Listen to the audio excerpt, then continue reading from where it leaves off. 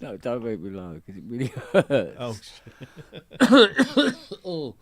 Oh, oh my god. Steady on there, boy. Yes, let's be careful, otherwise I won't last the distance. Oh man, no, honestly, it's just been the 1st of September, guys, and it's like start the month as you mean to go on. I hope not. Yeah, shoot yourself in the head if you get the opportunity. Oh dear. Yes, so yes, I'm not doing No. that gig. Nice little Freudian slip from Keith in the chat there. What's that? He's got Paul's name wrong. You see what's on Keith's mind.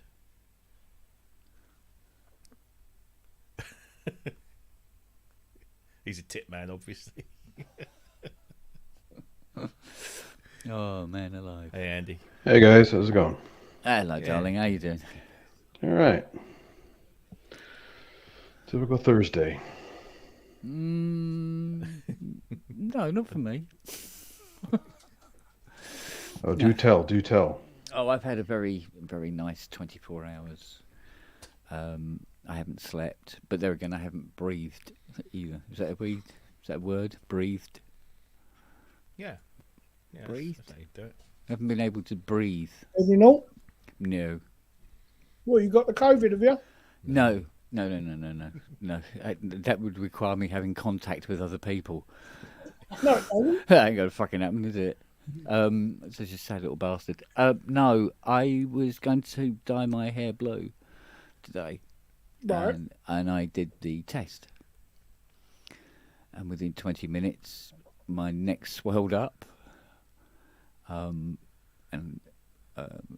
to such an extent that it was the glands were painful, and it was pressing into my ears, and my hearing started to fade slightly. You sure it wasn't Prussian blue? Yeah. Russian. Yeah, actually, I was wondering if it was polonium blue, actually. And Crab again. yeah, so so I'm starting to come out of it now. Fucking hell, mate. But big shout out to Siri, who has not left my side for a second, and always coming up and snuggling up, and she's been really worried about me. Yeah, To the dogs are point- amazing that way, picking up on them people. Yeah, absolutely. And to the point where by about 8:30 this morning, I was actually able to lie my head down without it hurting. Yeah. I thought I might be able to get a bit of sleep. You never know.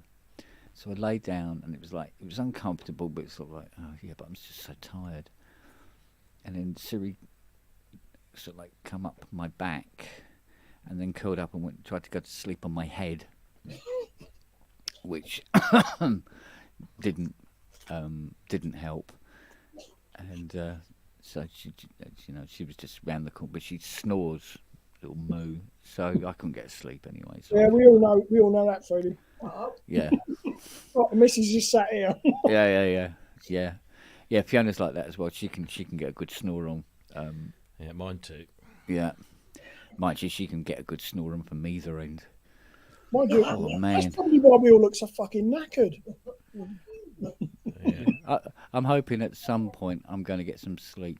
Yeah, Ken, you got to take care of yourself. You're a national treasure. Oh God, no, I'm not. International trip. You're going all Max No. Headland on us. No. There's something weird actually. There's a guy on Facebook. I don't know why this is happening. And I'm pretty fucked up at the moment. I can't remember his name. I'm a friend with him on Facebook, and he's a tech and does restorations and stuff. And nearly every time that he's doing a restoration on something, I'm doing the same model, in the same kind of week. Restoration synchronicity. Yeah. Well, restoration stroke, repairing or full servicing or whatever. Yes, I'm all right, sweetheart. No, I'm all right. And I think it was last week or this week, he was doing, of all things, a polymic. That's not is it Jareth? Yes, thank you. Yeah, Jareth Latney. Yes. Yeah. Jack's back. And yeah, so he was doing a Polymo, and doorbell goes Tuesday. Hello, can you fully service my Polymo for me, please? I haven't had one for 3 years. It's like, wait a minute. I'll just have to go to his page and find out what's coming in next week. It's weird. So, and he was working on a 4-voice. I was working on a 4-voice. So I thought, right, I'll get the multi moniker out, and that'll fuck everybody up. Autograph work vocoder. Yeah. Good luck. just to break the cycle, you know. So I was going to talk to you, Rob. I picked up, got hold of that. Oh fucking hell! The Fairlight emulation, the Quasar Beach. Oh, Quasar Beach, yeah. I've got to learn how to use the fucking thing now. Yeah. oh, that reminds me. Do you know what I nearly bought last night? 4:30 in the morning. If you say Fairlight, I'm going to scream. No. If he says a fella, I'll punch him in the face because I've got one there and he ain't bought it from me. No. Where am I going to get the spondulas for that kind of thing? You manage to find it every now and again. It's mostly. By the new Arturia distortion. No, it's mostly Fiona's inheritance, isn't it? That's all right. She can't get rid of it quick enough, and I help. An Akai S6000. Oh, Should have done. Shoulda. Woulda, coulda, but didn't. Yeah. No, because I thought, oh, wait a minute, really? Is that going to be... I mean, I think I have enough things here gathering dust, and I think there's enough things for the dust to go round, and I don't need any more things for the dust to settle on. Well, if you want to You know buy what I mean? one, now's the time because they've already started going up. And Oh, yeah, they're seeing the good end of 800 quid now. oh yeah, yeah, that's the recommendations of a certain Mr. Puricelli, isn't it? but I didn't recommend it. But You've been I'm talking a about him a lot influencer. recently, and it's I'm a synthfluencer. Synthfluencer. Synthfluencer. Wow. Yeah, something like It's that. like breathed. Yeah. Is that a word?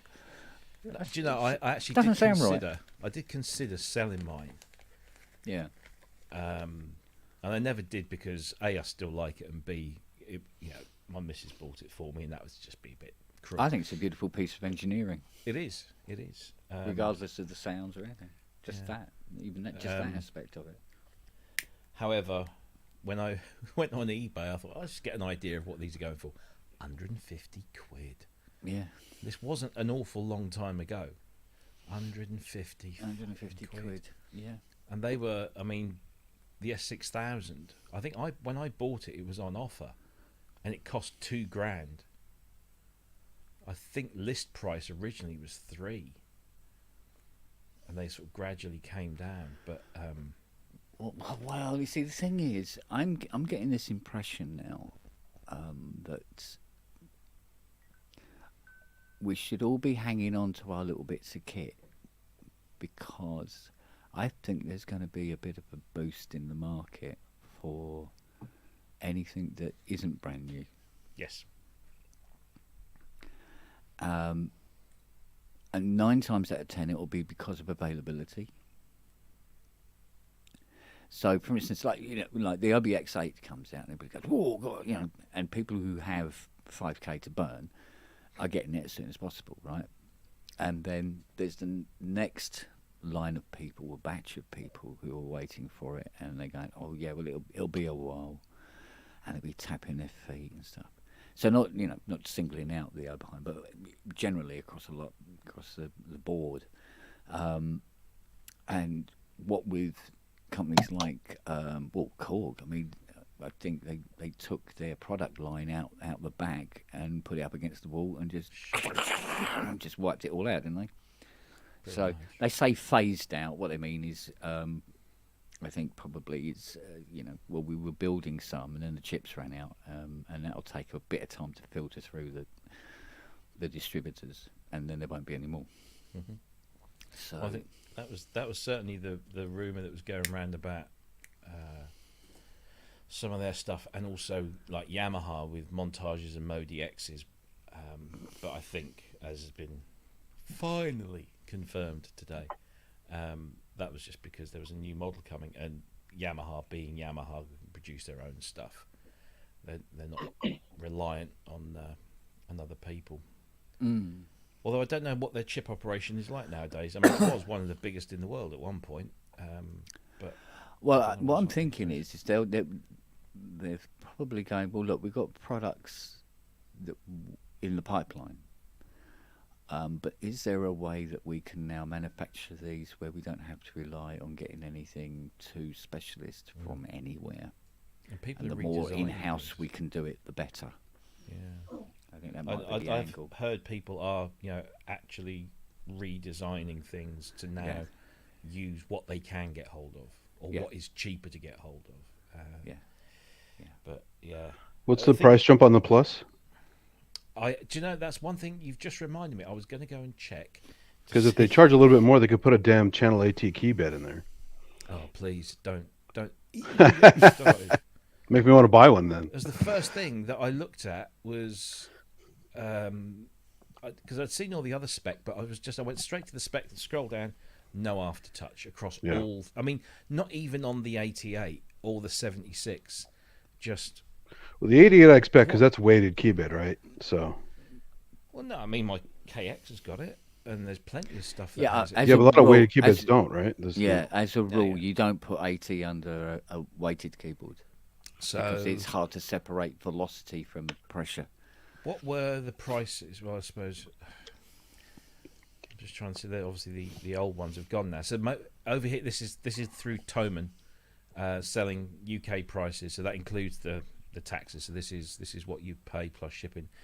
1479 for the 6, 1744 for the 7, and 1999 for the 8, which isn't awful, but it's still quite a bit. Yeah. I'd say I've never played one, and I was speaking to Yamaha before this all got announced, and then they all went quiet in the hope that I might get something to tinker with, just to get my head around it and see what all the fuss was about. I like the montage. It's just too much damn money. So Modi X was perfect. So yeah, it's a lot of money montage, but it is a lot of synth. So, but at least the good thing about Yamaha is, unlike Korg, Yamaha didn't really have to stop making anything, whereas Korg did, and everybody sort of like, oh, everything stopped. Whereas Yamaha just aren't fucking doing anything, or certainly nothing of any note. So they haven't had to stop doing stuff. Like, I mean, what happened to the Korg Wavestate SE? The 61 key version. Yeah, got some pictures of it, right? Pictures. They did videos and shit. They did video. I missed that. I guess. Yeah, they did. It was a thing, and now it's no longer a thing, I'm told. It's not like it's delayed. It's gone. It's been wiped off the slate. So, I think you're right though. I think vintage stuff is just now going to go. It's going to be like the second-hand car market. You can't get new cars, so the second-hand car market is shot through the roof. Yeah. Tell me about it. I mean, Yeah. my Mustang's going up in price by it sitting there, Yeah. which makes a nice change because the Chrysler is going down in price by sitting there. Well, when I traded my last car in, I got more than I anticipated. In fact, I got more than the PCP plan anticipated. But the problem was that the car I was buying was had also gone up by a similar sort of percentage. So I was no better off, but I was no worse off. So, yeah, Well, you can tell I'm ill because the show's been going, 15 minutes. about 14 and a half minutes, and nobody said fuck yet. Fuck. So I thought I'd put that in there just to... Yeah, fuck. Yeah. I just throw in a few for a good measure. That's good. Yeah. But, we don't try to burn ourselves out too early, but, But, I nearly said fuck earlier because my missus is trying to show me wedding dresses. oh, And she okay. fucked right off. Well, tell her she's going to have to get an awful lot of exercise in because the last variation of that track that I did, is now 12 and a half minutes long. Her face is like, So she'll be slow dancing for a while. And there's a few other movements and some tempo changes. So I hope she's good at tango. fuck's sake. And she better get her waltz lessons in as well. Waltzing and tango. She'll have no heels on her shoes at the end of it, don't you? Kent's version of Strictly Come Dancing. Eh? Yeah. Oh, shit. Yeah, and now it's the tango. Bum, bum, bum, bum, bum, bum, bum. An American Smooth. Ida. Oh, this is either going to make you laugh or fucking cry. I had a space from my last tattoo, so I have another one done this week. Hang on. Let's see what Go for it. The virus logo. Oh dear. It Oh, I was- thought you were going to have the Half-Life logo. no. Yeah. I just thought I had a little space there, and I thought, oh, I have that done. Well, there's a space beside it still. You can have like Gran Turismo's 7 rules. You haven't even started on your face yet, mate. So come on. Fuck that. Yeah, you got to have the spider web and everything and all that. Oh, Yeah, God. the tribal stuff. Yeah. And then the And the studs. permanent eyeliner. I got to tell you, she's run out of room, so she started like, oh, you got to have this done, you got to have this done, you got to have this done. She's fucking covered. No, Well, it gives you something to read. Yeah. Paint me Get like- some of those Maori tattoos. do you know what? I used to be involved with a church, right? And fucking when we got together, one of the older guys, I mean, Ralph's in his what 80s, Yeah. came up to me and he went, "You two together?" I went, "Yeah." He said, "Fuck me, that's got to be a good bedtime read." You weren't wrong. No, oh, yeah, that's a compliment. But yeah, That's a compliment, mate. Yeah. yeah. How's the missus enjoying the car, Rob? Oh yeah, she's loving it. Yeah, it's what bloody. I mean, that's what I wanted to get her in the first place last year, and she saw this Vauxhall Corsa, and she said, "Oh, that's a nice colour of blue." And so Uh-huh. we went to look at it. It was okay. It was fine. She was happy with it. So we bought it, and we instantly regretted it because on the day we were going to pick it up, I had that big old atrial fibrillation attack, and so they rang the dealer, and they said, "Look, my husband's just been taken into hospital under blues and twos. We can't come and get the car, but we do still want it. Is there any chance you can deliver it?" Now they're 25 miles away. It's not far. Could you just deliver it, and we'll transfer all the money over and everything? And they kicked up a right old stink. Didn't even say, "Oh, how's your husband?" Delivered it and then charged us about £100 to do it. I know. So it was kind of off to a rocky start, but no, it's very quickly became obvious that we made the wrong decision. I mean, mechanically, it's not awful, for a car its age. I see But- Grace is in the chat. Grace. Oh yeah. So, It's like people hear about the PT Cruiser for its shade of blue, and it was a shit car. oh god, yeah. Was I said- Simon Cowell called it a hearse, didn't he?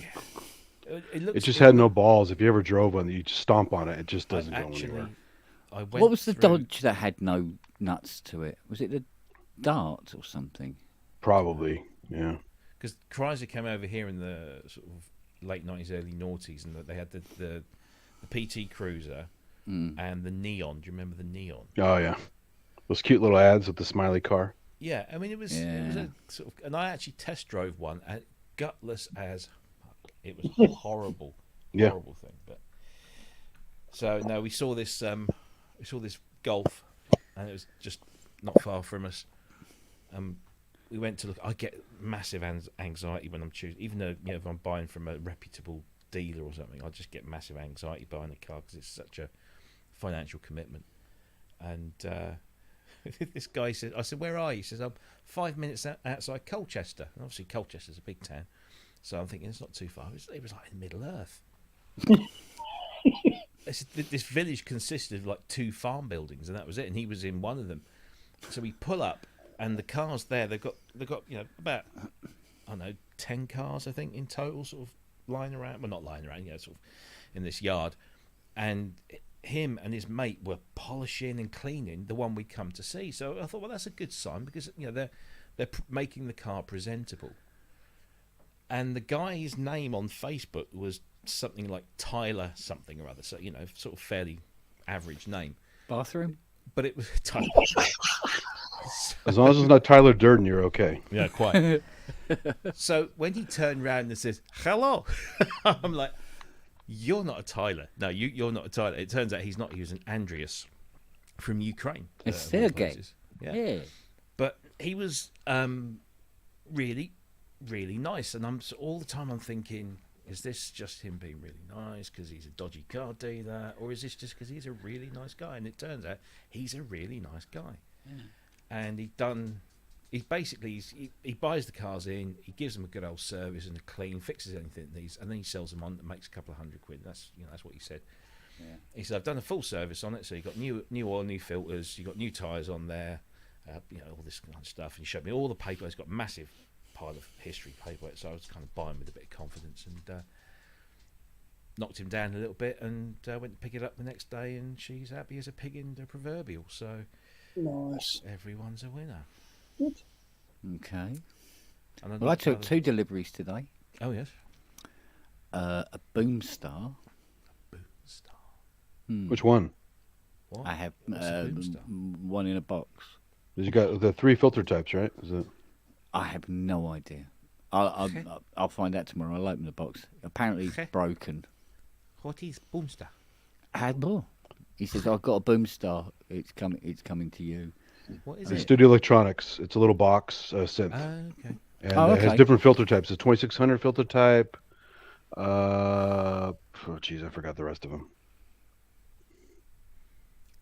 Yeah. Never heard of it. Other filters are available. Never Yeah, heard but of it. anyway, apparently there's something wrong with it, and I think it's surface mount. And I go, yeah, well, There's no boom in the star. Yeah, I'll have to start working with surface mount at some point, don't I? So this should be interesting. So there was that, and a 65-inch Sony. Yay!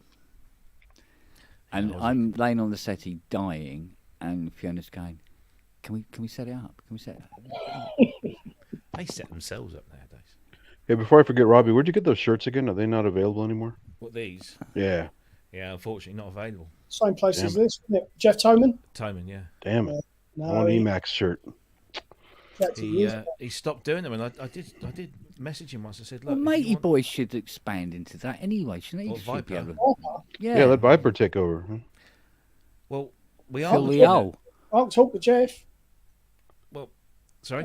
I can speak to Jeff because he offered me the business, and I'll see what he's Well, it's funny doing. because I said to him, I didn't want to buy the business or anything, but I said, look, if you fancy sort of like letting me have all the the designs and the templates, what do you want for them? Because there's clearly a market for them. But There's a company that does the Hardware Jam sweatshirts. I just bought a couple of them. They're excellent quality. I mean, the guy that we use, Viper, I mean, he's great, except it's just not a really flexible ordering system. Well, Jeff said the thing that killed him off was international because he did so much international stuff. Yeah, when yeah. Brexit occurred, it fucked it completely. Oh yeah, no, that's how I lost. Hey, Righty ho. all right, darling. Hello, is this working? Yeah, is. very well. Oh, marvellous. Cool, blimey. How are you doing this week, mate? Oh, yeah, back at the chalk face. Are you better because you were pretty G'd up last week? Yeah, well, it's all sort of come together. I mean, I was obviously in a bit of a state actually, because last Thursday, that was the day after the prang. I was in a bit of a wobbly mess that day, and also I got very, very bored of answering the same questions over and over again to different sets of people who all needed to know. Why can't you just share that information? Anyway, that's by the by. So, What colour was the truck? yes, it was Yeah. behind me. Yeah, So, it was behind me colour. it was behind me. So, and then on the Friday morning, they dropped off the hire car, and I then immediately jumped into the hire car and drove around the busy Sheffield traffic at about 9 o'clock in the morning. what's the phrase? Getting back on the horse. So I Yeah, did the that. bump, Yeah. Yeah, and jumping back on that and driving into it. And then, of course, around midday-ish, I then drove to Blackpool for the Blackpool EMOM, which was a great event, which was absolutely fantastic. That was a lot of fun. And had very enjoyable afternoon and evening. Met some lovely folk. Had a really good time there. And had a life-changing experience, actually.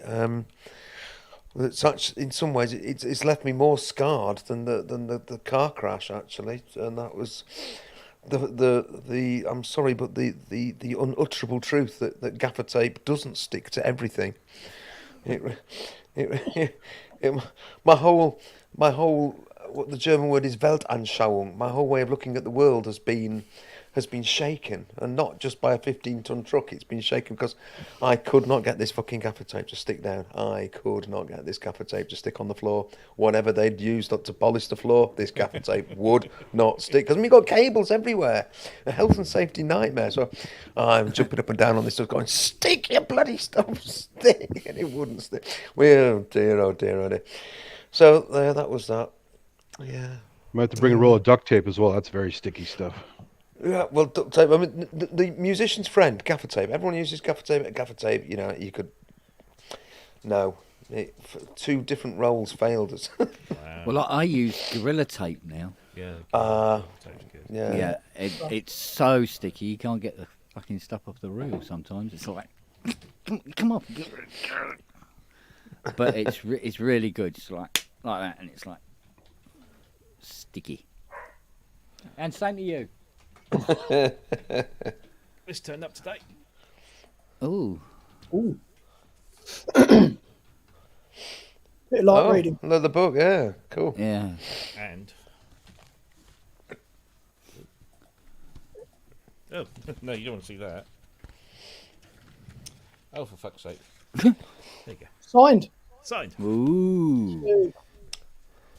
Can't you spell his name properly? Honestly. Yeah, signed postcard as well. But here's the thing: I pre-ordered this as soon as it came out, and I got it from Rough Trade because they were doing signed copies. And then yesterday, yeah, it was yesterday. Bloody Sound on Sound called me up and said, "We'd like you to interview Martin Ware about his new book. He'll send you a copy." Oh fuck! Could have saved some money. Never mind. Right. And I also got a 10-inch, new 10-inch release of Past the Duchy. It's just been reissued because it's an anniversary or something. Really? Yeah, another one of them's just died though, isn't it? Yeah. Well, yeah. Or it died in July, but they didn't announce it until a few weeks later, I think. Because they were at the Commonwealth Games, weren't they? They were on stage at the Commonwealth Games. Oh, no. Somewhere in between Dexy's Midnight Runners and Black Sabbath.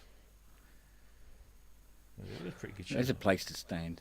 Isn't it? Ozzy wasn't. Well, he was standing, but he was supported by a Being propped large up. steel thing that was kind of round his waist. But Dex is from Birmingham then. I never knew that. No. There's a famous anecdote. Apparently, when Duran Duran were rehearsing at the Rum Runner, there were 3 rooms, and there was Dexys in one, Duran in another one, and UB40 in another. And so all rehearsing at the same time. Because that's. Yeah. The thing is with Dexys, you never quite knew where they came from because he was always changing the stories because he was just making shit up as he went along, was Kevin Rowland. I mean, one minute you think they're Irish navvies, and the next minute they're sort of bother boys from somewhere. And it's all. Yeah. But yeah, have you seen that he's reissued or was remixed to Rye? Yes. Now it's Kevin Rowland and Dexys Midnight Runners to Rye in brackets as it should have sounded. Catchy title, rolls off the tongue. What did you think, Robbie? Because I thought it sounded just like the old version. I couldn't tell the difference. Exactly that. Exactly that. I thought, it started off and I'm thinking, that sounds like the original. That sounds like the original. Or maybe it's one of those videos where they start off with the old version and then the new version comes in. It'll be like night and day. Nah. Nothing. But, Well, you better be careful. I know Kate Bush can do it. Doesn't mean he can. exactly. Well, Kate Bush re-recorded. She didn't just like No, it's typical remix. Kate, isn't it? Really. Director's cut was, and Paul, blimey, did that divide some people. I actually thought Deeper Understanding, which was on what's it, Sensual World, isn't it? Was actually, I thought the new version was, dare I say it, better. It was a beautiful song anyway, and very prescient as well. But It's funny where there's waves of like pop and dance music where like you had the violins and stuff, the country feel and Dexys, and then later on you had Rednecks with Cotton Eye Joe. God, Oh dear. don't remind us. Actually, Robbie, speaking of music of sort of that era, a while ago on Pro Synth Network, you mentioned about a group or a duo that I'd never heard of. I'd never heard of them. I thought, well, I don't know who these are. And that they were releasing their music for free, called Mainframe. Oh yeah, Mayfair, yeah. Right, so I downloaded this for free, and I'm actually today. I actually popped around on the car on the little USB stick. It came right. I thought, oh, I'll listen to this, and I was puzzled, very puzzled. I'd like to know how much of it is a piss take, how much of it is absolutely dead sense, because obviously the album was called The Noise of Art, Yep. and then it proceeds to sound like a slightly poor man's version of The Art of Noise. And that the track called The Noise? Because then I realised that the album's called Into Trouble. Yeah. I think Into Into Trouble with the Art of Battle. Noise. Yeah, into or The Noise, Noise of of Art. yeah. I enjoyed it, and then there's bits of it which sound definitely like they're trying to be Steve Lipsum doing the programming for Frankie's. So real sort of Frankie touches in the chords and the chord change. I'm thinking it's pretty peculiar, and I knew nothing about it. I couldn't work it out. So I wanted you to, if you could, just tell us a bit more about what they were and why they were, and did they actually have something to do with The Art of Noise, or was it just people from a distance sticking two fingers up, or not? It was like, it was kind of a parody without being. It wasn't, being derogatory. There was lots of respect there, but they just heard what was being done and realised that they didn't have all the tools at their disposal that The Art of Noise did, and so it was a bit of a Mickey take, if you will. But they were pioneers. Well, I say pioneers. They were users of the Greengate DS3 and later the DS4, which was the English sampler, which was a 1U rack mount processing Greengate. unit. Yeah, that didn't it run connected off to an Apple? Yeah, an Apple II, an Apple II computer. That's right. Yeah. And so it's funny because I was aware of these guys and had heard some of their stuff.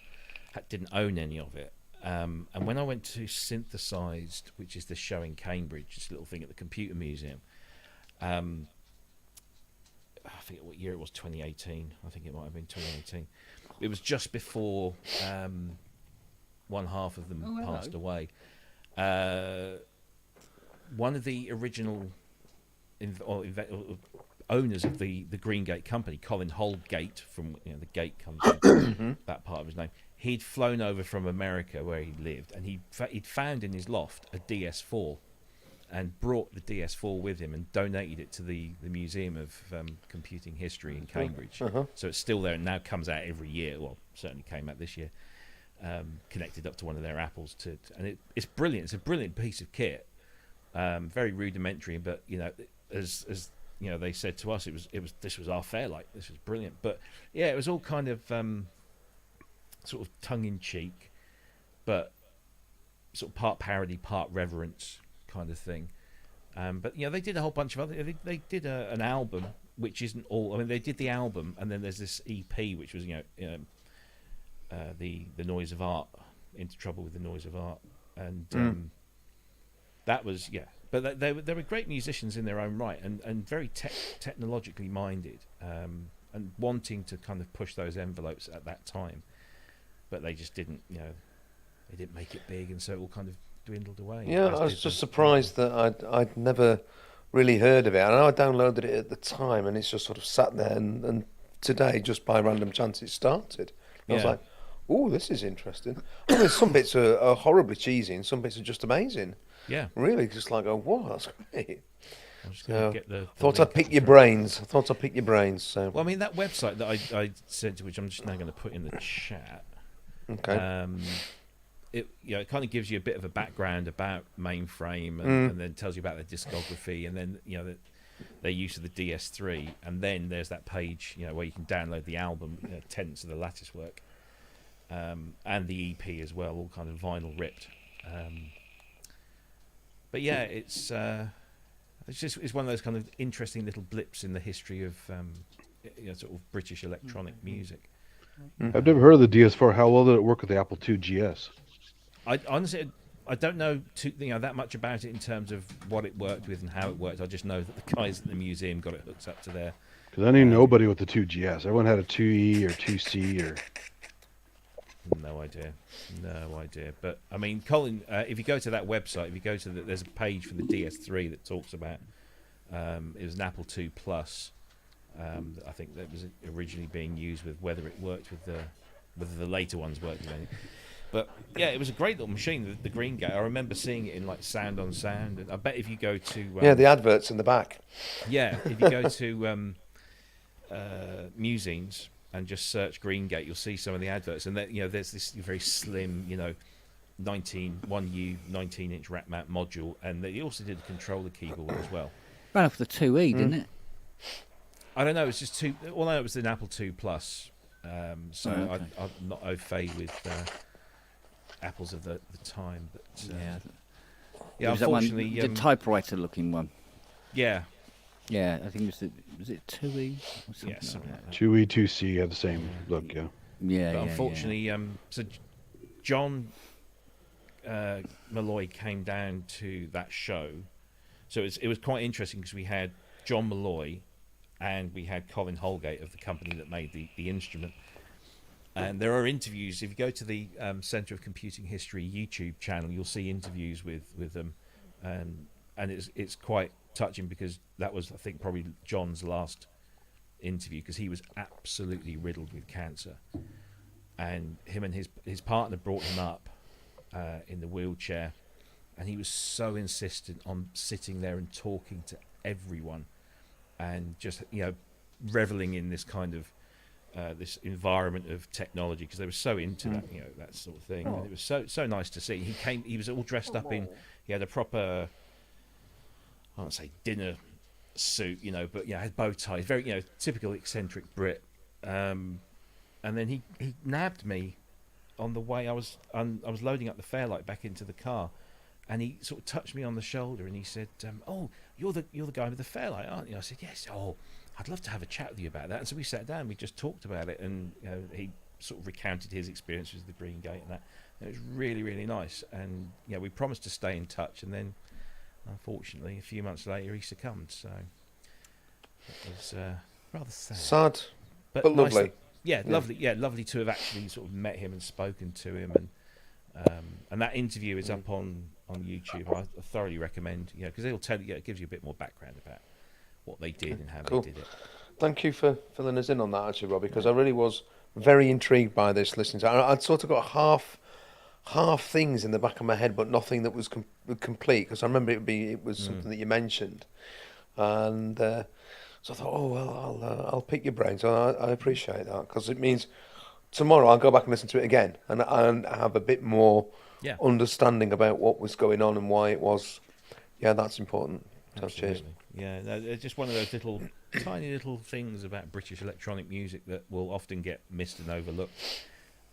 Yeah, I mean, I say Mr. Noble. I'd never heard of them. Even when we mentioned it on PSN, I was thinking, I've never heard of these guys. I don't know anything about this. What's this all about? I know the Green Gate because I remember the adverts in Sound on Sound, but I knew nothing about them. So they never troubled the charts. Let's put it that way. Which is a shame. I'll just try to find a link to that video and I'll stick that up in the chat as well. An honourable father, Oh, Fee's in the room. most beautiful dinners. That's a lot of green stuff. It's healthy. it's good for you. Yeah, get it eaten. Oh, I had that tonight. I said, "Where's the rice? We've got new potatoes." She goes, "You're on a diet." Oh, right. What? Yes, I know you're there. I can smell you. Oh. Are you talking to Fiona? No, no. He had a bath today, and it took about 2 hours before he decided he wanted to talk to anybody.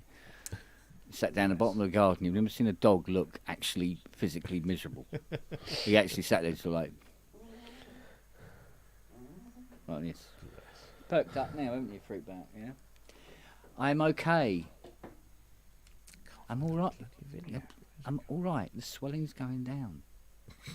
You can relax. The chocolate lab used to love the water, so bath was no problem. Yeah. They used the swimming pool more than we did. It was jumping in all the time and just. Another let's- reason I don't have dogs. A certain husky is now coming up into the bedroom to go to sleep at night, which he's never ever done before. He's always stayed downstairs. So he's excuse me, he's really coming out of his shell. Oi, come over here. Come say hello. Okay. Come on. Oh, do you know, this is doing my head in. All right. Come What's on, doing your head in, Rob? I need to get Come down, you get. a better, more permanent camera position.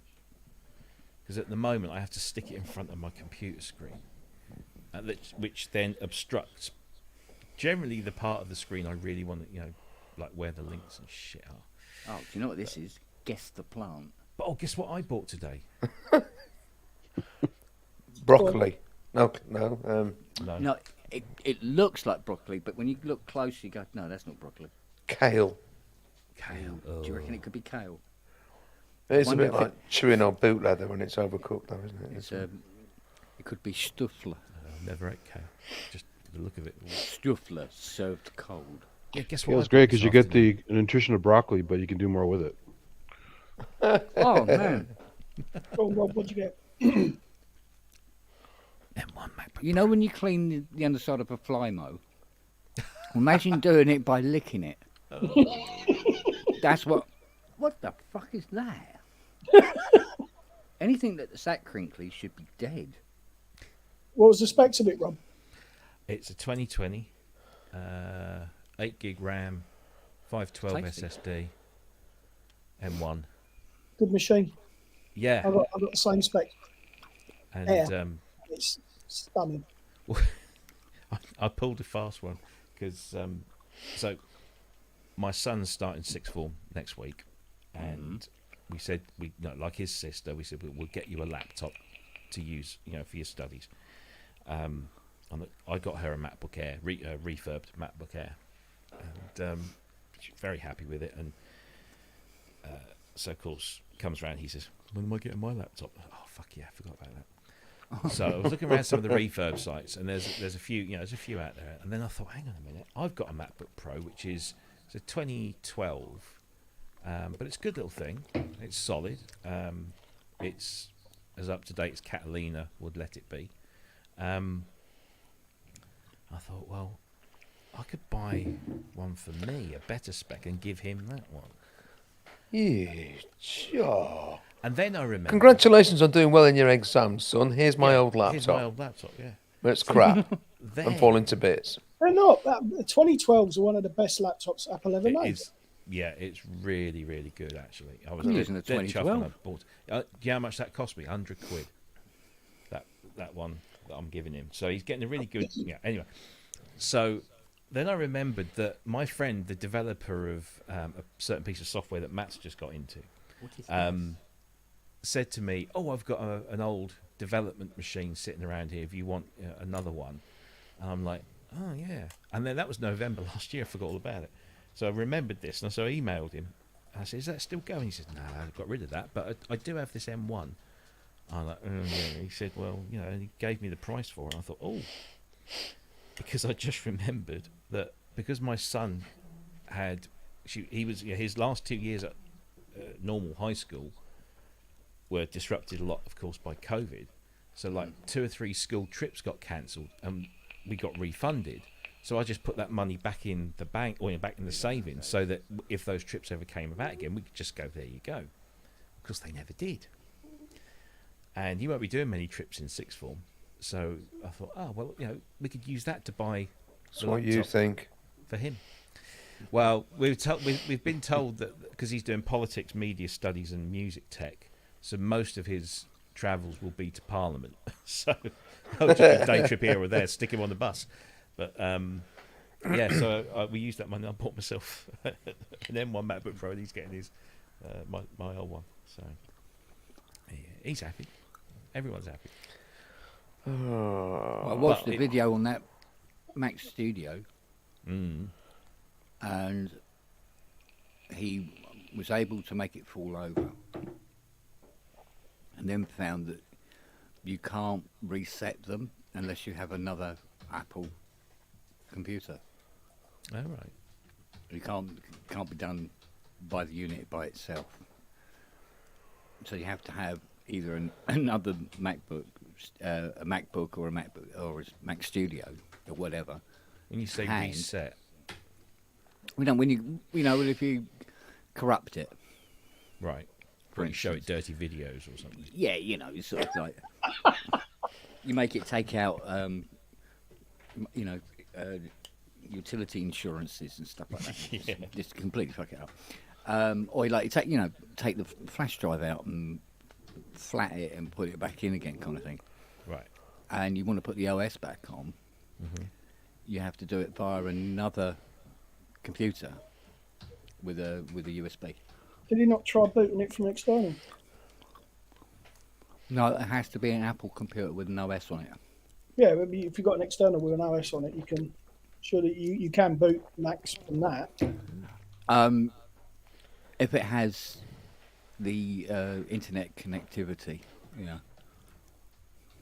Because I had somebody drop a 2013 MacBook Air to me, and those were the early Apple NVMe drives. Mm. They had a tendency to die on their arse. The drives did, and the same thing had happened. And I managed to get it running from an external drive with an OS. Yeah, but on these studios, it's all different now because they put so much of the stuff onto the M chip now. Yeah. Like for instance, the SSD drive in it isn't an SSD drive. No, but they're modules, aren't they? Yeah. They're not. You can't even though you've got the ports to put extra modules in, can't Yeah. be done because each Can't be one's to the Everything machine. has to be Yeah. done at the factory. So because it's technically flash. It's not actually an SSD card, and the controller is on the CPU now. Yeah. But it also means you can lock it. So if apparently they are locking it. So if you put another drive in it instead, it won't work. 'Cause it'll be locked out. I did see a guy do that when Mac Studios first come out. Yeah. And it just wasn't having it. And it's weird because because the guy said, he goes, they opened up one Mac Studio and it had the SSD. Is that Luke Miani? Is it the young fella? Yeah. Yeah. He had it in the one in the right hand, and he opened another one. It's in the left hand and stuff like that. Whereas people were saying, "Oh, I tried swapping it over and it won't work." Yeah. So there must be something about that port, and it's not. It's just wherever it sits. But the fucking computer knows where it's sitting. It's all And tied in now, isn't it? no. And like you said, didn't it? You said they just done that big thing about repairability Yeah. of products and stuff, and they're locking you into a Well, this is the thing. restricted hole. But that's long been known about Apple. Once you get into that ecosystem, you're tied. Yeah. But like Ben said, didn't it, last night? He said, but it's fine as is. Does the biz. Well, that's the thing. If it does what you need it to do, then Yeah. Yeah, exactly. And the thing is that you buy a Mac brand new, say for example, if you're feeling flush, you buy a brand new Mac, that'll last you 10 years without you even having to touch anything in terms of upgrading, other than the operating system, which is free and comes out every year. I've had this 10 years, this iMac. Yeah. And all I've done is I maxed out the RAM when I bought it. which you just slip off the thing at the back, stuck it in. And the only other thing I did to it last year was I put an SSD in as the system drive, because it came with just the regular Spinning 10 platter, yeah. So that's all I've done to this. Can I ask a very difficult question? Okay. Is it quantum Why? physics? It's getting close to that. Good. Why is table spelled LE, but label is spelled EL? I've just noticed I've got a squiggly line underneath label, which I'll spell LABLE, and it's got a squiggly line on it.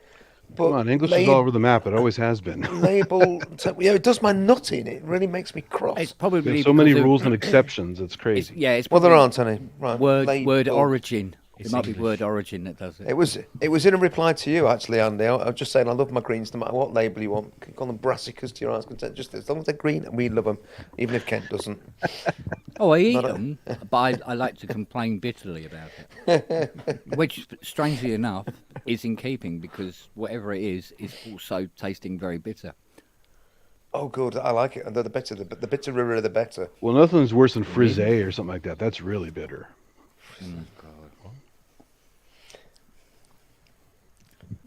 Now, Like, last, really, the really last curly, time I had really something curly, like crinkly cabbage. Yeah. yeah, last Loads of time I had iron in something- it. Yeah, last time I had something like this in my mouth was when I fell over on Box Hill with my mouth open.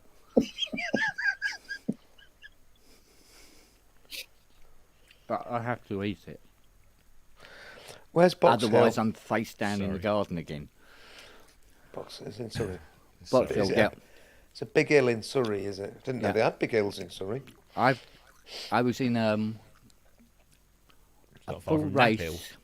race 1300cc sports mini, roll cage the works, with a guy who'd had far too many tenants super, and went right off the hand in hand, and we crashed and rolled the car all the way down Box Hill.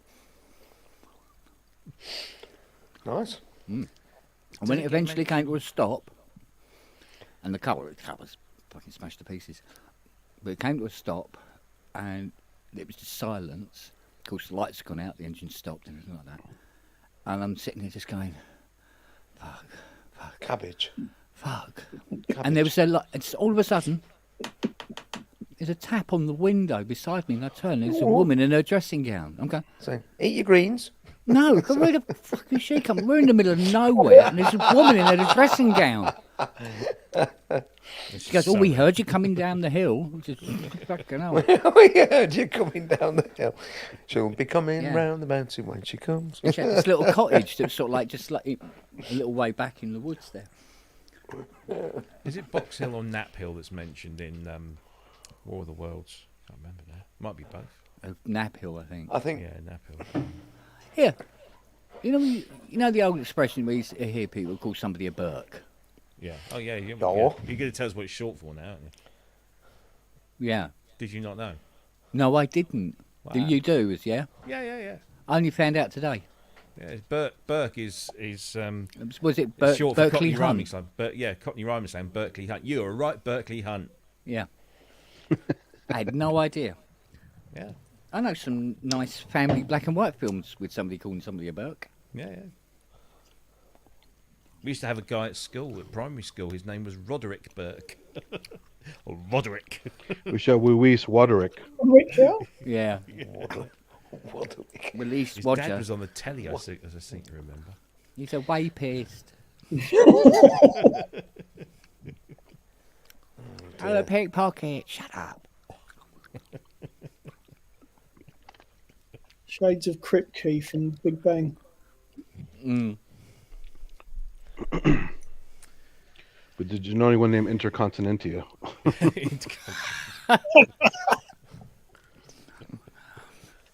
Oh man. It's like that Goon sketch, wasn't it? The trapeze act. Oh, yeah. Was it Novak and Good? The Nosmo King. Yeah, it said so, and it said they wanted to expand and make the act even better, so he got another guy to join, and now it's still Novak and Good.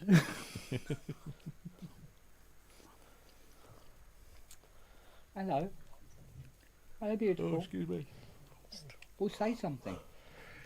Come on, you sing. Charlie. Sing for me. Oh, hello. Very vocal of you. Give me a song. Can't see him. Come on. Where's the names? Sing, monkey. Sing. Sing. Eh? Well, give us a 12. Yeah, this is a bit, you know. It doesn't quite do the thing that one dog does. Go, I love you. You know. Yeah, he does that. Really? Yeah, that's what we're trying to get him to do. Ah. You see, when people come to the house, he will sing them a song. Quite enthusiastically. Won't you? Never sang me a song when I've come round. Yeah, No, I it depends. It depends. It depends what's going on. Well, she Come on, doesn't give me a like song. Come on. Perform, No. monkey. Come on. Come on. I think that was dog for fuck off. Give me some of your Yeah, but food. sometimes he does this, right? And he's focused on the food and he walks on Noah. And you hear this sort of like, go on, he's walking on me. Oh. What? And stop stamping your feet. No, you just does this thing with his feet. Honestly, I'm not enjoying it. I don't see why you would. Bless. I think actually what we'll have to do is take this back downstairs and go and get that raspberry cheesecake. No, that I know I can eat. I said to my missus tonight, I said, what's for tea? She goes, Hairy Biker's chicken. Now, if you don't That's know really who the Hairy nice. Bikers are, but Yeah. it is. Yeah, it's Yeah, like it he's is. dragged through a fucking barber's. Yeah. Ah. But no, it was all right. Leeds. I've just seen what you posted earlier, Robbie, on the lead singer helps unload gear. Drummer's now ready for the set. Oh, that, yeah. Sorry, I was just yeah. I got slightly sidetracked by anything that popped up, and that there was this. I thought, oh. I seriously, because I saw that and I had to laugh because I was in a band once where I got a phone call in the middle of a working day when I was doing this really shitty job, and I was somewhere in North London, and it was the lead singer from the band. He says, "Oh, I've been speaking to the others, and we don't think that you and the bass player pull your weight." I said, "What do you mean?" "Well, you know, you don't help us set up the lighting rig." And I said, "Well, the lighting rig's for you, you ponce." Yes. But secondly, I've got a fucking great drum kit, mate. You haven't. You turn up with your fucking guitar in a case and a little amp and a mic stand, and you're in. That's it. Usually the last one that turns up. I had this massive slanging match with him, and so yeah, I left that. That there. was the end of that, man. Yeah, I was That going was to the say end of that, yeah. that was the end of that. Oh, Honestly, that was a fucking cheap camera. nerve. Oh, Rob, you've disappeared. I have disappeared. What's going on there? Camera's overheated. It might have done. I'll tell you what, my new one, it gets bloody warm. Fucking Must they admit. do. Yeah. What? That's right, darling. Turn it on. What? I had it Yeah, running for 2 hours the other day. Can I share something else that sort of happened at work today? Because we're back in, we're doing staff training. It's a church school, so part of it was all about ethos, the church ethos, but the wider meaning of the ethos. Actually, a very good session. Except built into it all, and all schools have to do this, is something called British values. And there was a little there was a little quiz to see if you could name or list what these, in inverted commas, British values were. Right, and I was getting more and more irritated and cross by this, as you can well imagine. And the chap, he said, well, "Okay," and he's going. And the first one, he said, "Democracy," and I went, "That's Greek." Yeah. he went, "What?" He said, "What?" I said, "Democracy, it's Greek. You're a philosopher. Read Plato's Republic." They're going, "Oh, Andy, shut up, man. Honestly, seriously, I said, "Well, you can't call democracy a British value because it's not British, it's Greek." And off we went there. I thought, I just thought, here we go. Lovely Oh no, we better actually. Now's not the forum to talk about right-wing Tory tropes. Is we got to be very careful what we do. Oh, Oops. been there. So anyway, I just yeah. Oh, Robbie's turned into a fast Fourier transform. Look at that. I know. No, I'm just trying to see what's going on with this. Why that turned itself off? I'm a bit worried. It shouldn't do. Well, look on the bright side. Could have done it tomorrow. Well, there's a symbol on my screen and I don't know what it means, and I think it does mean it's overheating. I wonder if it's because I had the screen. Are you powering it by the USB only? Yeah, Yeah, there you go. There should be a little power point on it. there is, and I haven't got an adapter because the adapter costs about 60 quid. Fucking hell, really? No, yeah. Aren't all the new ones USB powered only? I thought they were. Is it made by Apple? If you're using 4K, they suggest that you use a power supply as well. Yeah. Because the USB 3 socket may not be able to produce enough wattage. Because the laptops They only say have USB in 3 Le for power, France. right? Yeah. So for quite a small unit, surprisingly juicy.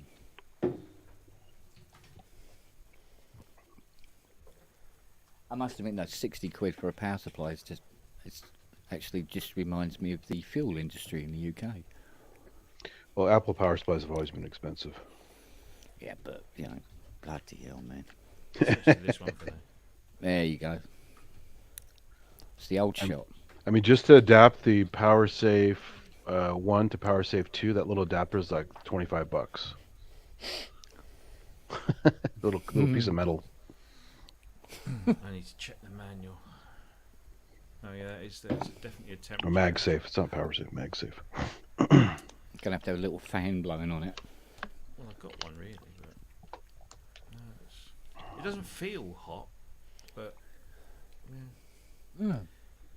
It's fine because I had it running for the entirety of the show last week and your thing, and it Yeah. was And no problem. okay. Yeah, it was very Maybe it's a, driver hiccup. Jim wants the link. Can we stick the link back in? Of course we can. You have to position some little fans around your thing, Robbie. Well, I've got one, and it's blowing as we speak. I had one of those flat fans that have There you the go, Jim. built-in fans under your laptop. Those actually work pretty well. Yeah. I don't know why that did that. That's very strange. I'm a bit concerned. I don't want to break this. It's fucking expensive. Yeah, they are considerably priced, aren't they? Yeah. Maybe I'll have to get Your one one of is quite expensive, isn't it? those. Also, yeah. Yeah, my one was like sort of made me cough just the once. When I saw Well, how much it was. I've been promising myself. Let's go and take this down. It's a nice bit of kit, actually. Surprisingly small and light. But Follow the plate, guys. What camera is that, Robbie? it's a Sony A6100, which is essentially it's a mirrorless camera with interchangeable lenses, so it uses any of the Sony stuff, but it's 4K HDMI clean outputs. It's got a fancy little sort of pop-out screen at the back that you can have lots of But it different doesn't like running off USB. But it doesn't. Well, for some reason it tonight. For some reason it has decided, even though it's a cooler night tonight than it was before. I would get an A7 Mark II, but I have to buy all new lenses. I don't have any Sony stuff, so I'm getting a Nikon Z series. Well, so I've come from Nikon to this. I mean, this is it's incredible for what it is. It's just unbelievable, but it's not cheap. But Well, the A7s have amazing ISO capability. You can go up to, I think it's like 400,000 ISO, something crazy like that. What is it now? So great for astrophotography. The maximum ISO on this is 32,000, which is not bad for a little thing like this. What does ISO mean? The ISO ASA rating of the film equivalent. So like the 64, 100, 200, If you ever bought film in the old days, Film speed. yeah, it's So, film yes, speed, it's- sensitivity. basically. Yeah. Okay. So the lower the Panaflex number, 75mm. the lower the number. So the more 64 likely- had really good quality grain, but you had much brighter image required. So I'm just looking at what Grace has posted. If you were shooting at night, then you would want a higher ISO number than you would in daylight. I used to So- shoot exclusively Kodachrome 64 because it was superior Yeah, I image. used to use that. I remember I went. Where did I go? I did a shoot for a band. God, this was 90s, I think it was, mid 90s, and I used really high speed film because it was like, it was very dark. 1600. Yeah, I think it might have been 32. Oh wow, because you can hyper it too. They had hypering chambers for film too. Exactly, yeah. Yeah. And I shot all this stuff, and then I lost the film. And the thing was, I'd done, Hey, Jim. done a deal with the band. Hello. And I said, I'll do you these photos of this gig for free Gang. if you play my Hello. my wedding. And there, And they said, yeah, we'll do that. And so I did all these photos, and then they did my wedding, and I lost the film. oh man. Oh no! The problem with the high ISO is when you're into the airport scanner, it would mess up your film. Yeah, I don't miss it. Good evening, everyone. How's everybody? Evening, Eddie. Hey, it is, Hey. no? Hello. Hello. Hey, Jim. Glad to see you. Yeah, you Long too, time no Eddie. see. I know. How you been a doing, while. mate? Too busy with Emons? Yes, I'm absolutely shattered. Have you Through, done another one since? no, I've Alright. been prepping for this festival I'm playing on Saturday night. So, because I got a new piece of kit that's also made by Electron. Yeah, I've been re-rigging my live rig again. So the other room, there's like bits of foam and stuff everywhere, and like You need to Yeah. let them know because they need to give you a VIP. yeah. Or at least shares in the company. Yeah, I think Zoe's going to be on it actually, and see if she can get me some sort of sponsorship deal. Oh, that Did you would get be an Aqua interesting. track? You back to try and break the 90s back again, are you? No, I didn't get the Syntax Grace. I got the Analog Heat Mark II, second hand, Yeah, of course. those are nice. All my Electron stuff second hand, because But they're still not so sponsoring expensive you new. yet. Not haven't asked yet, but yeah, I think it's only a matter of time at this rate. But yeah, Analog Heat Mark II. Wow, it's absolutely awesome. It's one of those things that you think, oh, you know, it's expensive for like stereo distortion box, but it can do loads of stuff. Some really crazy weird stuff as well. Yeah, I play One a Perfect Circuit. It's on my list for sure. It's amazing. Yeah, I mean, I set it up. Sort of, I got it secondhand in London on the train on the way back up. I happen to have a recording of my live set on my phone, and I ran that through it, and made a load of settings for that. And yeah, I sort of when I've got it back in my setup and running it through there, it's like yeah, that sounds absolutely spot on. Take it off, and I'm like, oh geez, that's what it was like before, and like you just couldn't live with it off now. It's just, you know. Yeah, careful with the audio magic. You might get addicted to it. Yeah, it's really good. I'm very, very sorry to be the discordant dot here, but I've been catching up with the previous streams, and turns out that YouTube normalizes the stream, and I know because it's my fault. Every time I come in, I'm the loudest, so it basically puts me down. So all you are way lower. Can we set my volume lower, or how can I? Yeah. Because I I'm, was gonna say, you I actually go through the very good. compressor, but That's I already Did you just corrected turn to. yourself down? Turn yourself down. No. I've implemented settings here so it balances. All right, because Robbie All right, sounds good. low compared to everybody else. That's too. That's why I mean. All right.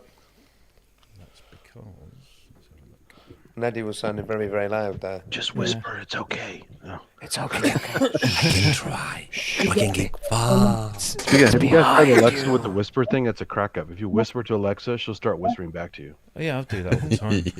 Yeah, but it's compressed, so it's not any quieter. It's the same It is volume. quieter, but it's just whispers. funny that it does it. You know, it's just I've got to go, guys, because otherwise sorry. it'll fall asleep on me. So got to get That's her on a moving. promise. No, this Right. is not on a promise. This is the 8-year-old. So Oh, Okay. there we go. Hey, very nice. Hello. Good night. Very nice. You've got an Alright, 8-year-old in the room while we've been swearing like that. That's Oh, listen, you haven't heard me and her mother in front of her. It's all right. No, right. Yeah, but I don't want to do that. no, it's all right. Me No, I neither. shouldn't do that. No, Seasoned. Yes. don't eat the white meal. All right, listen, I'll catch up with you guys later. Okay, Matt. Take See you care. soon, chap. All right, Nice to meet you. Au revoir. So yeah, Mr. Brooks, I'm That's really, why I really love glad it. you both walk out of that one. Oh yeah, thank you for your message, Eddie. Yeah, I mean, one of those things. It probably looked an awful lot worse than it really was because it was I just mean, no. masturbation. But yeah, No. we're all right. I have a few. I mean, I have given it a bit of time. I have got a couple of aches and pains which I Okay. didn't have before, so I am going to report that now. So down this side of my neck, in my right shoulder there. Oh, it's like going I keep getting these jarring pains. Didn't have that before. That's Yep. definitely post accident.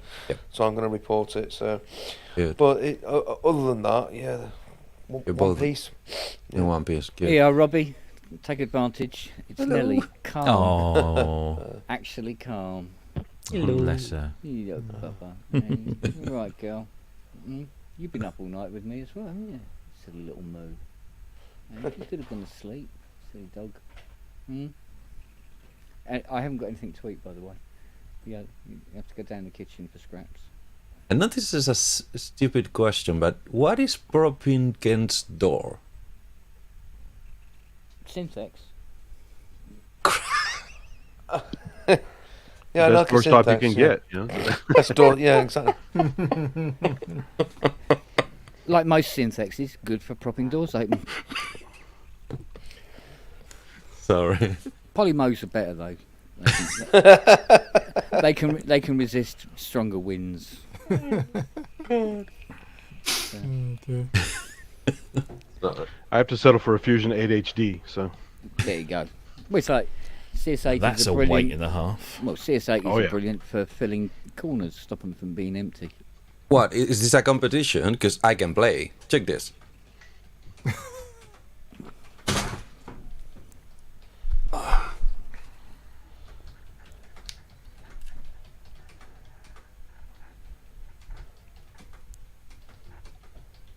I need both hands and half of my back to lift this baby. You see, you're Oh, my pussies. word. In the 80s, we used to carry ghetto blasters around on our shoulders, three times the size of that. You know what? I The had a size, tush- but not the weight. Oh, With those great big train set backwards in them. that's yeah, it. Yeah. I had The a ones with big, springs on top. Toshiba. What is anybody that? knows anything about this thing? It's like a Marantz. No, Yamaha. It's a Yamaha, is it? Yep. MDA is basically a Porter Studio, but it's eight-track. mini disc based instead of cassette tape. One of those. One of them things. This Did they one ever is work? the only problem. I bought secondhand 2 units broken, at least allegedly broken. This one has even broke the eject button, so I don't have any hope for this one. But everything else, everything but the mechanics works perfect. There's nothing wrong with the electronics. The mixer, the routing, the recording, the reading, everything is So you fine. just got to re-record over the same mini disc the whole time. Well, in fact, yeah, that's another problem. No, but I'd rather cannibalize this one to fix the other one, which the lid's still open. But the first thing I found that is not working fine is, mini discs are like floppies. They have a metal lid that slides down to open the access for the lens. The other unit is the only thing it does not do. It doesn't open the lid. So when you put the disc down, it doesn't read. It says it can't read the mini disc. But if you open it before insert, it reads perfect. Or if you use, like I had by accident, I have one. I mean, it is that it doesn't even have the lead. That one reads perfect. The problem, and just because I don't know how many people ignores this the way I did ignore it before I bought these things. They don't use the same disc. Second.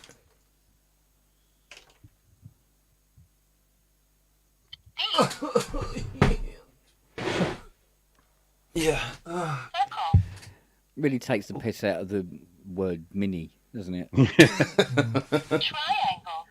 Hey, speaking of Ghetto Blasters, you guys mentioned that. You ever see the vinyl Ghetto Blasters, the big record player ones? Yeah. What? Oh god, yeah. No, you're kidding. You can't get that in like later. Mate, wasn't that a spin-off from that Sharp vertical record player? Do you remember that thing? Yeah. Really? They did a turntable? Yeah. Used to have them in cars too. There were some cars that had little Yeah. turntables. Wow, that's some suspension there.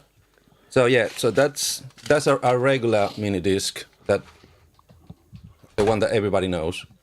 This is basically 74 minutes of stereo tracks of two channels.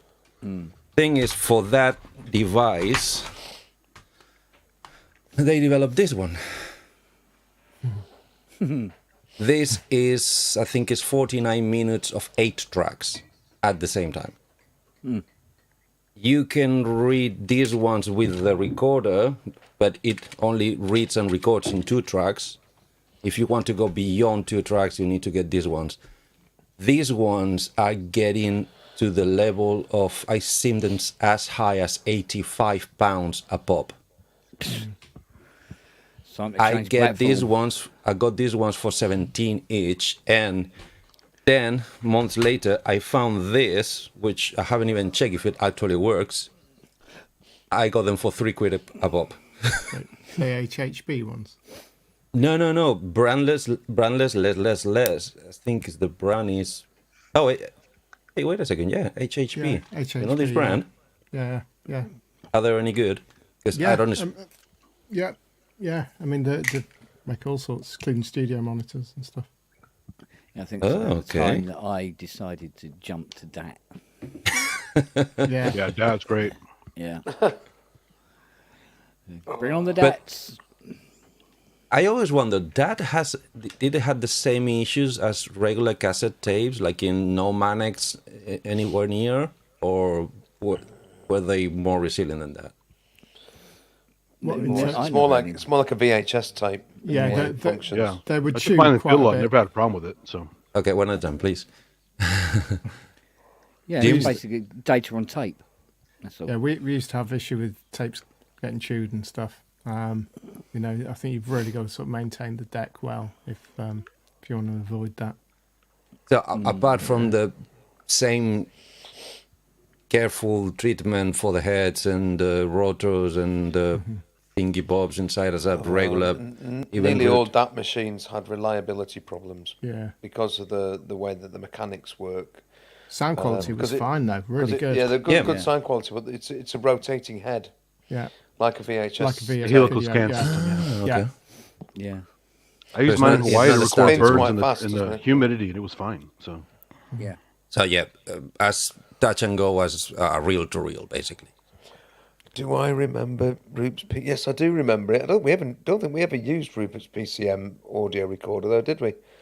I don't think so.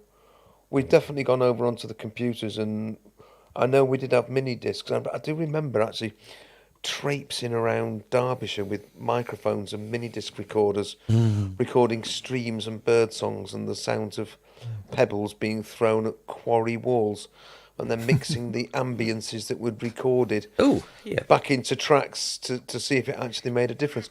No, we didn't. He had a DAT machine too.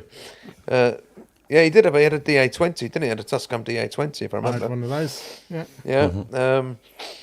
I do remember going. Don't you remember that day, Grace? Trucking around, going up Surprise View and all past all the millstones and things, and me falling over in bracken and stuff. Okay. just to record the ambiences of the Peak District and put it because it was worthy. I have I no thought idea you if it went made all the way to Bracken to fall over. Strange hobby.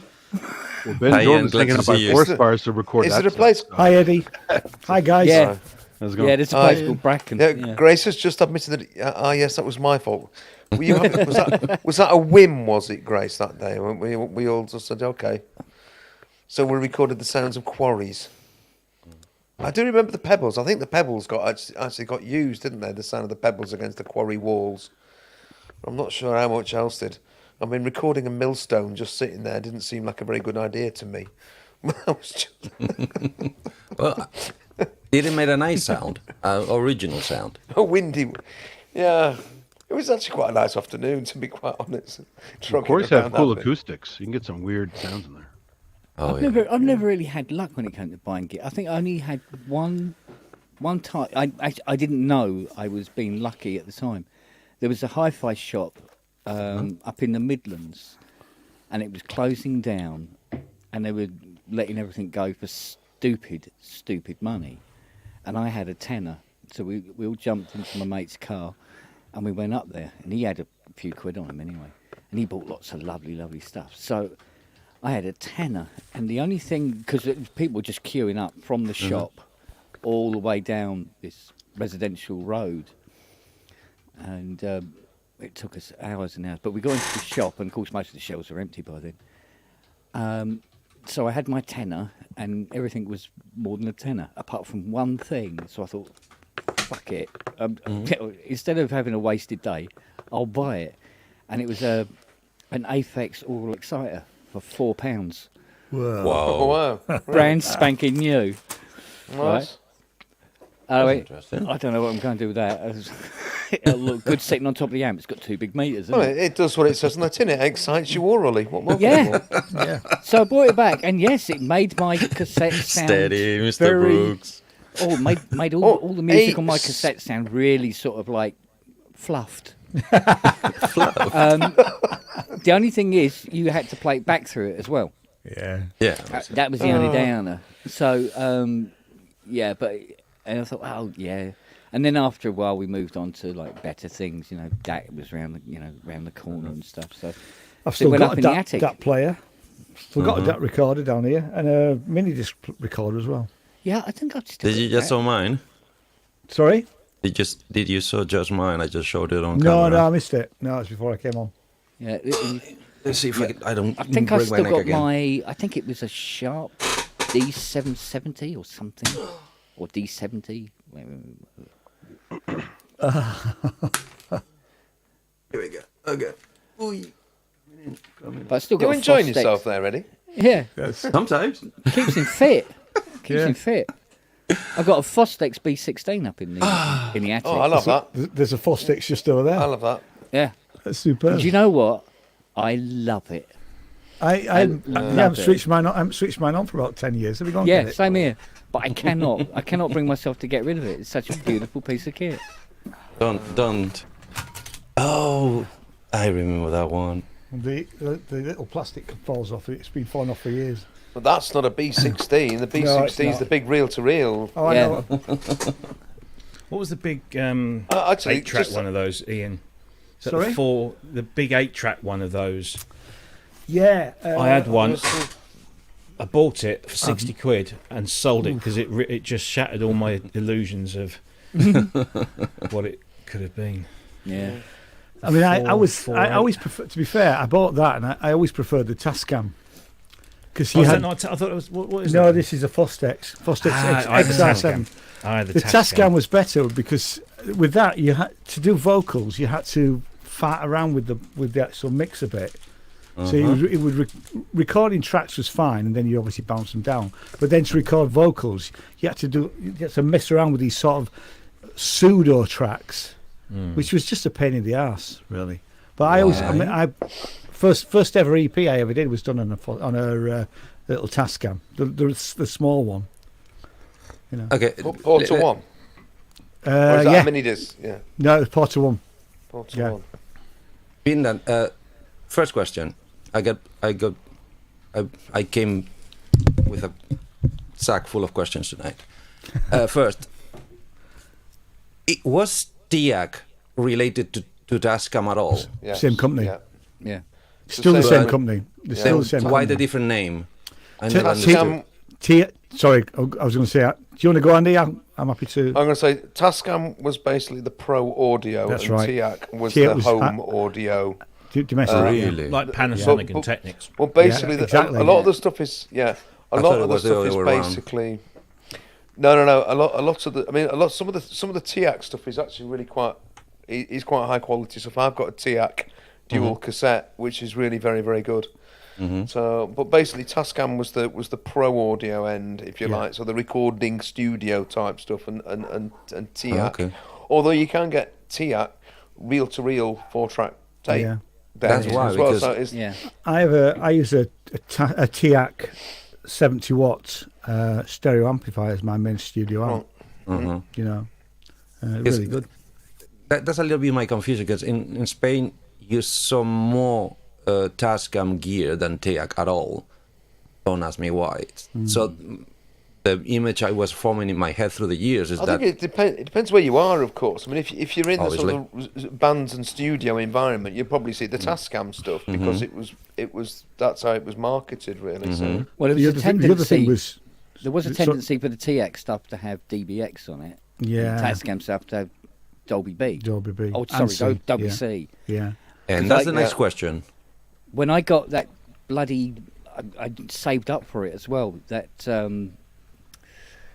244 with its DBX, and I was started recording with that, and you play it back, and I was going, oh, for crying out loud! It was like trying to listen to classical music, but you got a donkey trying to fuck you in the ear. It So breathes. like, thump, thump, thump, thump, Yeah, thump, it does. It thump, breathes. like that, If right you- in the bloody ear. Yeah, There you go, Kit. Now you're back in form. Yeah, I'm Yeah. feeling better. yeah. Okay. Because I hated DBX, and I mean, Ian actually, hated being fucked in the ear by a donkey. yeah. That's got And- DBX. I think And I that's what DBX is. No, actually, Well- this It's in has the got, dictionary. This has got Dolby C. Thank Yeah. God But Mac DBX and, is terrible. Oh, I hated his it. daughter's Yeah. gone. didn't. Sorry, can I ask this again? Because I had a Fostex X15 that was definitely Dolby. Yeah, It was Dolby. definitely Dolby. B, I Dolby. think. Dolby. Yeah. Dolby. Dolby, it was Doubly, Dolby. yeah. Dolby. Didn't the Tascam Porter Studios? The Tascam Porter Studios had DBX. Is that right? Or am I just getting it all mixed up? Yeah. I thought I had a the one Yamaha, and that had DBX, and that was perfectly fine. I thought the Porter had, 1 had DBX. Oh, did it? Right. Okay. Yeah, Porter 1 had DBX. And Okay. Yeah. I ended up getting one of them, and it was like, oh, for God's The sake. £1,000,000 question. Cressheads just said 488 was DBX. That was the posh one, wasn't it? Yeah, that's what I The- had. the big chunky one with the big Yeah. mixery knobs. Yeah, that was. And a the nice same one, goes that for the one. 388 reel-to-reeler as well. Good. I used to have, £1,000,000 I used to have question. the Tascam 4-track reel-to-reel as well. Not that long ago, only probably about 7 or Nice. 8 years ago. So, what's the Yeah. difference? Between what? Dolby and DBX. One's good and one isn't. Good. Why? One, Ah, yeah, you one's started. good. Well, You started One's DBX, made by Dolby. DBX, I refer to my earlier statement, Dobbix. and Dolby C was lush. It actually got rid of the noise, not hid it. Yeah, Yeah. DBX had this Okay. breathing effect, which Yeah. not everybody could hear, but if you could hear it, it was just so irritating. Well, as soon as you went near strong rhythm, Yeah, yeah, thump, thump, thump. yeah. You guys ever use the metal cassette tapes? Yep. Yep. Yeah, yeah. The ferrite or nickel chrome. Those sounded lush compared to the standard ones. But my question is, anybody knows the tech behind those early noise reduction systems? What was anti-phase copying or just Smoke and mirrors. yes, smoke and mirrors? I know, but what Yeah. type of smoke and mirrors? That's my question. Anybody knows? Smoky ones. It was very secret, wasn't it? I mean, Ray Yeah, it was Dolby protected. It was was protected. very tech. heavily protected Yeah. what was in it and how it worked. 5 mil of snake Um, oil. Yeah, Probably. Snake. Yeah. Yeah. Okay. and a little bit of Yeah. donkey cock. What's with you and the I- donkeys it- today? Yeah, Is that a game? in the DBX sim. I remember playing that in the DBX system. 80s. Yeah, you used to get. I was gonna ask Kent, have you been to a Mexican donkey show? Is that the? No. Yes, no, please stop. That was the track we Yeah. used for the sound checks. Yeah. So Something- please let's not go back. Yeah. So, who's up for a challenge? Go on. Go on, Eddie. Oh, Go does, on. does this Wrong involve crowd. a biscuit? No, no, nothing yeah, about well, Oh, biscuits. okay. We love Nothing a about competition biscuits. because we're not competitive, even if Ty's not here. No. It's not a competition. The competition is me against my limited brain power, my limited knowledge. That's the competition. So, because I'm getting closer and closer to finish my collection, Collection of what? synthesizers. Don't be Sorry. silly. So the word Oh, we have to. synthesizer, collection, and finish Finish. in the same They sentence. don't go together. The hell? I've just Who ordered is this guy? I've just ordered another synth. What the hell? Okay, Did you bang your head? let me elaborate. We'll come back to that one, Jim. Yeah. I'm allowing myself to have a collection of a specific thing on each musical enterprise I attempt. So, on pedals, in fact, I had to have the TC Helicon Nova pedals and Nova systems, and because they were cheap as fuck, the Marshall one. I got every single one. On guitars, I'm not even gonna attempt it. On bass guitars, I'm after the second unit and I'll stop there. On synths, I'm trying to get the JB collection. The JB collection. JV, yeah. JV. JV. All the JVs. All right. All the okay. JVs. And the Right, SRV so- cards too, right? Oh, And the SRV yeah. synthetic. I bought the expansion, one of the two expansions I'm left. So I'm on Oh one. Jesus, you are serious. I am serious. I have. They're You probably should have more known I'm expensive than the serious. cards What, there was themselves, a aren't dance one or something that was not so good. What? Wasn't the dance one pretty bad? No. Okay. I had two expansions left. A collector's one, which only has collection value. Everything inside is shit. And one that is overpriced in every market. And my deduction is if it's anything like the expansions that were released with a style of music exclusively in mind, if it's the same good as the other ones, that one is also shit and is overpriced shit. They'll be really dated. That's the problem. Those specific styles date really, really quickly, don't they? I would say yes, but since Just running through a I boatload of missed effects, the you're last right. 35 years in synth history, it's everything brand new to me. And I find them really, really good, and I think I'm gonna be able to do tracks for the rest of my life just with that. They're good machines. All those JVs are good machines, aren't they? From the JV880 through to the JV2080, JV5080 is there as well? Or is that Yeah, a the J? 58. Yeah, the 58. Oh, that's It's JX. XV50. The 5080 is the next generation, is JX, I think. No, Is it XV. Or JX5080? XV. XV, thank you. XV50, okay, sorry. So, Yeah. obviously I have to put limits because I really can't have everything of the JV family because I think they were like 13 or 15 keyboards. Yeah, So, lots. nope. On the keyboard family, the limit I put to myself is just the JB1000. So if anybody wants to sell one on reasonable prices, not collector prices, hey, I'm here. So, I What got was the your question, 880. by the way? Excuse me? We'll get there. Yeah, we'll get there. We're getting there. You were going to ask us a question. It's building suspense. Yes. So, Oh, sorry, have I just spoiled it? No, the No, challenge no. was you have to remember what the question was. yeah, that's one of them. That's one of that's the hardest one, in fact. So, the JB family is basically 3.5 rack units. All right? So I'm 3.5? thinking 3.5, yeah. 3.5. 880, 1080, 2080, and 1010. The 1010 was a half U. That's a half. It was Now one I U see height, what you half width. mean. right? No, That's but when that's you're not the half- challenge. No, that's not the challenge. No, The challenge is There's more. I want to put them There's all. more. There's more. There's more. There's more. One. Come here. There's come more. Here, Come here. There's more. So, I like to put them I love all in the same rack case. That's big one. easy. And a big one, yeah. I'm my first. Ask Wagyu. Is your question what you're going to put in the other half of your rack slot? No, because Okay. I'm trying to decide. I'm trying to convince myself. I will either put a Yamaha 259, One of those. 256. One of those. Not really. Nice boss delay. They're really I've got great. 4 of those. It is very 256s. Very good. It's all boxes. at roll Or I holder. will, if I find them at the right price, I might go for 2 1010s. Or here's a curveball for you. Okay, Put in an SC88 VL. but that's not. Well, that's problem. double height.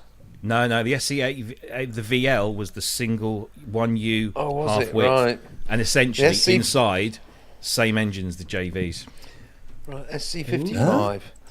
So the SC55 No, but to me was one it do- right, and the SC88 It doesn't say JB was on the front, double so height. it doesn't count. No, disqualified. Thank you. Now, the challenge is I want to put them all in the same rack, but I want to make the units, because the bloody leads for these packages are on the top, I want the units to be able to extract and go back. Aha. What? What? Exactly. We're talking no, about... We don't. No, it's the not that we plugs are don't- on the back. We just don't understand the question. What have you just said Eddie, about it? no, they never made a 19-inch rack unit where the plugs went in on the top.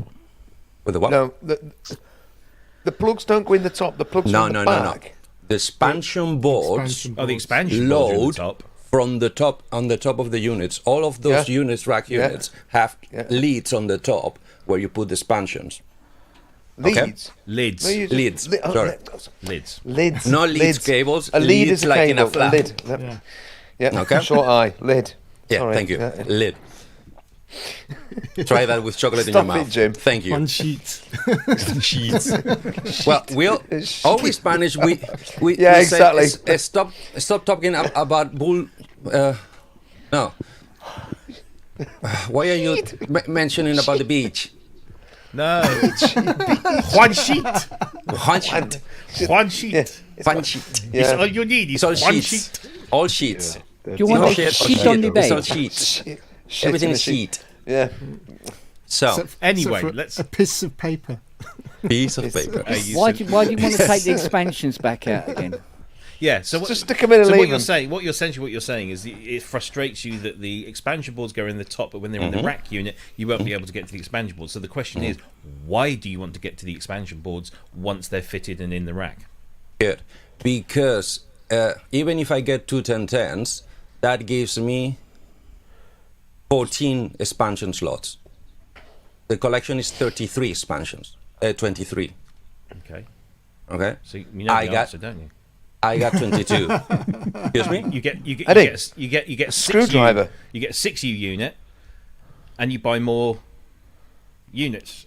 Same units, just duplicate, and then you put the cards in. Or The if you collection decide that itself- if you decide you're desperate to put, you know, the New Orleans Jazz expansion card into your JV880, Which was a cracker, by the way. I Yeah. wish they You- had a New you Orleans Can, one. you can do this. You do this. You pull it out of your rack like that, and No. and then when Don't you do finish, that. you put it back in like that. Okay. You Well, just you don't can put the trace. screws in. Just You- don't put screws no, in. No, You no, just sorry, don't no. put No.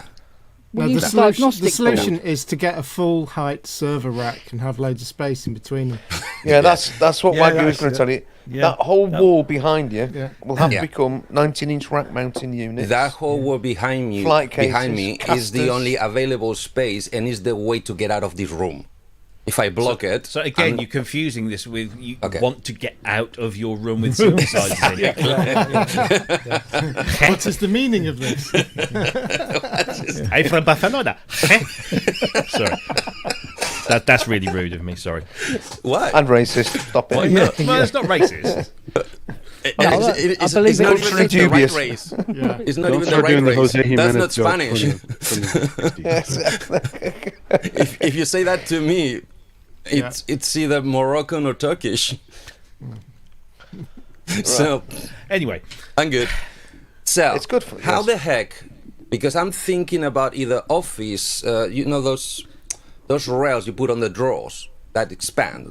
Well, the same thing I got in the Rollers. tray for the keyboard rollers, yeah. rollers. Hang on. But- what's everything in that corner, by the way? That Excuse just me. looks like cases. To the Yes. back of your right shoulder. It's a pile of cases. Pile of cases. Get rid of them. Yeah. And You got a loft? The Yeah, loft get is rid of the already cases. packed. Nothing fits in it anymore. This you- is my pedals That, collection. that could be your living room furniture instead. So you could sit on that. You should see what I've got for a bedside table. It's a 6-unit rack, but You will have a laugh. You would have a laugh to see what I'm using right now to hold my washing. The what little Anyways. pegs? no, a Clavinova. No, No. you don't peg your washing out on a Clavinova. I've no, got an on Oberheim top of digital it, not in, sequence. on top. I got an Oberheim digital sequencer as a toilet seat. Ken props his door open with a Sorry, syntax. well, what Chris said's just put in. Well, what? Buy a shed. Said, British value, yeah. Yeah, Yeah, like money grows on the trees. For well done, God's sake. Cressy. yeah, I can put you into contact with quite a few companies. To send me a shed, I know. All I need is to Excuse be me a able to minute. modify a I've got to rack screw unit myself so I back can in or it'll fall slide off any minute. the units out. So you get a rack unit with drawers.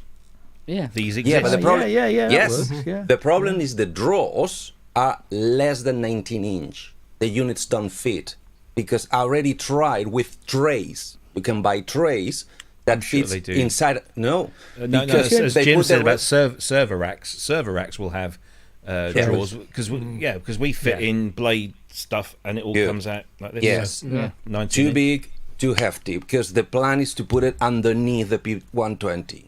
Well, you know, I'm getting a Laws of Jasper physics and sooner shit. or later, but there's only so much I can lift this one, so it has to fit on a bookshelf. Yeah, you need to get Nice. yourself some slack wall, Eddie. Am I screwed back in? Sorry. I know I have. Problem is the landlord wouldn't button. give me the approval. Ah, right, okay. Once again, Put your right hands here. up. Sorry, put your hands up if you miss the Faulty Towers opportunity or Faulty Towers joke there. Oh no, We're talking to a Spaniard, and he mentions the word trays. Serious, you missed it. yeah, No. did no, yeah, yeah, that's so actually, far. no, we did. Show me. Anyway, Yeah, well, Basil Faulty says to his Spanish waiter Manuel from Barcelona. He says, Barcelona. please put the butter on those trays, and he goes, no, not on those trays. Uno, dos, tres. So it's yeah. So I it's get just it. very silly, It's very very silly funny. British. Yeah. Don't Thank feel you. awkward. Yeah. It's okay. You know why I laugh about that show as well? Yeah. The burro. Because Manuel- The burro on those. No, burro mathematiquilla. It's burro is Burro. it's Yeah. funny, isn't it? Spanish burro is in Spanish is a donkey. In Italian, it's butter. yeah. Butter Yeah. donkey. No, Yeah. yes. You know what I laugh a lot Fucking with that yeah. show? Yeah. Yeah, Ken's talking about the donkey I again. say pre Had to get a donkey with lubricated. you. Yeah. Yeah. Butter it up. Pre lubricate yourself with butter So- donkey. Brooks, do you know why I laugh with that show? It's because that guy. It's funny. It's funny, but it's not Spanish. It's Italian. No, of course not. Yeah, of course What? not. It's all wrong. Look at It's Ron. the accent Absolutely. they put is Italian accent. It's not Yes. Spanish absolutely, accent. yeah, But the guy's And even- English. the guy's The English guy's himself. English, Of playing Jewish a extraction. Spaniard It's just that is talking on an Italian accent. That's not. And it's even worse because if it were from Barcelona, it wouldn't even have Spanish accent. It would have French accent. Yeah, more so Catalan. Yeah. So when I Well, hear it, it's absolutely like, right. It's sure, wrong. It's wrong on it's the every same level, but it's hilariously funny. It is. We all love it. We cherish Anyway, it. to can our we get heart. back to the Anyway. case in point here? Yeah. Oh, wait. Can So I just moving ask you- on. Okay, next Forgotten subject. what it I'm was, just but asking you a question. I have to say, Eddie, I know that in any collection there's a sense of completeness, Yes. but Not as sinister, isn't it? Just what keep the going. fucking hell for? What you're buying all these? You're buying all these things. Here's a which are- suggestion. Roland Cloud. Do you know, I've just been looking at that. Yeah. Yeah. No, it's still it's just, No racks. It's not happening. No. Okay, I've got another question. What's behind that back wall? The Somebody bedroom. else's house. Can you like just knock a hole in it? Once It's again, rent- I cannot Jim, it's attach things rented. to the wall. Think about removing the wall. All right, here's another suggestion. Move to a bigger place. Yeah. Once again, it took us 6 months of like squatting Canada. in the previous property because we could not find any place at any price in the area that would take us with 2 cats. Get rid of the cats. Yeah. Oh, sorry. Yeah. Put the cats in a Try rack. that one. You try that one. Just don't tell me I've got cats. I think Once again, Yeah, so you have very we twitchy can't risk skulls. to get kicked out of the property 6 months. No, when you're we- right. You're right. And that's the other reason for the rack. I need something, hopefully Yeah. on wheels, that I can move when I move To out. hide the cats in. Yeah, that too. Oh, Hang on. hopefully. You've also got ceiling available. No, that's the loft, and it's already full. No, I mean just above your Yeah, head. and I mean, Ceiling. Yeah. Pulley to the system. ceiling. 19-inch rack mounting units above your head. On a pulley system. I refer you to what Darren's done. Once again, holes. What's with you and holes? Better idea. Change the Fix it. subject. Okay. The Argentinians make fun of the Spaniards because they said that all the technology we ever developed was just attaching sticks to common things, like the mop or the lollipop. Those were Spanish patents. Apparently, you British fix everything just making holes on things. Do we? He's got a point there. Yeah, it's true. Much. Does it work? Like what? He's got a I point don't there. think so. Digging a hole.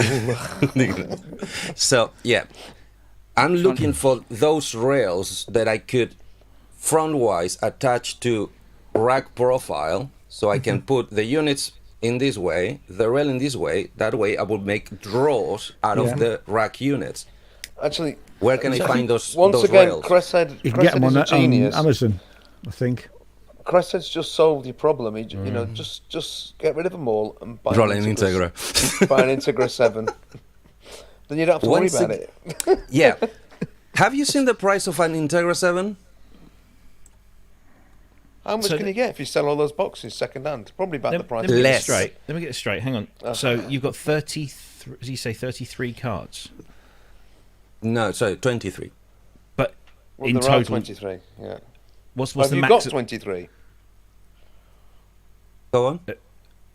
What's the maximum number of cards that you will have? I'm just trying to. 23 is the full collection. Full Everything. collection is 23. Okay. So if you buy 3 2080s, you can have everything. 2080s go for 250 and above. I got this one for 220. You want solutions? This is solutions. Yeah, but I want cheap solutions, no expensive Cheap, solutions. cheaper than racks. Exactly. It's cheaper Yeah, than knocking a hole in your wall or pissing off your landlord. And you know it'll fit. No, because that will become more expensive because then I have to start robbing banks to be able to afford any rent anywhere. Well, you know. All right, conclusion. You Conclusion. can't. There you go. Okay. Thank you. Moving on. We all want things we had can't that, have. I had that answer before I submitted my problem to the Hive Power Mine. Right. And There's, Oh, they you gave should me have nothing. there's said. another answer. I've got You another should have answer. said. Okay. And that's you make your own units. You can Yep. have drawer runners Yeah. attached to wooden battens that you screw your racks into.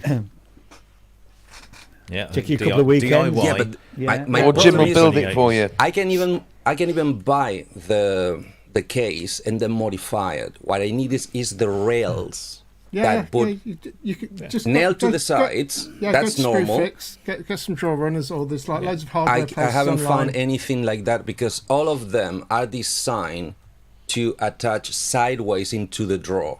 No, I need ones that can attach frontwise into the profiles, in the rack profiles. Like I think I've seen in just offices. make your own drawer. Essentially, Wagyu says you I'll can show you buy what- sliding rack shelves. Right. Yeah, you can. You can. Yeah, but a But shelf otherwise- is too shallow. So I made this shelf here myself. Mm-hmm. Don't know. It's a self shelf. Much- It's It's Hey, a shelf, Yes. indeed. Jim, that's a keyboard. Yeah, Yeah, that's it is a a keyboard. What are It you is a doing with the keyboard? Where'd you get that Yeah. from? What's that?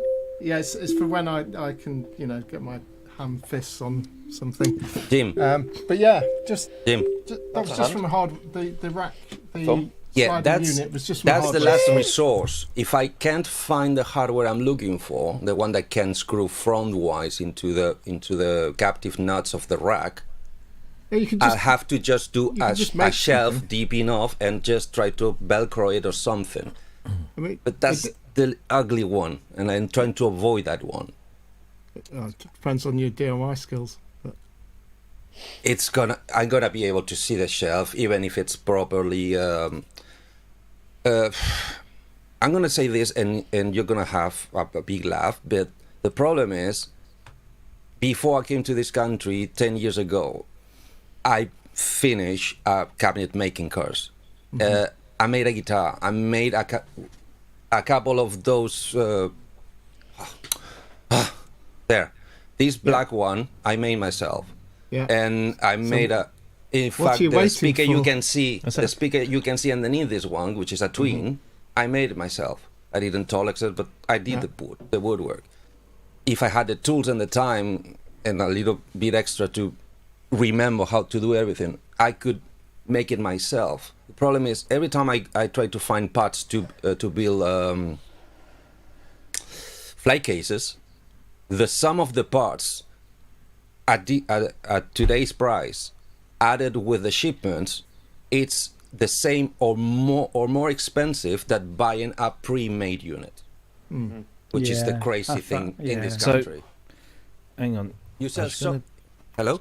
Hang on. I just want to put this up on the screen if I can bloody find the bloody. You I said used so to- many- you're right, Eddie, Right. because I used to make my own. That Oh, there we are. that one I have, and the unit doesn't fit in that one because of the width. I'm sorry, I don't know how to show you. The width of that yeah. rail you can see on the side sliding. Yeah, It's at least 2.5 centimeters narrower than 19-inch, and those you can units see go that. snug in 19-inch. So that's not an option. Otherwise, I would have buy 3 more than the one I already have. Okay. The one I'm using it for my mixer down here. That's my problem. So I need a rail that fits. If you see a rack unit, the rail needs to go right behind the squares where you put the bolts and move that profile with it. Otherwise, the unit, it won't move because Yeah, there's what- no tray. yeah, Wagyu's right though. There are shelves that don't interfere with the width because they are designed for putting 19-inch rack units in there and pulling out. What you need to do is Which find one? find a company that's closing down with some of these like Seriously, server yeah. racks and just steal them. Go skip raiding. You probably get it for sorry. free. What exactly? I missed So- that one. So these are rack shelves that are full width internally because the actual side is sort of behind the actual Mm-hmm. ears of a normal rack. Mm-hmm. That's where the mechanism is for the sliding mechanism.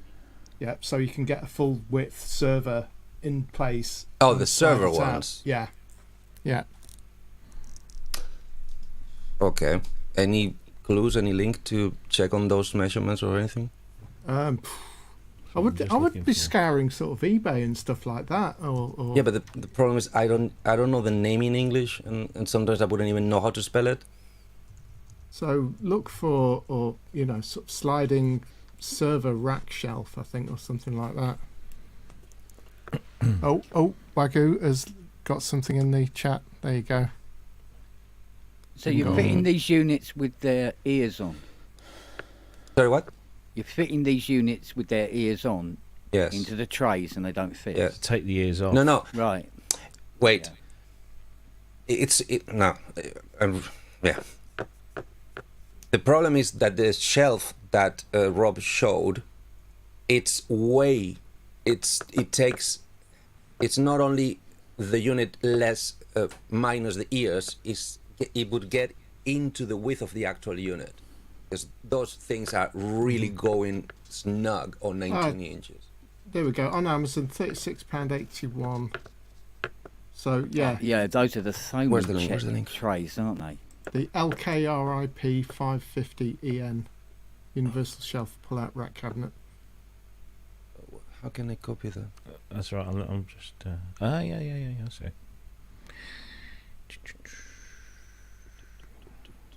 Because I'm going. Okay, I got it. Here's the link. I'm going to put the link in the chat.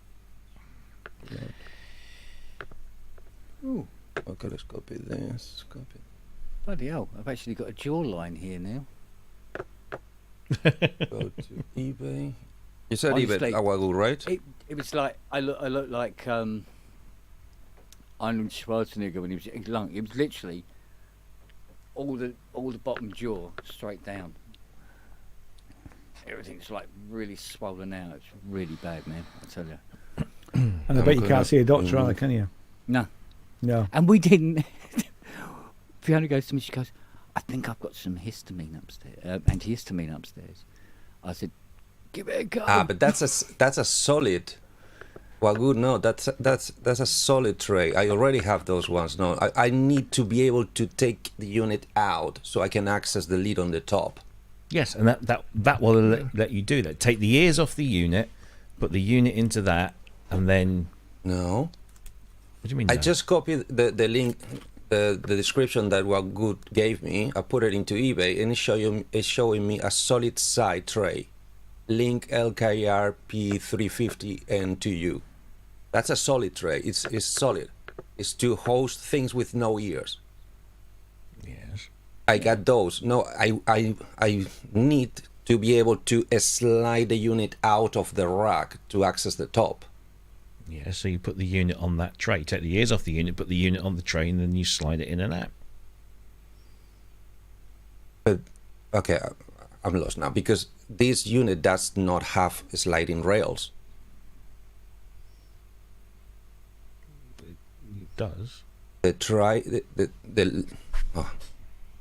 Did I just copy the wrong description? This one, link LKRIP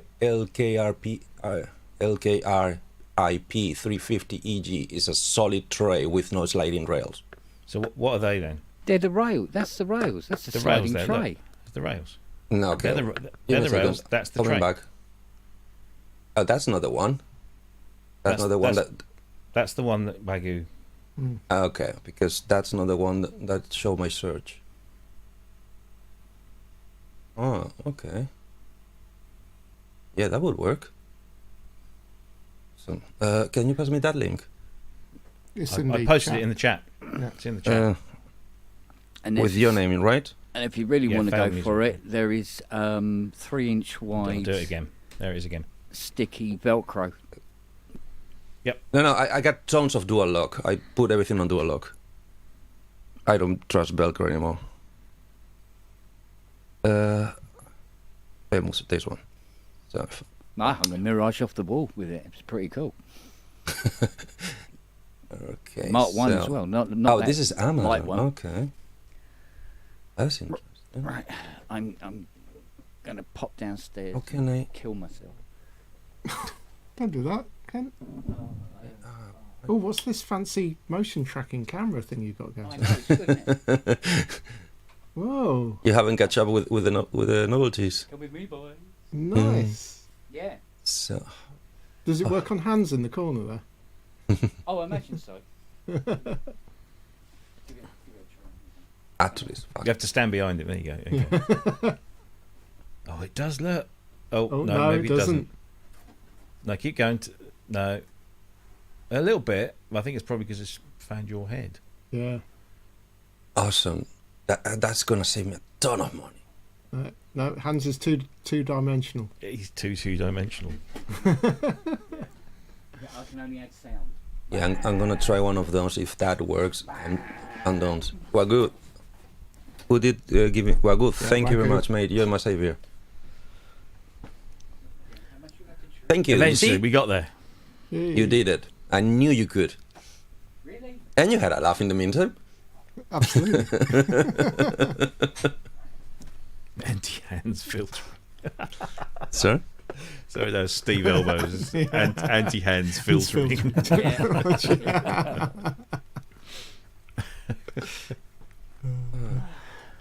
He does, Right. £60 he next does question. he does all my washing up for me. He's the hands that does dishes. Oh. Come on. With a mild green hairy lip squid. I was gonna tell that joke. Yeah. Bloke goes into a fish restaurant and the waiter says, "What would you like? Here's the tank. You choose." And he has a look. And there's all these fishes, and he sees in the corner there's a little what he thinks is an octopus, and it's got a moustache. And he says, "Well, that looks peculiar. I'll have that." And he says, "No, sir, you can't have that. That's what I want. This is the menu. I want that." He said, "No, I'm afraid you can't have that. He's our washer-upper." He said, "Washer-upper?" He says, "Yes. Have you never heard of the mild green hairy lip squid?"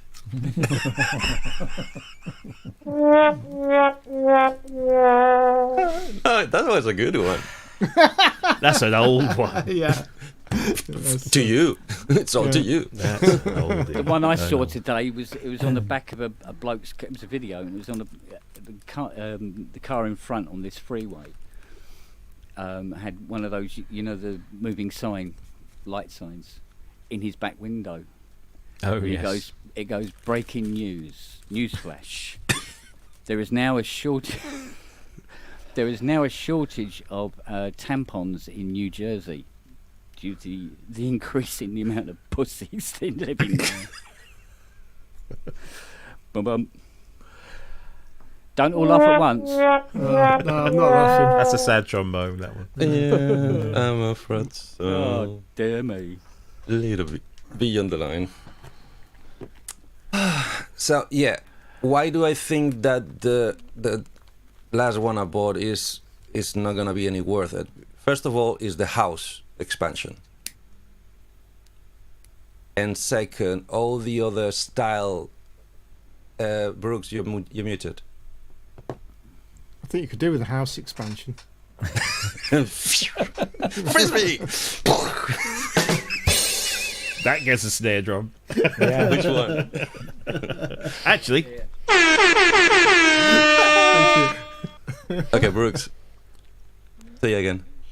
I forgot. What about the house expansion?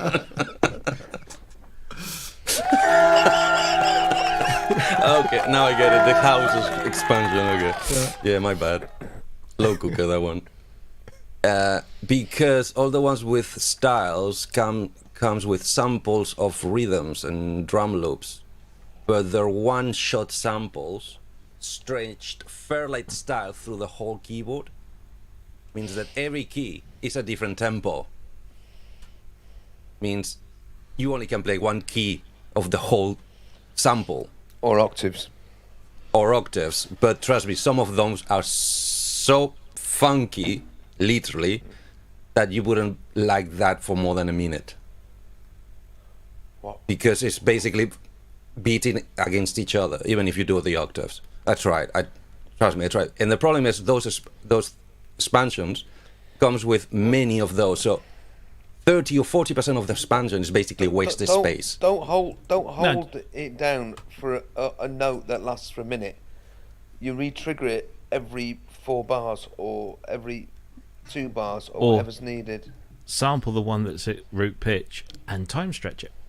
No, that's what the run through unit pulse does. stretch to get weird Everything is stuff. time stretched yeah. through the keyboard like Fairlight, like a Fairlight would do. No, Problem just is slow- that's when you not time time stretch. stretch. That's not time down. stretching. That's not time stretching. That's not time stretch. Okay, it's just no, slow you mean the down. proper time stretching. Time stretching. Okay, the one that doesn't change the pitch. It's like the elastic on your waistband. Yeah. So it takes longer or shorter, but it's always the same pitch, the same speed of the drum. Yes, those are in the expansions that don't have a style on them. Those are the good ones. The funniest one to me is one that is funnily called Super Soundset. It's actually a super soundset. Everything in it is gold. It's so useful. It's not even funny. What up? No, I just seen a message on my phone. Okay. Alex Ball. So. Ooh. Say Well, hello go on, from read me. what Alex. No, don't just laugh at something private because that's No, it's rude. So Tell us he's the d- fucking joke. Well, Robert, he did come on. that. He's put a brilliant video out, half-hour video of him going around that Italian synthesizer museum, and I just said how good it was. He's just put a Pavarotti gif up, and I'm sorry, it tickled me. You had to be there. Pavarotti. Yeah. You had to be there. Ian, Yes, sir. I'm Wake glad we- Wake up, basically. Ian, wake up. Your turn. I was just doing my emails. I'm going for you. So, It's like a because you teacher, said you though. had experience on hi-fi. Yeah. Okay. Once again, it's another one Eddie, of how my many questions have you got, mate? Honestly, seriously. I how used many to work- questions It's got a have you got? sack full. a sack full. That's the first thing I said in the Sack night. de So magie. wake up. And we're only on number 2. I last Yeah, worked no, in a that's high. number 3. It's going to be a long night. Last time I worked in a hi-fi shop was about 1989. Go on. Exactly, that's the technology I need. Still had valves then. Yeah, we did. Do now. What Stop do you it, Jim. think? What do you think this is? I need to see it full It's a screen. I finger. can't, Yeah, that's a finger, but it's pointing at. Rob, can you make it full ceiling. screen? No, this is the hang on, ceiling. yeah. Yes.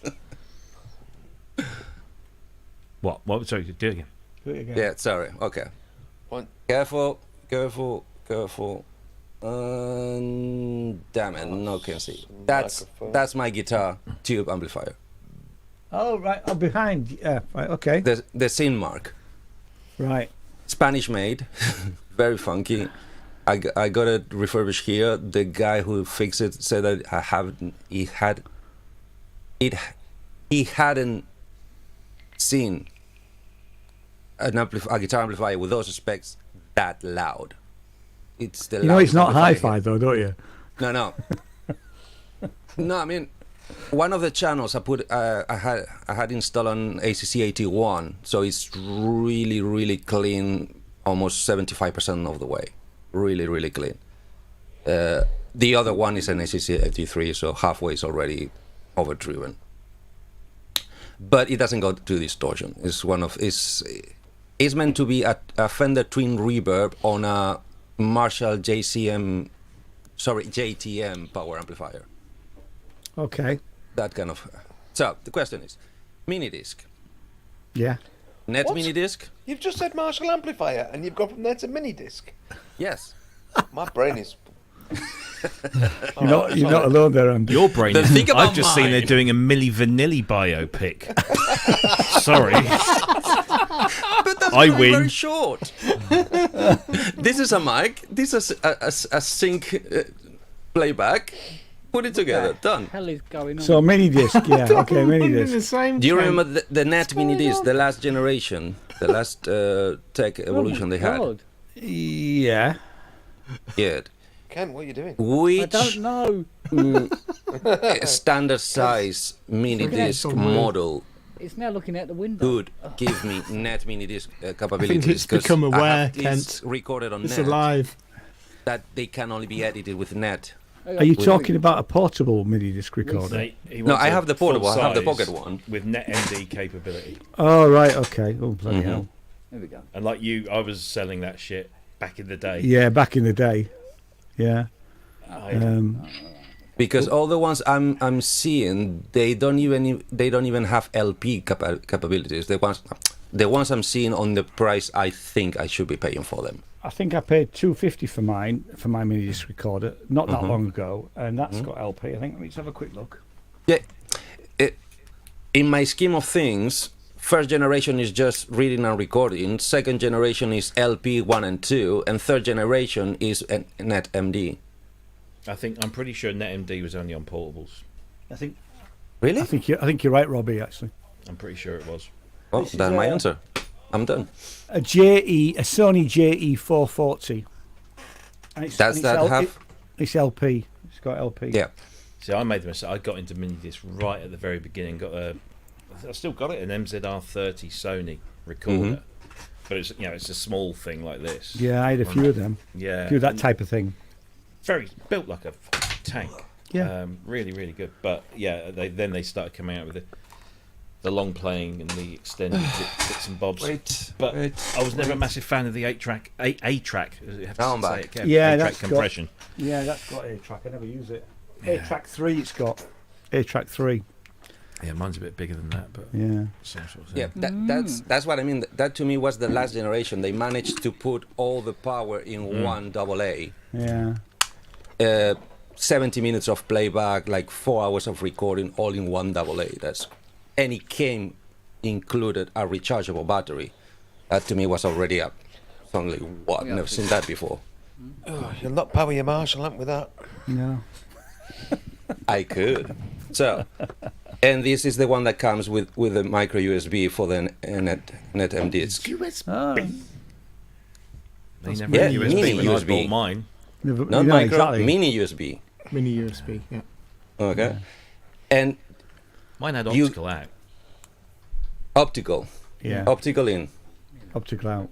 No, in. All right. Okay. Hang on, we did the hokey cokey.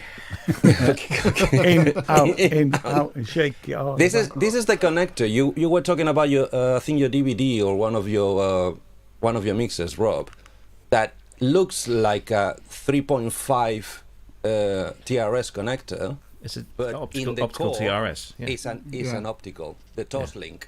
That to my No, knowledge, that's right. only Sony had it. No.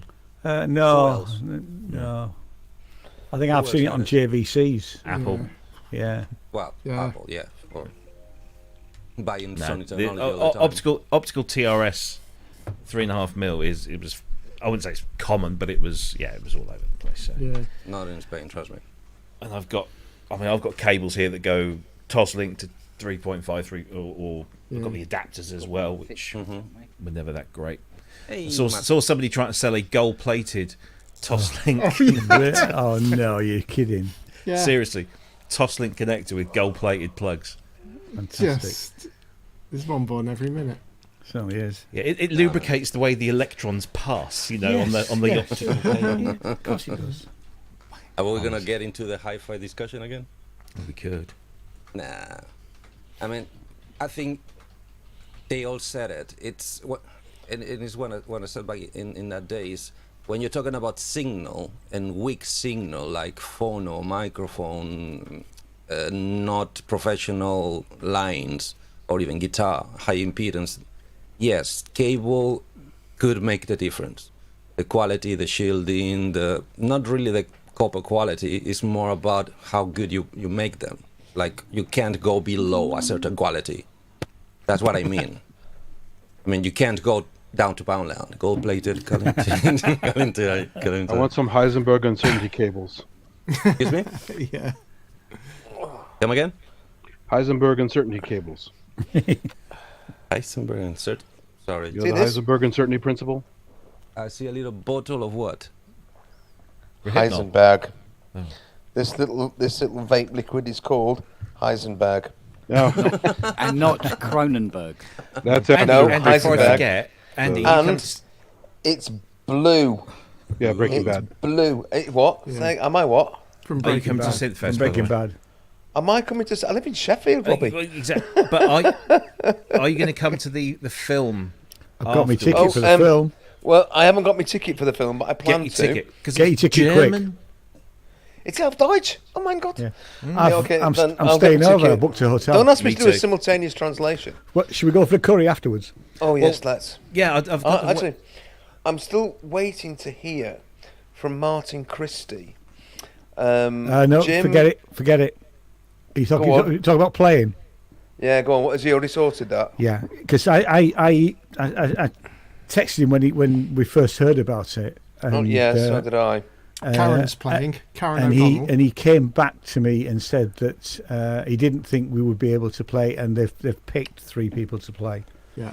Karen's Yes. playing. Alright. You know the Folktronica Is she? woman. Yeah. She's Oh, playing. good. I can go with that. Are you kidding me? What? No. Ben's what's just my put Ben's just put up a post, right? Said this might be interesting to some people. Oh, the Steinberg. Yeah, Cubase. If you're a Cubase Pro 12 user, No, but I want to. Can I ask a favour? Can we come back to Steinberg Pro 12 in a minute? Yeah. Yes. If that's all right. Oh, can you hold it? Because I'd like to hear about the Me too. the The Synthfest and Synthfest. EMOM, and then we'll I 'Cause- can't do three things at once. So you say Karen O'Donnell's? Yeah. In fact, Actually, I I'm have, quite pleased about that. That's quite cool because there's it's weird. there's 3 artists playing. Yeah. Is Martin playing? I would No, give him a big no, he thumbs. isn't. No, it isn't. Honestly, I'd have thought that would have been a bit of a no-brainer, but Let me find what his actual message, what he said to me, because it sounded like he was. Do you know? They told me who the people were the other Yeah, day, and I've completely forgot. It was on their last post as well. The last. right, hang on. Eventually, well, I've not seen. Sound on Sound announced it as well. Yeah, it was Yeah. Sound on Sound one. Oh, I see. So here we are. Hi Ian, the EMOM Synthfest isn't going to be what I thought it was going to be, which was open stage. I'm figuring out how best to make it work, so not sure I can definitely offer a spot. Leave it with me. And I said no problem, but obviously it's moved on since then. Right. Yeah. I mean, I contacted said, look, I would love to. I mean, from my point of view, I thought it was a bit of a no-brainer because I'm from Sheffield and I'm using Exactly. modular, and it's a modular sort of mostly Yeah. modular in there. But I do understand that EMOM isn't just about that, and EMOM is something else. So I'm not precious. I mean, there is actually Sheffield EMOM 2 days before it, which really should hopefully be tied up within it if we can. If we can get a link to Sensoria, that would be great. But yeah, so I've not seen what he's. Where did he post that? Because I've not seen No, that. Sound on Sound. Sound on posted. Sound. Oh, it was sound right. Okay, not. All right, I'm glad Karen's got a slot because that's unusual and quirky, and she's female, so good. Yeah, But you can't remember who else it was. There was two others, wasn't there? yeah. I think someone from Leeds. Here you go. or Here you go. something. Patty Easton, Oh, right, Karen yeah. O'Donnell, and Gnome Foam. All Yeah. right, okay, fine, fair enough. There you go. That's it. But yeah, Martin Christie will kind of intro it. Grace has just said that there are ways to connect to Sensoria. Actually, Grace, I mean, I don't know how we go about it. So if you know how to get, say, the actual Sheffield EMOM event of the Thursday tied into Sensoria somewhere. I know they'll have done all their publicity Andy. and things because it's only a month away. Go on. Let's talk. I've got the Sensoria organiser's email, and I'll check with him that it's okay to share it, and then Is it still the Humberstons? it is, yes. Yeah. Are this Kevin and Nigel? Nigel, yeah. Yeah. Have you got that? I mean, I've got the if you want them, I've got them. No, that's good. I mean, it's just a thing. I mean, they've almost certainly got all of their blurb done and dusted, but I mean, there might be a way they can put it. Oh, into they're the adding to website it or all the time. something. Yeah, they're adding Oh, little right, bits. okay. Yeah. Well, at some point, if we can just have an answer. I mean, I do have. Oh, do I have Nigel Humberston's thing? I can't remember. Anyway, by the by. If you don't hit me up. Yeah, okay, Robbie, will. It would be good to do that. And Grace has also got connections in there too because she's just said. So. Yeah. Right. So okay. That's we've. I think we've ploughed the Sheffield For Synthfest EMOM. But It would to be answer nice- your question, it would be Robbie, nice To get back I to will. the original question. Yes. I was going to say Book yes. your I will ticket. be. I will be at Synthfest because I've bought a ticket, Yeah. and therefore you get a discount to the film. so I'll sort out the film. At the moment, I can't do any online booking of anything at all for the simple reason. Yeah, whilst I was in Blackpool, I happened to successfully manage to lose my wallet with my cards in, so I've had to Oh my cancel God. all my cards, which means all the Google Pay and everything like that is all also knackered. So I've had a good week out, So they should be. I'm fingers crossed. What's the third Sorry. thing? You know? I start work again properly tomorrow. I've got kids in front of me tomorrow, so that's the third bit of shit that happens. Yeah, they do come in threes. I can't believe that happened. That was just carelessness. That's what happens when you go to the pleasure beach and don't zip your pockets up properly. Stupid bugger that I am. I didn't report them stolen. I just said lost. It was almost certainly come out on a ride, and yeah, that was that. So I've had to cancel my cards. They should be coming through tomorrow or Saturday. But anyway, I will definitely book a ticket for that because I want to go and see it. Is You know that what? what you did then? Went to the pleasure beach the next day? Yeah. Or right. I'm sorry. I love roller coasters, and I'm absolutely gutted that I lost my fucking wallet because it absolutely meant that all I managed to go on was 2 rides, and it cost me 40 bleeding quid. Because they now do it for day tickets. I'd have stayed till 4 in the afternoon just going around on roller coasters. I absolutely love them. I know it's daft and very childish, but that's just me. One of my things. Anyway, Ken wants to tell us about Cubase. Sorry. Yes. Go, please. Ken. Okay. Wake up, Kent. Sorry. Cubase's offer. Come on, Oh yeah. thrill us with it. Cubase, not Cubases. So That's if you're another a product. Cubase 12 Pro user, Hmm. go to your My Cubase in your account, where you will find Arturia's CS80 version 4 available for you for download for free What? after buying the fucking thing. Yeah, obviously. Yeah, but you bought V Collection. Therefore, For I bought that. it. Okay. Want me refund? You're crying because now you have two. No, Yeah, 3. multiple licenses. Yeah, Yeah. just spread it around. Yes. Just sell your V Spreads it collection. about. This is where I don't understand the computer world. But so Don't you've already try. bought it. I'll give you 30 quid for the V collection, Kent.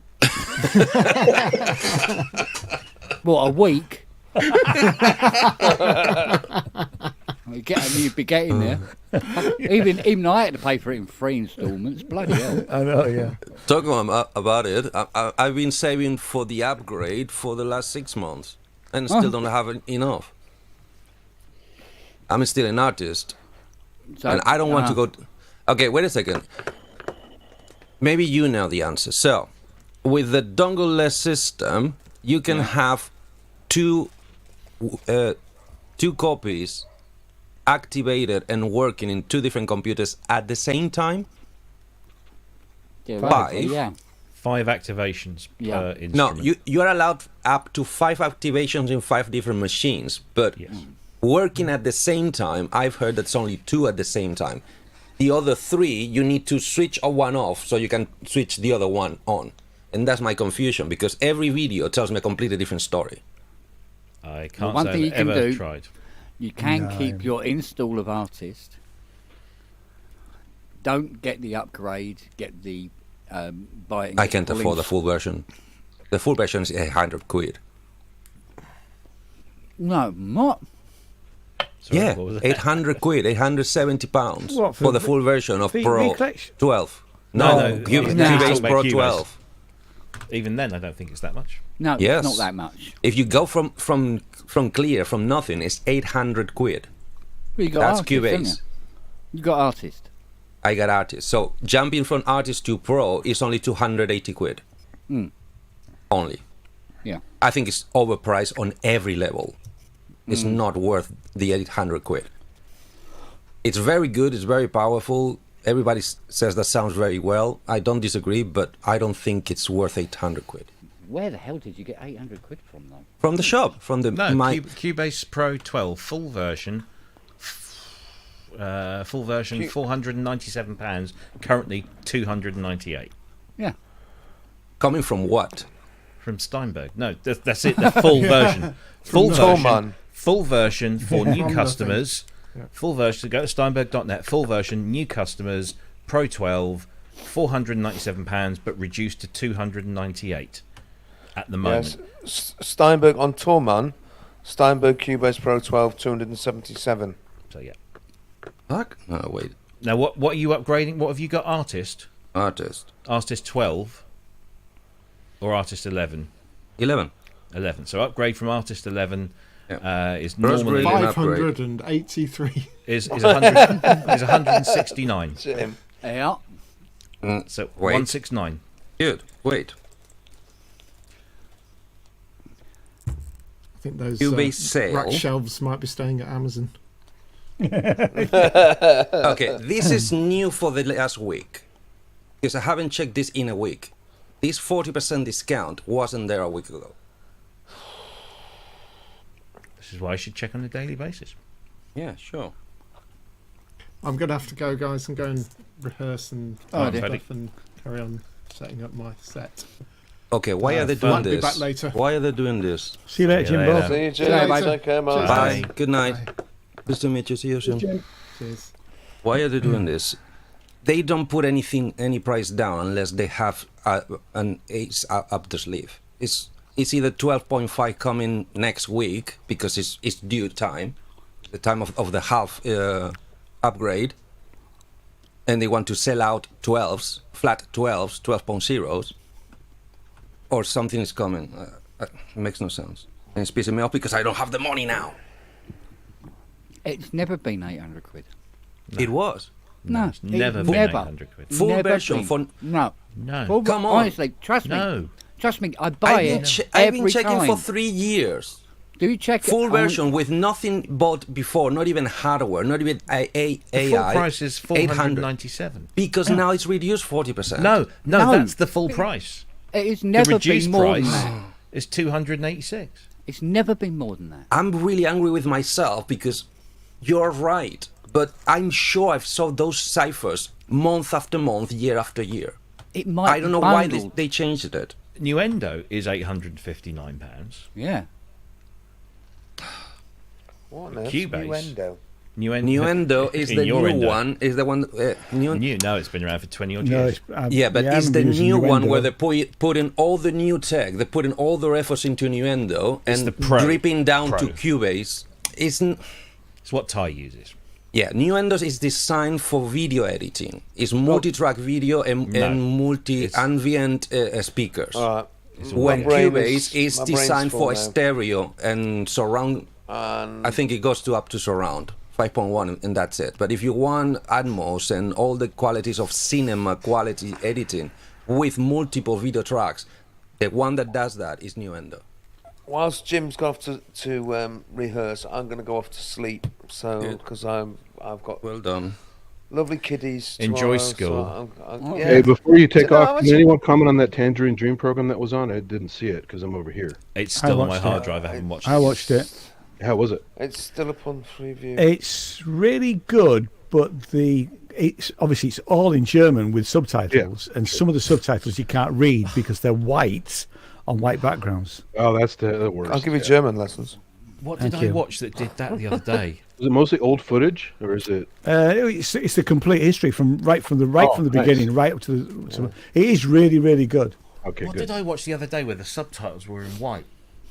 I mean, I was watching it on my iPad and I couldn't see it on so my iPad, so I annoying. moved to a bigger screen. Moved. Yeah. What was the title of it again? What's it Anyway, called? I am disappearing. Sorry, folks. all right, I'm Andy. gonna say, All right. Yeah. Tron. Cheers, See you Andy. later, mate. See you Take later, mate. care, all. We'll see See you you soon. later. You too. Cheers, Ken. See Oh, you See you all. later, bub. Cheers. Tron. Tell you what it's called.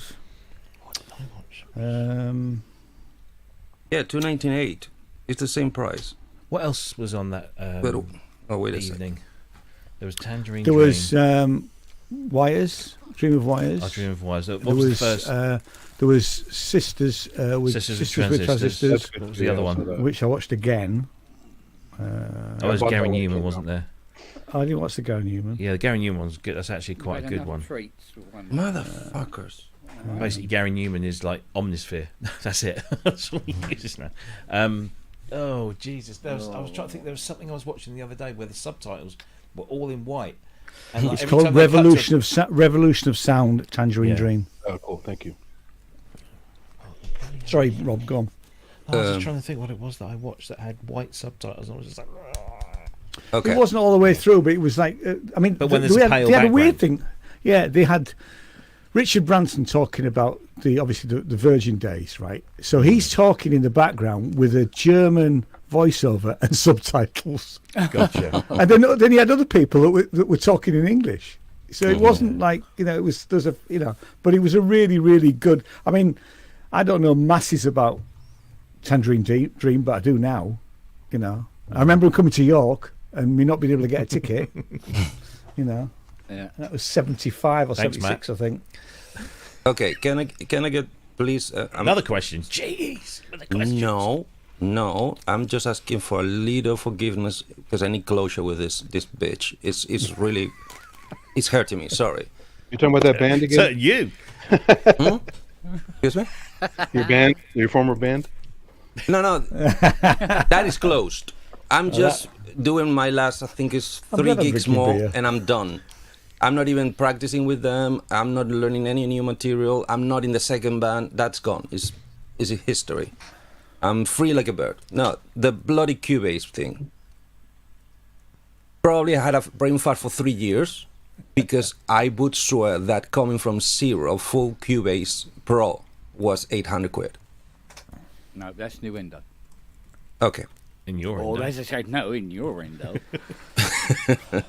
So, doing the upgrade from where I am, the before this 40% discount is the price I knew, 282 quid.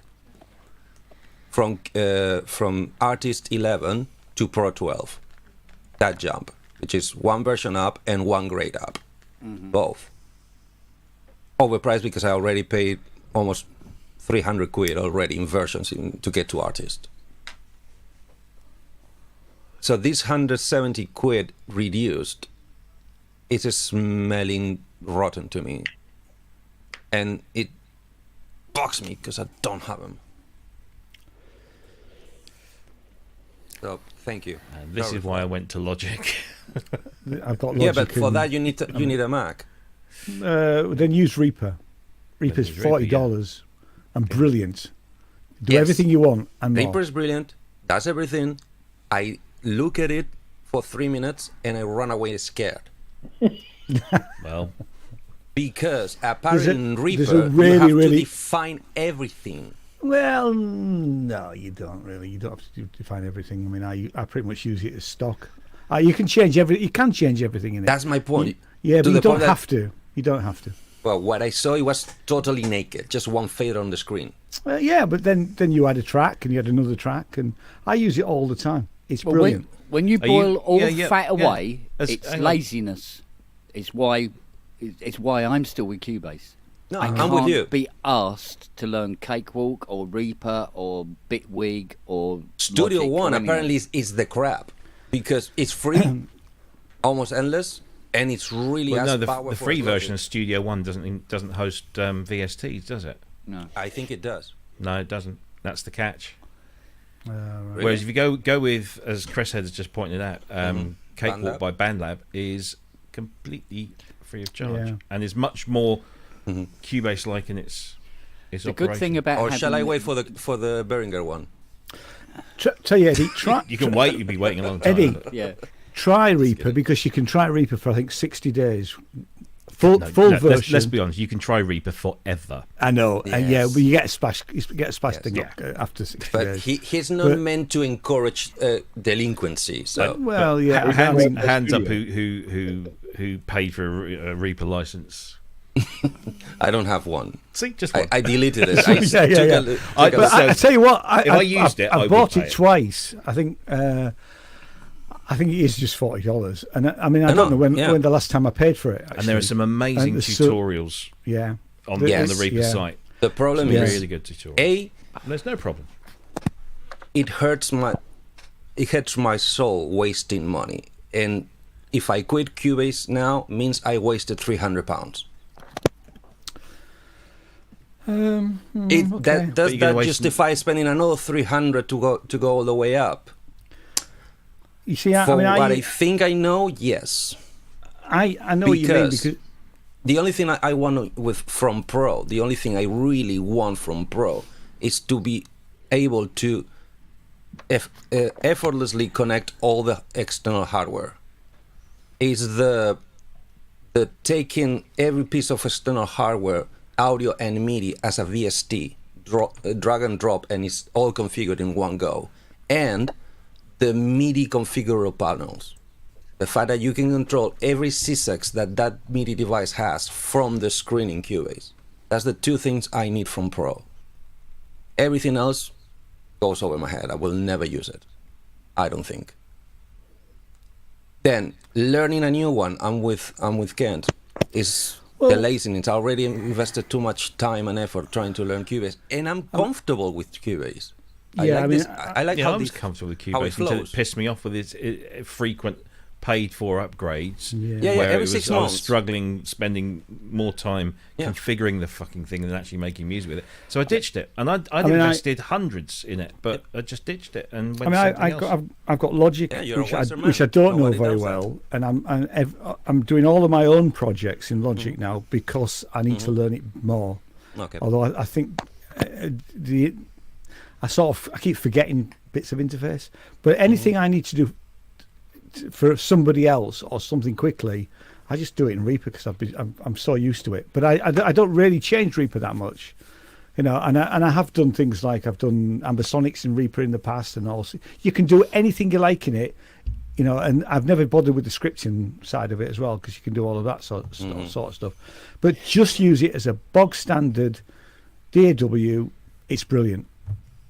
It works. It's simple and it's really, really easy to use. I don't discard to learn it as a secondary one, like I have Ableton, because I got the key step, the smallest, the cheapest. Yeah. Because I got a basic Ableton license, and for a different other reason, I got another license somewhere gift with my guitar. So I got 2 licenses of basic Ableton. There's the light one. Yeah, the 8 track ones. The 8 of everything, but only 8. Yeah, I mean, I don't use Ableton. In the past, I have had a hooky version of Ableton, which I used with Max MSP. Peter Hook's version. Blimey. Yeah, and I would love to buy Ableton again, but I can't really justify it because I wouldn't reuse it enough. But I do like the sort of Max MSP integration, the Max for Live, because that stuff's great. Another funky one on the spirit of you don't really need to buy the license for a long time, and I got surprised how quick and good results you get in the little time you spend is FL Studio. God, last time I used to, it wasn't called FL Studio last time I used it. It was called something else, wasn't it? Was it Fruity Loops? Yeah, Fruity Loops. That's the last time I used it. They And changed it on purpose. I found it really simple to use. It is. But it was It's such a long time ago. Made It's for like- kids, isn't it? it's- Made for kids, yeah. yeah, but you can get to a. I still couldn't figure it out. It's simple and powerful. If you watch MFK, Ben Jordan, made he for Ken. uses FL Studio all the time. So Say again, Andy. Ben Jordan uses FL Studio all the time. It is Is it? powerful. You just have to get used to it. Use whatever works with your head. And you know why I got it? Kent, do you know that the FL Studio trick for Cubase? No. You know Cubase doesn't support 32-bit plugins anymore. Well, so they say.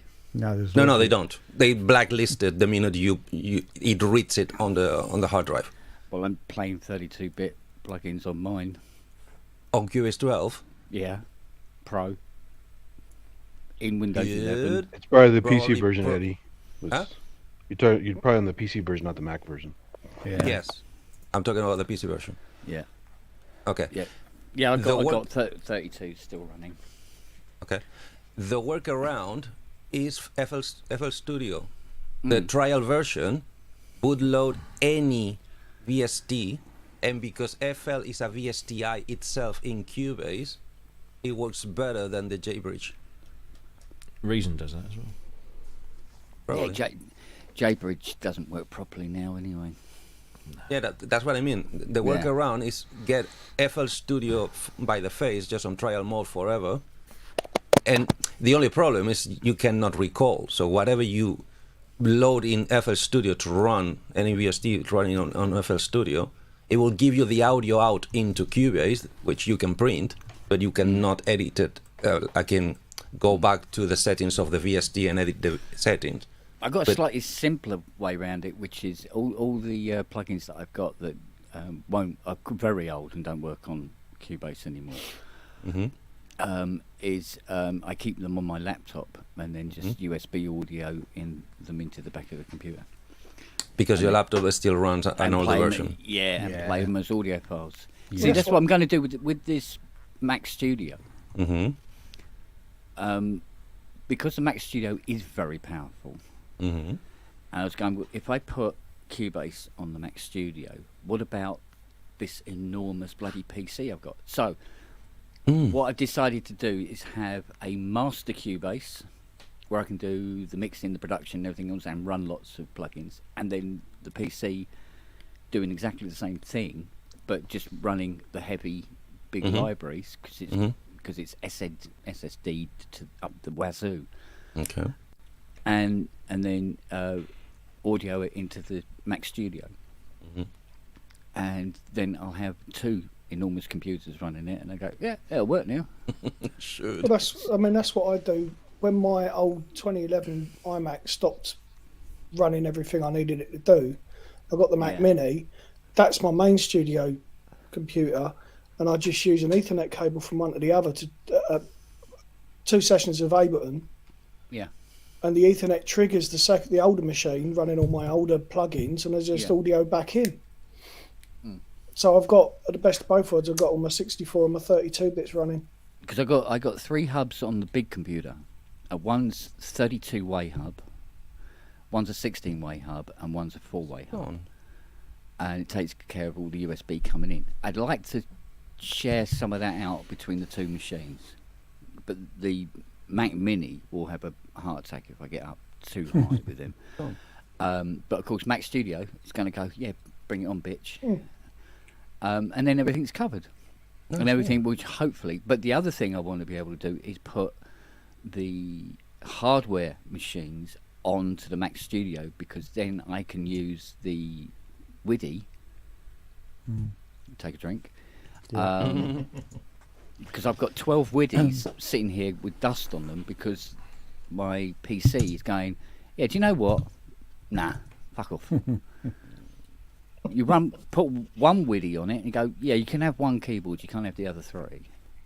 And if you put the other 2 WIDI hubs in as well, it just goes, nah, piss off.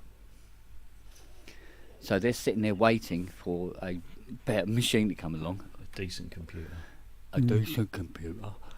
And do it that way. So so hand out the workload between the 2 machines in what they do best.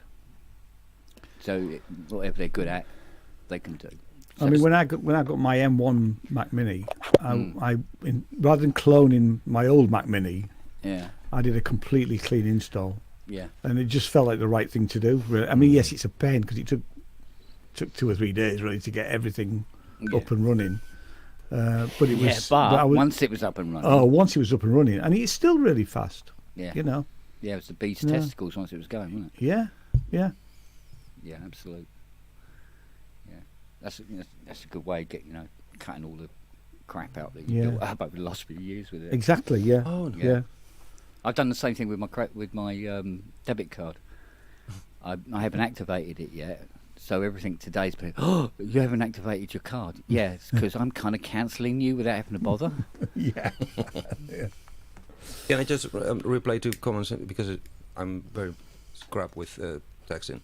Half God, half beast. No, I mean 32-bit VSTs 1 and VST 2s. The Cubase version on Windows doesn't blacklist them all by default, and keeps repeating, no, we don't accept any 32s anymore, only 64s. Dr. Synth, no, I'm not actually looking for options. I'm just a tight bastard, and I don't like to pay 300 quid for a piece of software. What he's looking for. Sorry, what? You've got to let it go, Eddie.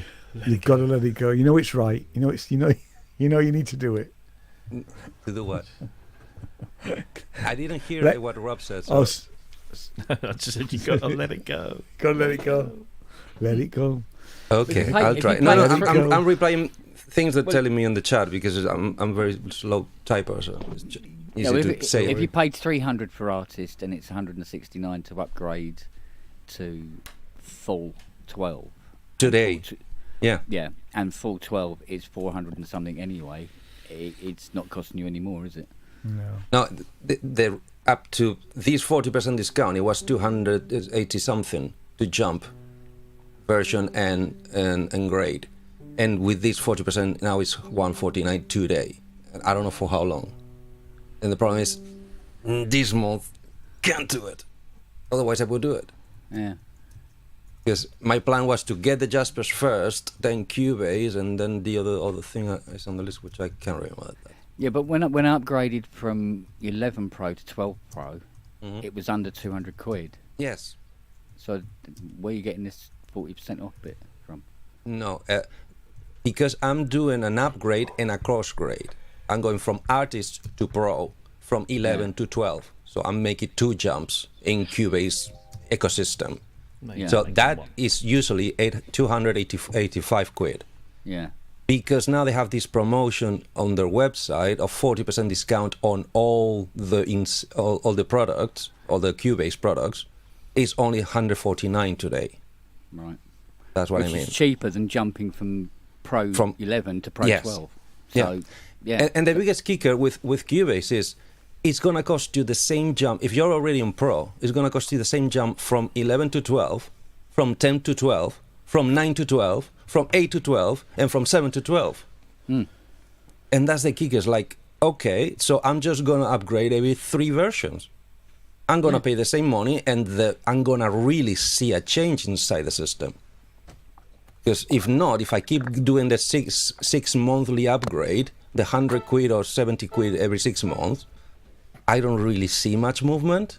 It's basically patch changing, and one thing they give you, like, I think on the 10.5 they give spectral layers to artists. You know what that is, What right? about staying with the version you have? Is it not working? The version I have doesn't have the MIDI control panels. You can design control panel software controllers to send out CSEX out to your MIDI system. So all my hardware becomes a VST part inside Cubase. That's one of the things why I want to go to Pro. And the second is the same way that I think is Reaper doesn't make a distinction on what type of track you're generating. You just need to make the links in the track, and then it assumes if it's an audio track, a MIDI track, or an instrument track, or a VST track. The alternative of Cubase is that you can pre-configure. Oh, now I remember the third thing. You can pre-configure a external hardware, pre-assign all the audio inputs and outputs if it has it, and all the MIDIs in and outputs if it has it, so you can load everything like it's a VST and control it like it's a VST without needing to have it going down to the hardware. And the third thing why I want Pro is for the control room possibilities. Pre-configure like a default install already created track. You can jump in between different speaker systems. I think you can set up to 3 speaker systems as master outputs. That's the 3 reasons why I want it. All the rest is way beyond my pay grade. I don't even know how to handle it, how to use it. It's useful. It has some things that is useful, like the audio to straight to MIDI. Like it does the conversion in real time, and it gives you a better pitch correction capabilities. One that is almost as powerful as Melodyne. Problem is Melodyne claims is polyphonic. Every time I tried it, I never managed to do actual detection polyphonic. I saw some pretty good demos at NAMM right in front of me. The guy with the Melodyne booth is pretty awesome. To generate, yes, but to convert audio to MIDI. He did that too. It was pretty impressive. I don't know all the details of what he was doing, but it was a live demo and it was pretty damn impressive. Yeah, I found Veriphrase to be just as good as. Yeah, but Veriphrase is monophonic. If you try to put chords, it goes crazy, or it just doesn't do it. Well, it doesn't in 12 Pro. That's what I mean. In 12 Pro, you can go polyphonic with Veriphrase. And that's one of the things that I don't need it, but it's good to have it. I've used it on a couple of tracks before now. It's been very, very useful. The one I think I'm gonna use a lot is spectral layers and the capabilities of detaching voices from backtracks, or to do selective EQ. I've seen the videos of selective EQ. Basically, how to put it? A de-esser is very precise and very effective for taking it on the recordings. But with the spectral layers, you can decide how much you want that de-essing to be affecting which part of the recording. You can go basically on a consonant level. You can go and touch. Is crazy. It's the power of that thing. Obviously, all that is Steinberg's version of R8. What's the name of that people? Isotope. That's Cubase trying to compete with Isotope, and their detection and de-essing and denoising capabilities, which is well, just another thing I found, it's all the shebangs about not getting VST, about not wanting VST2s anymore, and not 32 bits, is based. The way I read it is because Cubase is being built layer upon layer, year after year, a little bit, well, the way I express it, a little bit like Windows, they have too many issues with incompatibilities with hardware. So they need to start making a close-ish system so to keep the whole Cubase system stable without crashing. My only problem with Cubase so far, I've never got mine crash, but I'm not a power user. I don't really beat the heck out of it. Is that problem I have with the... I do. I've had no problems. No problems, right? And I thought Cubase 12 was a ground-up rebuild anyway. Yeah, it is. I don't believe it. But we're Cubase is strangely so enough, complex. Well, the 11 it is. Pro was pretty concrete as well. My only problem I have, and I still now I have another clue of what could be the reason, is the problem I had with my Fade controller. I thought it was the driver. I tried the driver makes no change. My next train of thought, I think, is my computer. I think it's the microprocessor in my computer, because it's an AMD Ryzen. It doesn't give me any warnings about overheating, but it starts malfunctioning. But like it loses performance. It doesn't crash, it doesn't break, it doesn't stop, it doesn't glitch. It just loses performance. I learned that with video editing.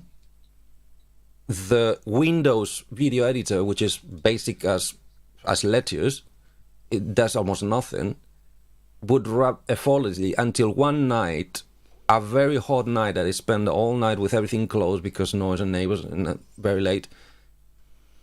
The room got really warm, and suddenly it would not render the videos, the edited video. It would start, it would load, it would cut and trim and make you believe that you're doing, but when you press render, it would say, no, I'm not rendering. You know what I mean? It loses performance. 2 days ago, I tried to get my remote on Cubase, trying to make it fail like it used to. It would not fail. Because I want this remote, then I remember that this remote works on 2 languages. Basically, it does MIDI messages for Cubase, but it also does, I think it's HUI, which I think is the Mackie protocol. Is that right? Yeah, Mackie Huey. Huey.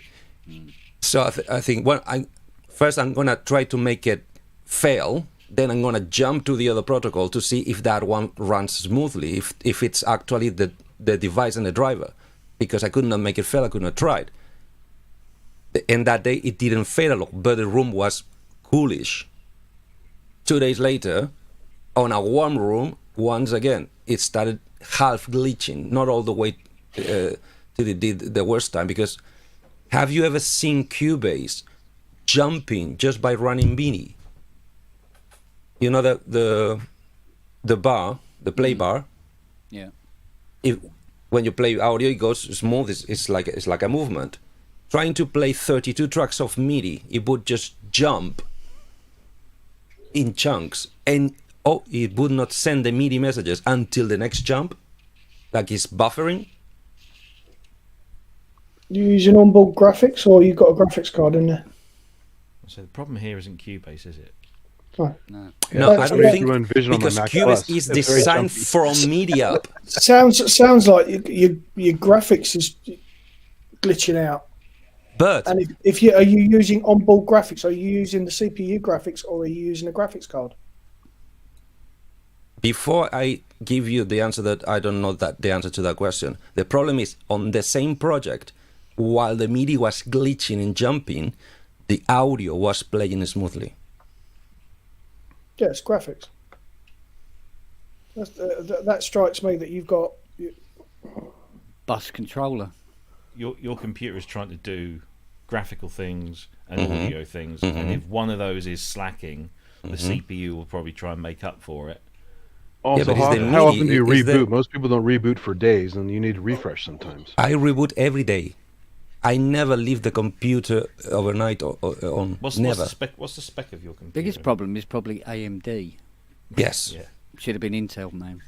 Yes, but I couldn't afford the Intel one. Because what you're doing is you're running a lot of programs that want a fast, steady floating point on the CPU. Only Cubase. Yeah. Or There you go. video editing. Well, there's one. Rendering is another. You need a floating point. Okay, to the specs. Where can I find those? But you're not just running Cubase, right? You're running a lot of plugins for it.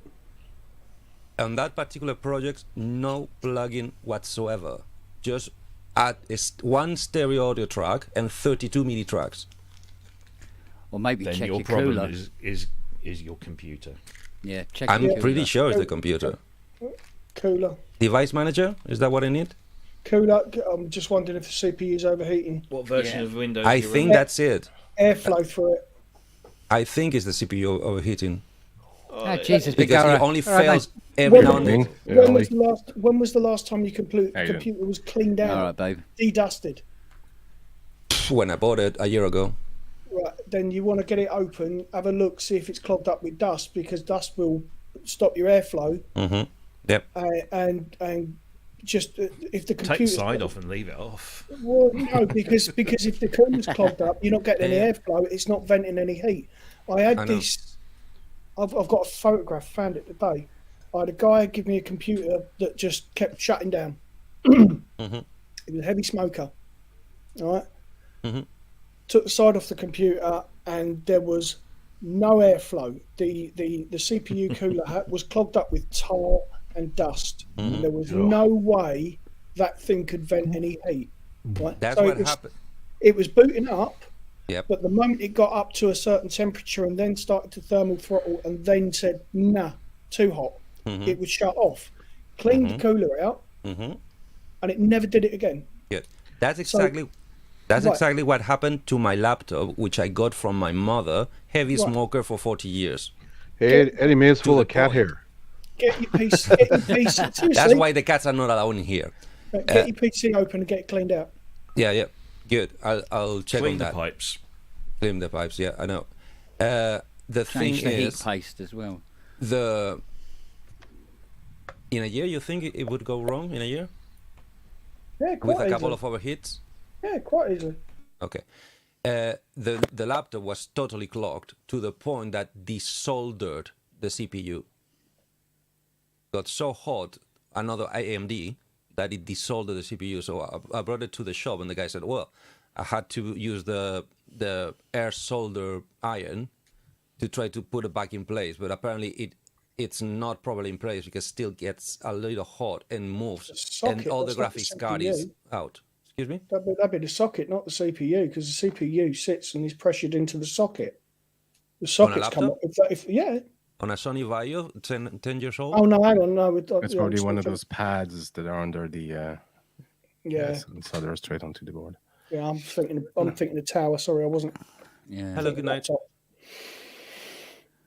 Evening. What can I tell you about the graphics card? Because I got a list of things here in the old Sunshine needs to me. Display, I'm in Device Manager. display adapter. AMD Radeon HD 74000 series. That's in the CPU. That's onboard graphics. That's why. That's inbuilt, right? Yeah. Yeah, that's the other two things I'm saving for. I want to put a graphics card, but everybody says nobody's selling them and they're extra expensive because they use them for mining, so don't even try to buy one. The other one I want is to max out the RAM, just because. And the third one is I want to put another. I want more USB ports, basically. You don't need a fantastic 3D card. No. But you just need a normal one. They don't use normal ones for mining, trust me. No. It's just, Okay. Yeah, just Plus- a basic graphics card. Don't bother with the RAM. 32 gigs would be the max I'd put in Yeah. any computer. You can Yeah, put, but I'm in 16. That's my point. Yeah, double Yeah. it. Just double it. yeah, That- double it, but no further. No, 'Cause you could that's put all it takes. Yeah, well, I mean, what I'm saying is, if you say, for instance, your machine was capable of taking 64, Okay. the operating system and the programs you're running on it won't fucking use it. You won't go anywhere near it. No. Yeah, because I don't do gaming at all. No, No, well, it's no, not even gaming. There'll be certain there'll be certain programs Programs. that will access the larger RAM if it needs it. Things like Lightwave and Maya and stuff like that. But Cubase and all the rest of it will sit and work happily within the 32 meg environment, regardless of how much RAM you got in it. Yeah. So don't Yeah, bother yeah. about that. But Good. yeah, just a 2D card. Get it into an AGP slot or something, but whatever you got in there. I Or don't it's know. a PCIe 32 slot or whatever. If you Take- tell me take the work. which is the top, I can tell you what's my motherboard. Security, software, sound, storage system, devices, disk drivers, computers. I'm trying to think if it's a Ryzen, it's probably a PCIe, isn't it? ID, Matt? Yeah, keyboard. they're all PC. PCIe now, aren't they? Yeah. Sorry? They're all PCIe, so any sort of, I don't know, was it somebody put NVIDIA 710 would be, yeah, that's just a basic card, take pressure off the CPU. Yeah. But if you can get that CPU cool again, running That cooler, would be the first port of call. Cool, Yeah. Get that Clean airflow it. going through that computer. Clean the computer, get the airflow through it, Mhm. and it shouldn't glitch out. If it was Question. running fine, and now it isn't, that's the problem, especially when it's warmer in the room. Yeah. Question. The case, it came, have you ever heard of 3XS? yeah, Yeah. running one. This is another one. The case first has a lid on the front, the one you open to get to the DVD unit, and I can see a very big grill there. Yeah. Would it help to open that lid when? Yeah, I would if it's got a grill that's sucking air through it. If you've got fans, the more fans you can get inside the computer as well, because I it's all think about, it's using 3. One on the CPU, one in the middle of the board, and one on the outside. and you're running a Ryzen what? 7. Once again, if you tell me where can I find processors? I'd go 5 3600X 6-core processor. Ryzen 5. I'd go minimum of 5 fans in that case, and Wagoo's come up with a great idea. Run CPU Z, GPU Z from Tech Power Ups. Check the system temps. Yeah. Well, I do appreciate all this knowledge, but it's going totally over my head. And the same case on top also has a lid. If I take it off, it's another venting on the way up. That would help. Yeah. Yeah, well, anything to get air across that CPU cooler is After gonna be cleaning, the trick. obviously. Yeah. It's going to be the trick. Get it as cool as you can. Yeah. Because I Dust, really... dust and heat, the two biggest killers of computers. Dust and what? Dust and heat. And hit, yeah. Or hot dust is even worse. Dust. Well, Don't even go it's- there. Not hot Don't- dog. Don't use a computer. Don't use a crematorium computer. Yeah. They're useless. Or sprinkle it with PCP is also a bad move. Hot dust. If it's the right Although dust. ironically, cocaine is all right. So Oh yeah, no, it's fine, man. But not meth because it takes the paintwork off. I saw Hot Dust back in 1975. They were brilliant. Supporting the Spongles, I think. I was going to my say, God. you sure that isn't in Spongle's memory? Oh, well, they did that Kate Bush cover, the pricking doors. Hello, Ollie. Running up No. that bill. Yeah. Ollie, Yeah. is that a Master System on the shelf? Oh, it is. Yeah. Yeah. I'm jealous. Officially. Yeah. I got a few of these things. I had a... You know What do you things mean? about when people are invoking Rob and his accordion. Yeah. does Actually, he actually it's have an good. accordion? I didn't know. Berenger, Oh, he has an Berenger, accordion. Berenger. I was Yeah. going to say, has anyone heard it from Ty? How is he? Yeah. He's getting better. He's He's getting all right. better. Good. Yeah. Glad to hear that. Yeah. But yeah, I had a Mega Drive for less than a year because I had to sell it, money, and I miss it because now I have the Wii's, and the only problem is the games are too long. I miss the 10-minute play times. Now every game is 30 to 3 hours long. Yeah, more than that even. Yeah, I know. you need time. I don't have time to play. I just have the old, my old have the systems hardware. on the shelves, and that's it. Okay. Last of Us Part 1 reissue comes out tomorrow. Yeah, actually, yeah, maybe I'll have time for that. Yeah. Yeah. Have they announced this Moog yet? the what? Oh, the raffle. What, the Yeah, winner? the raffle. That Yeah. only finished yesterday. I don't think they... Did they do it straight away? Ken's got it anyway. We know that. Yeah, but who's yesterday? Our yesterday or their yesterday? Law of averages, is it? Because Well, their it's yesterday is still today. It's still today. No, the thing finished yesterday. Yesterday. Yesterday. Um, Yeah. Thursday. In America. No, Wednesday. I can't take Okay, long Wednesday. to pull 4 bits of There are paper 2 out of days, a yeah. hat. 4 bits of paper, yeah. So who bought a ticket? I accidentally yeah. bought a And lot always more buy than a I ticket. wanted to. Yeah. Yeah, so if you don't win it and then give it to me, Well done, boys. That's what you do. That's the way you do it. Yeah. You have to contribute for all of us. Actually, I spoke to Misha a couple of days ago. I said to her, I said, look, I'm just buying tickets. If I do win it, just don't bother giving it to me and just Give it to sell me. it and use the money. no, give it to me. No, you got a fair life. Fuck off. You're well tucked up, mate. What's the matter with you? Thanks, Wagyu, but Because I'll be honest with you, I'm chill Mini with Moog, computers. Fairlight. Let me think.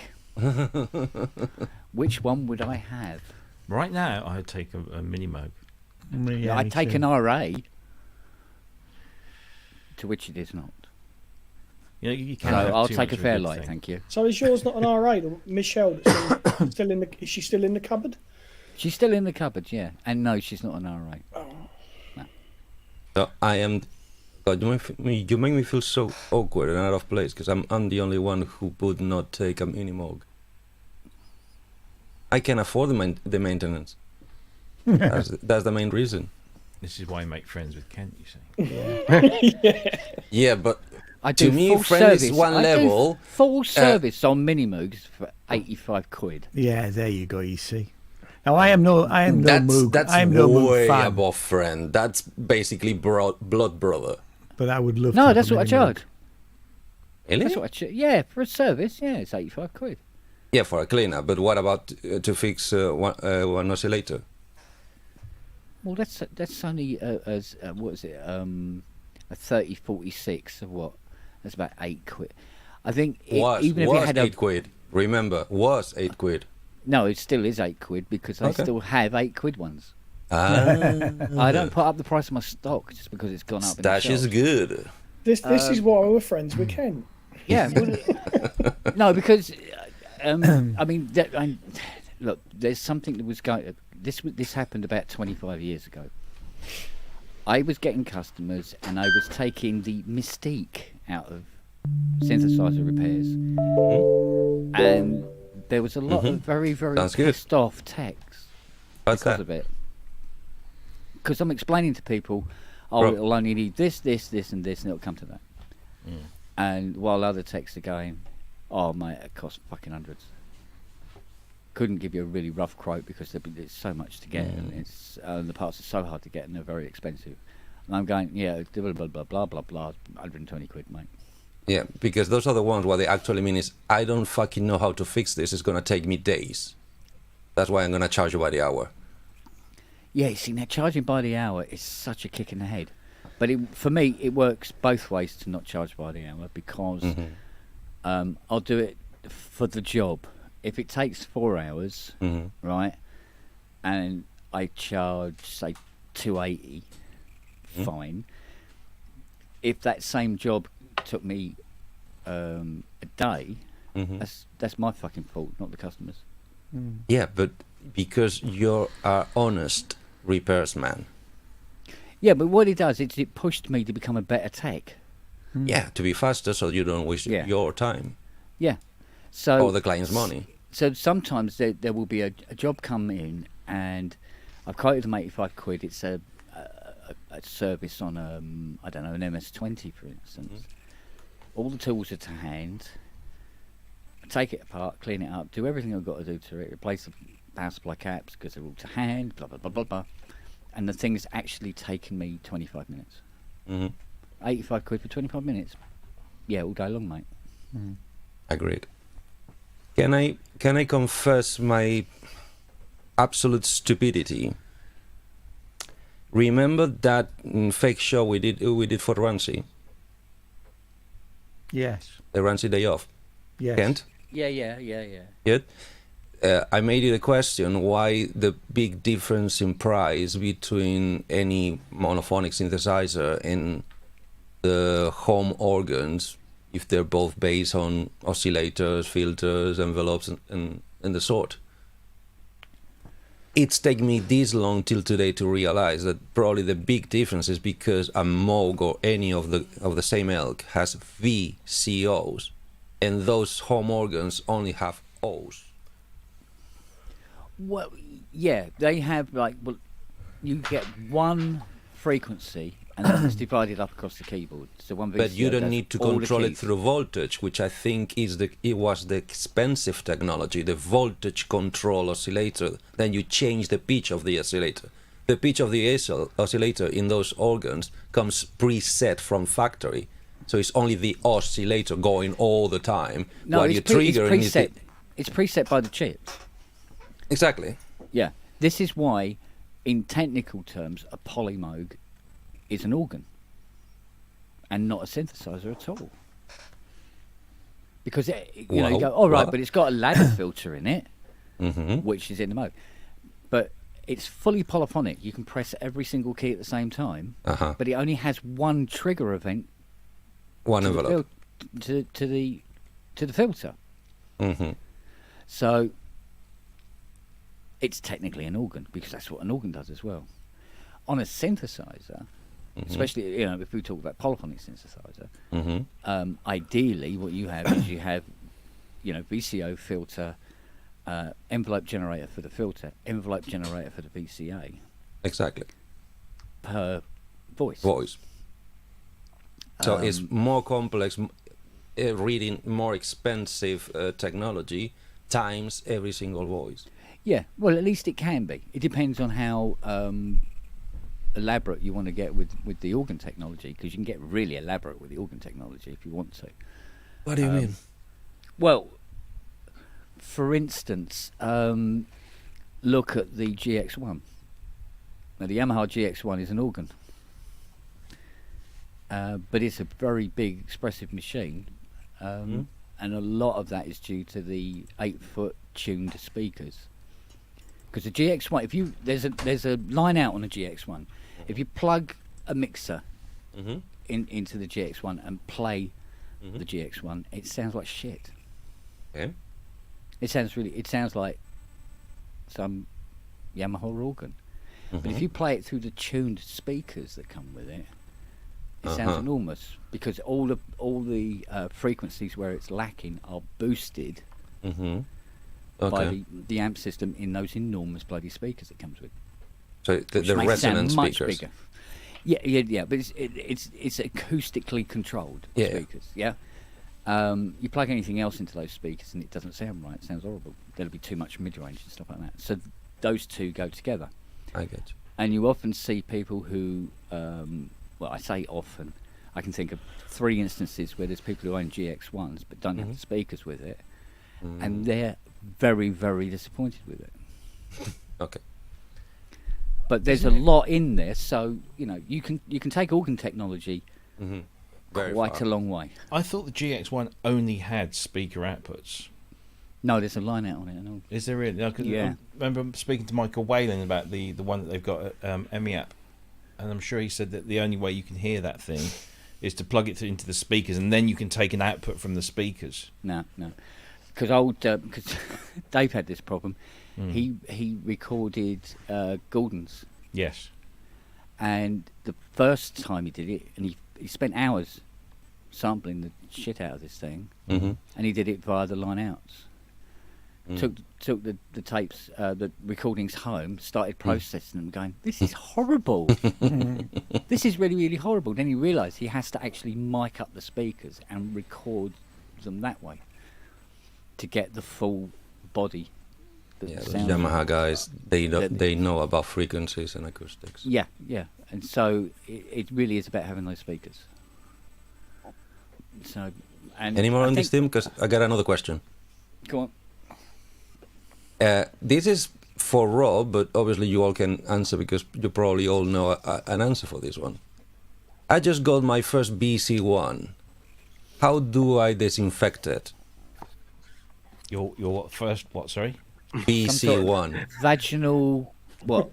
Breath controller. Oh, Oh. BC1. Sorry. Oh, Yes. mouthwash. Into the circuit?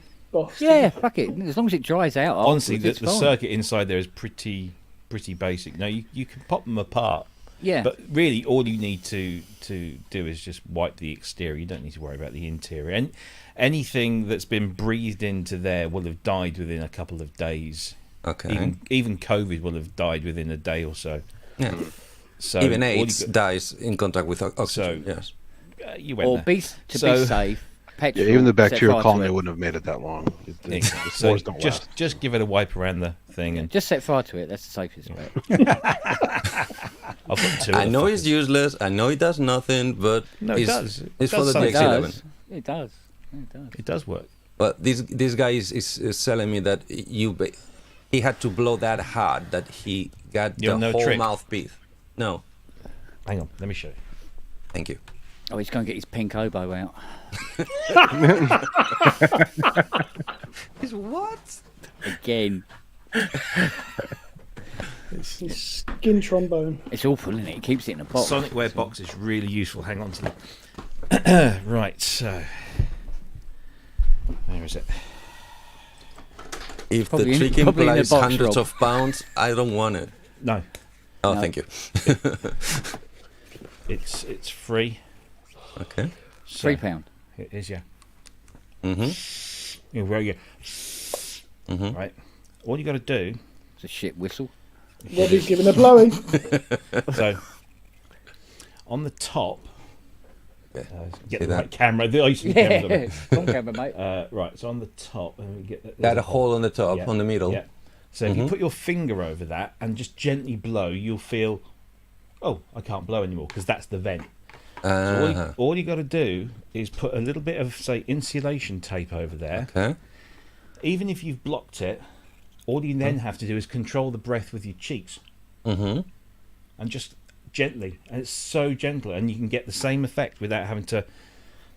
Because blow the your guts pressure out. multiplies. Yep. The pressure inside Let me, multiplies. let me see. I don't Hey, know Robbie, if that'll this- make a great gift, by the way. So I've got Pumping the cheeks. two of It's them. like some sort of blowjob training tool Oh. or something. Do you? Oh, you have two of them. Because my pouch is eaten by the moths. So if you have an extra pouch, you can. I am no sorry. I knew it. Had to try. You hear that? Oh, here we go. Yes. So I don't know if this is going to work or not. Robbie's got to demo his blowing technique. Richard Is that Clayderman in joining the just house. for that? You know he can hear you, right? Yes, you know. Okay. That's why I said it. Use the clitoris patch. What? How very apt. What? The clitoris patch. I can't remember which session. It was Dave Spears told me about it. It was some session they were doing, and the guy's got his DX7 out, and he starts playing the electric piano sound. Uh-huh. It was, and he goes, "No, don't use the clitoris patch." And he goes, "Why is it called clitoris patch?" Because every cunt's got one. And as I said before, it can't be the clitoris patch because he found it. It's 10 centimeters long, you know. Apparently. Yeah. He's not finding it now.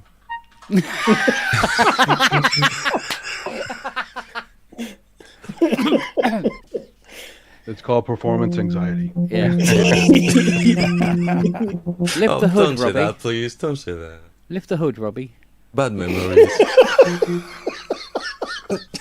got to find the patch that uses it. I don't think I've got one. There you go. Hang on. It's already bad that you're not speaking to the microphone, but with that in your mouth, Some sort of like electronic porn film. Oh, here we go. Why is that not working? It's because it's a DX7. I don't think that's the DX7. Is that? He's trying to Maybe it's find because the you've got G. a bit of tape over the Maybe. hole.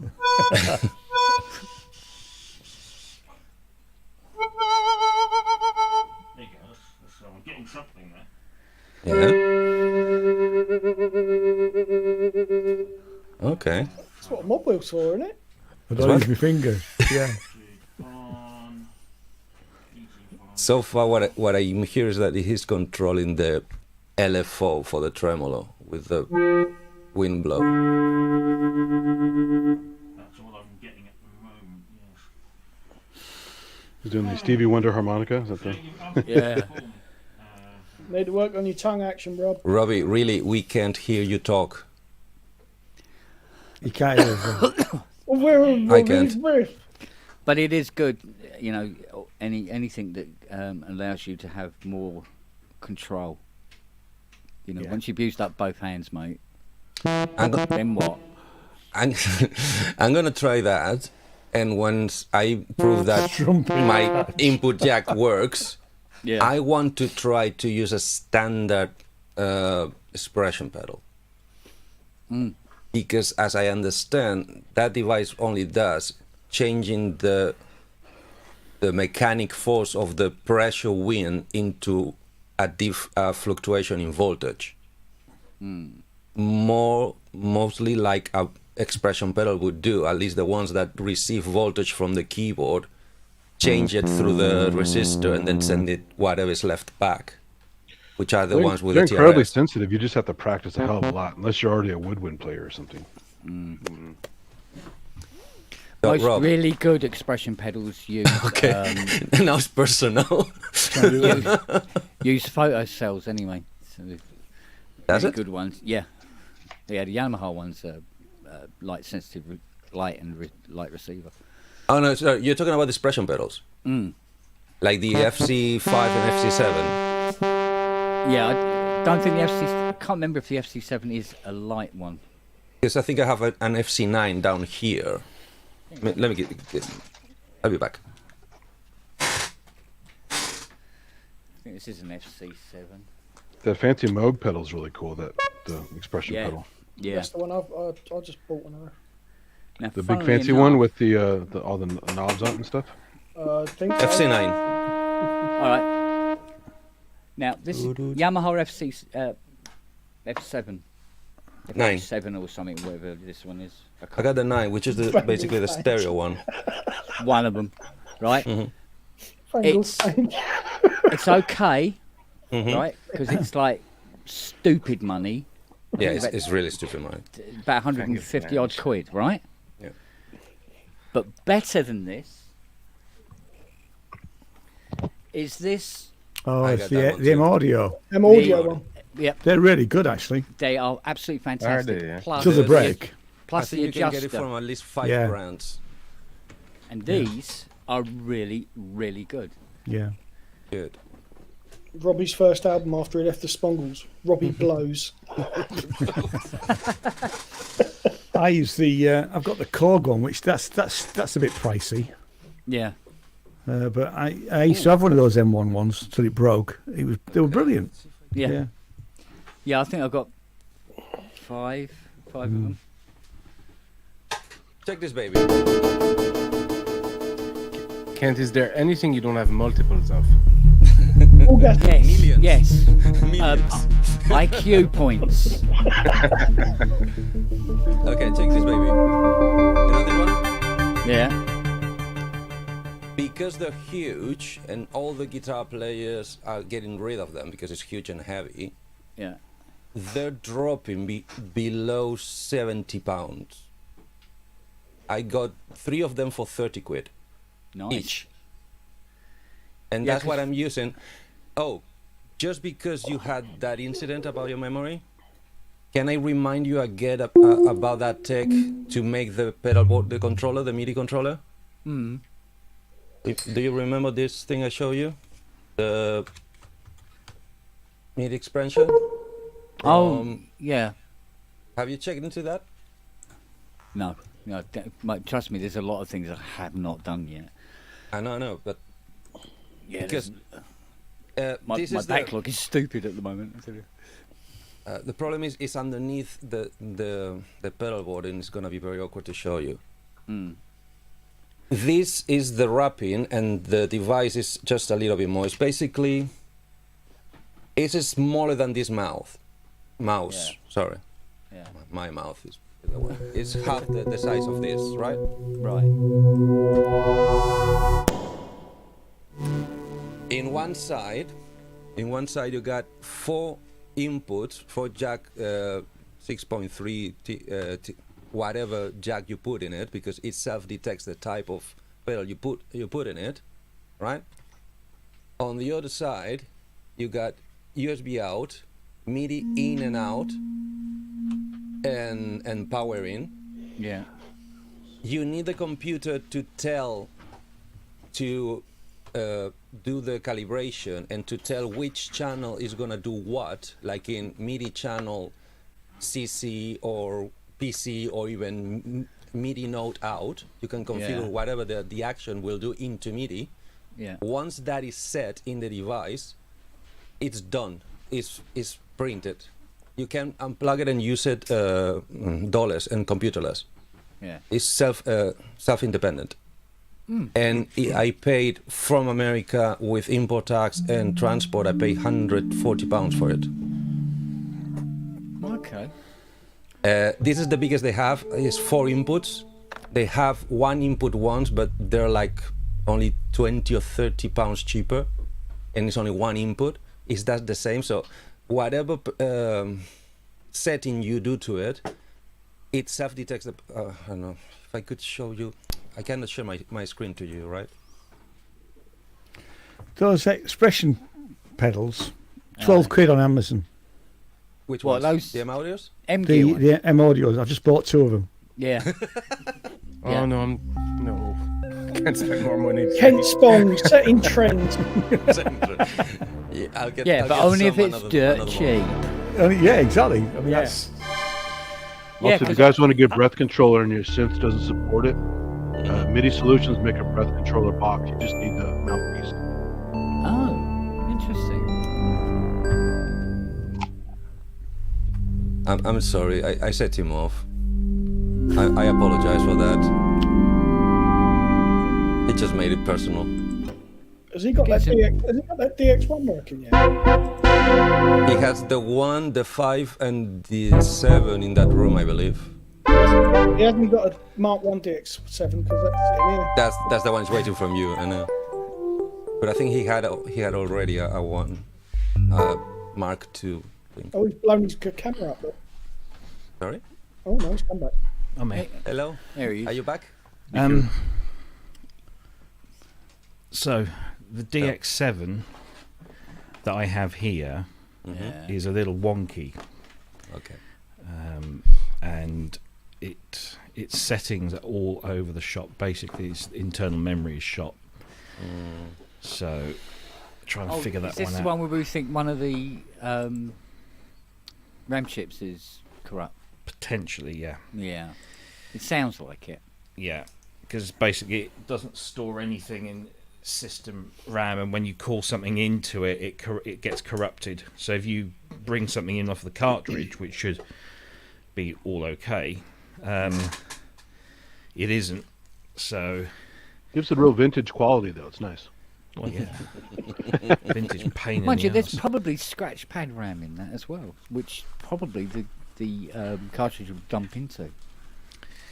Well, yeah, there is. There's the edit RAM Yeah. is where stuff goes, but then you'd save it to either a cartridge or the internal memory.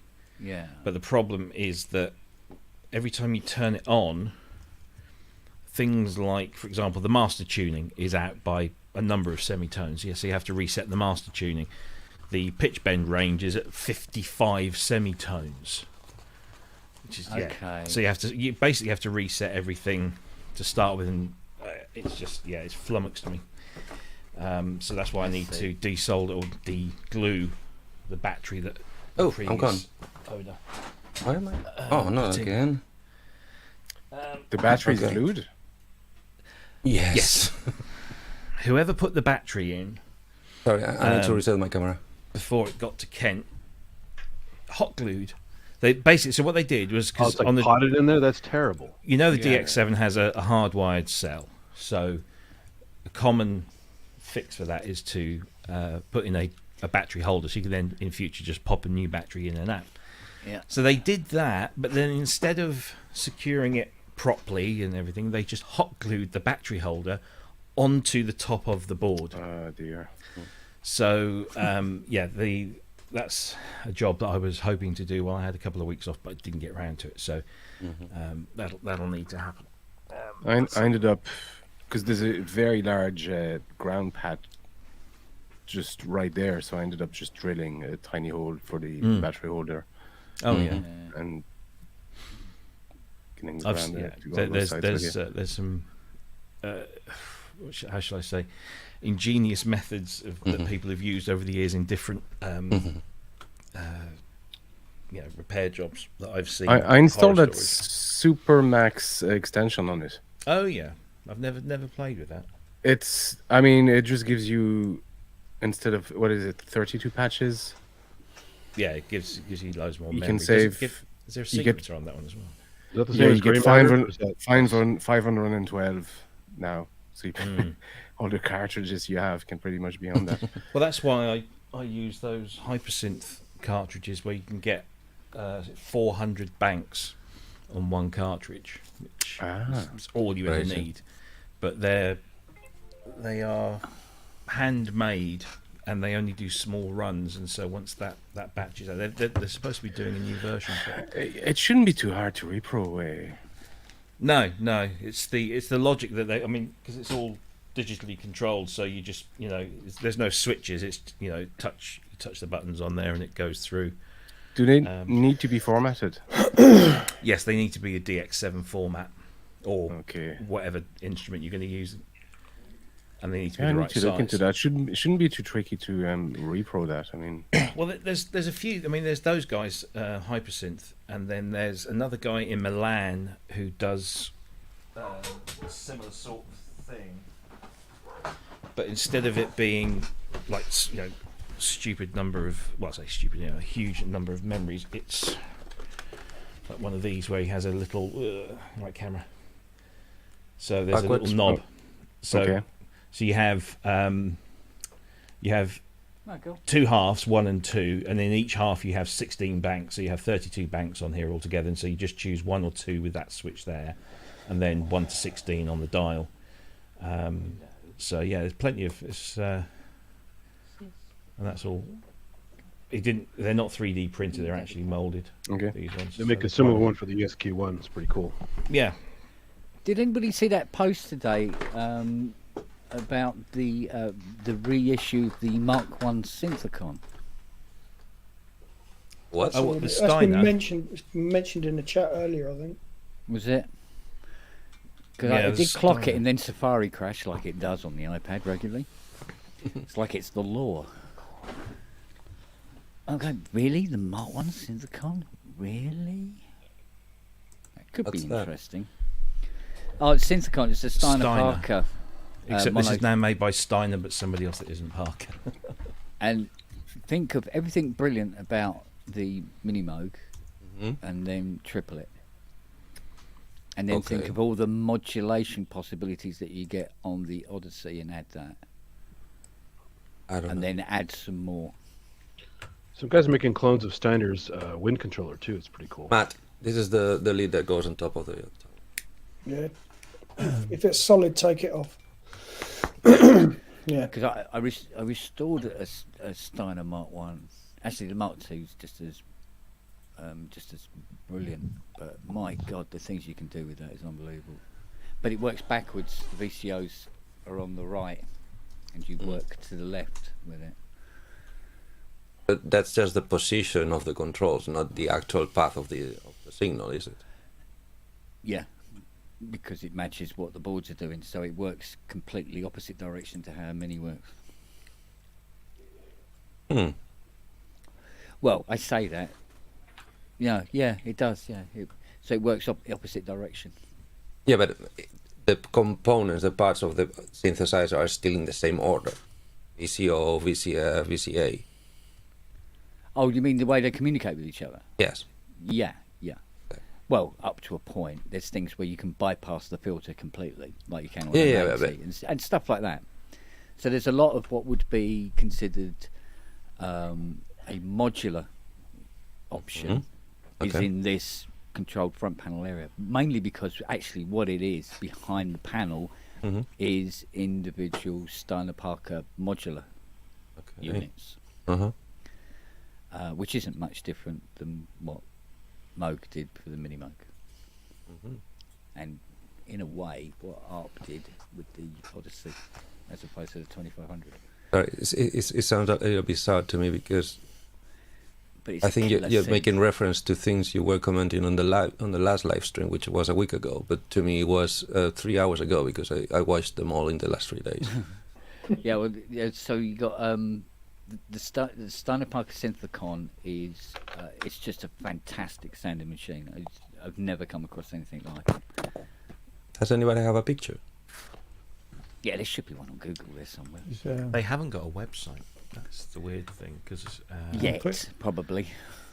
Still busy Probably hunting around trying to find parts. This is one that was on there's one on Facebook. Reverb, but it's gone, but you can see the picture of it. Strangely enough, it was a complete flop when they were trying to flog them. Oh, okay. The first time round. To the point where they go, oh, if you buy a Steiner Parker modular, we'll give you a free Synthicon. Oh, wow. Okay. But there again, the market was very, very active at that time. Is this mono, dual, or poly? She's mono. Okay. And she will fracture a cow's pelvis at 900. Did the gear first sign up for our emails? No, thank you. I've used that expression recently, Kent, It's a good one, isn't it? to an unsuspecting crowd. Yeah. Sorry, I missed it.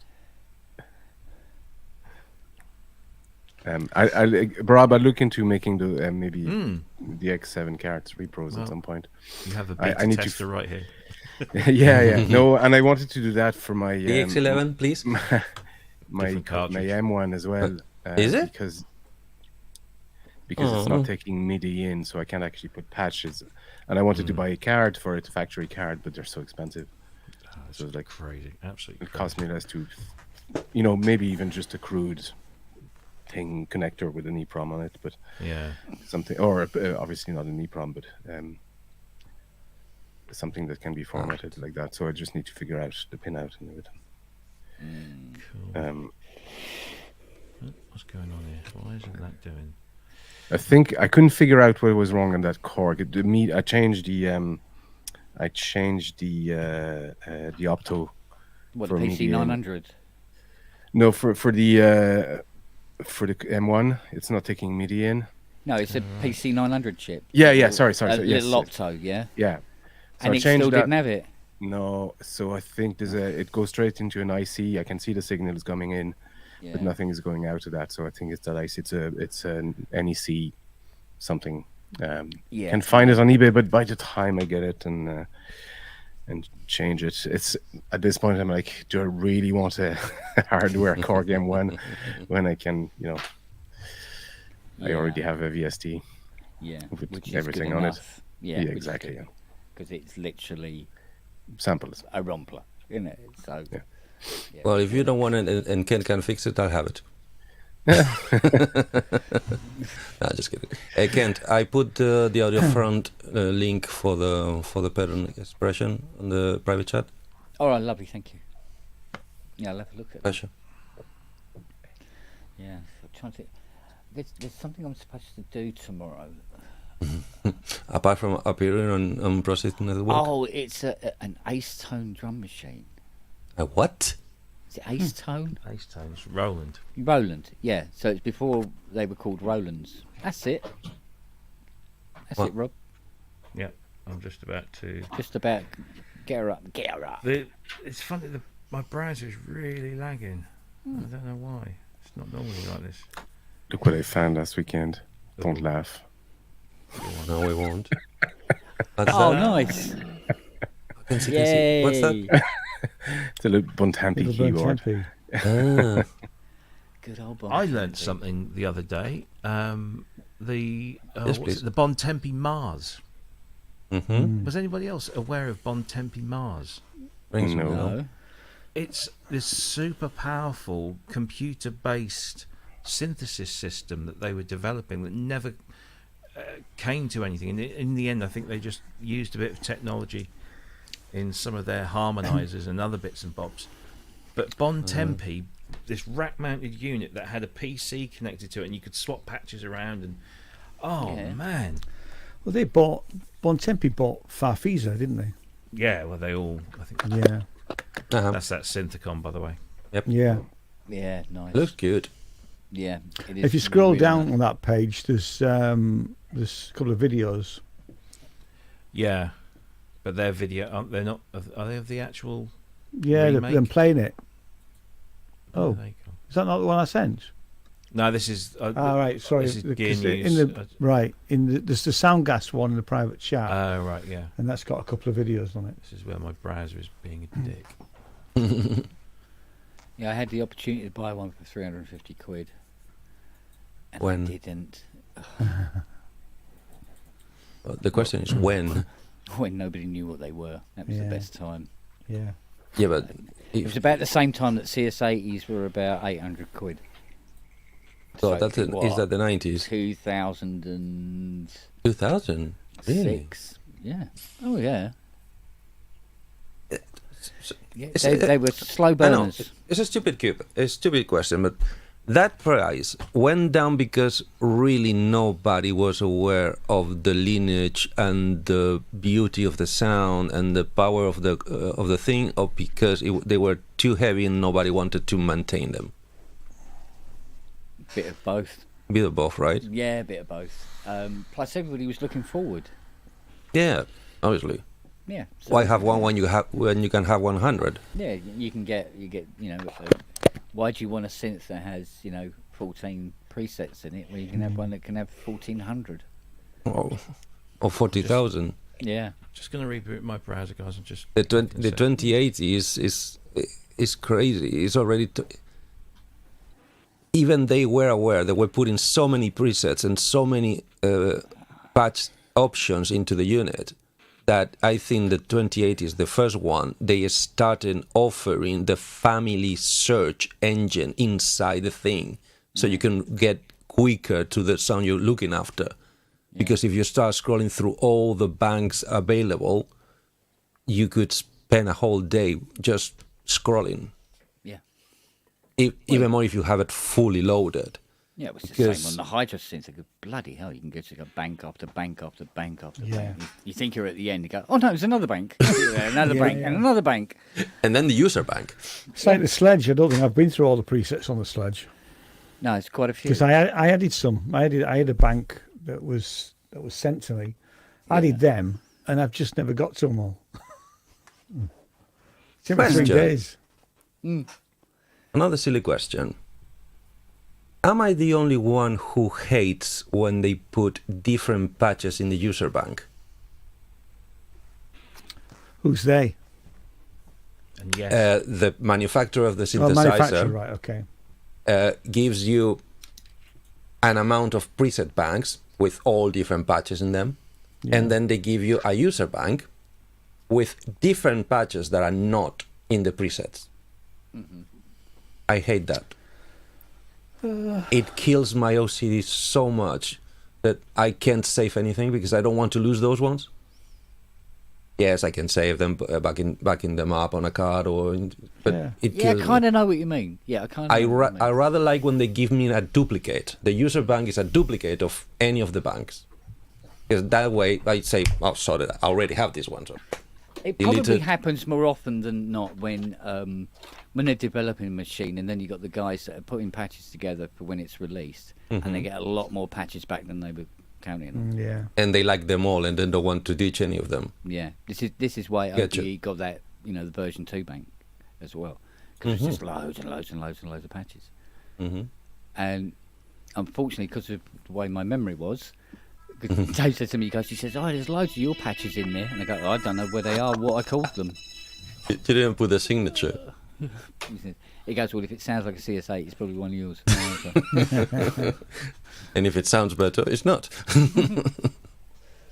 No, just kidding. No, it's all right. Yeah, there was quite a grueling screening process with the patches. Yeah, Dave. Wagyu makes a good point, doesn't he? It's annoying when there's more than when there's presets you can't overwrite. Oh, Come again? Wagyu's just said it's annoying when there's presets that you can't overwrite. yeah. How often do we see that on a synth? Mm. Every that's single really time. annoying.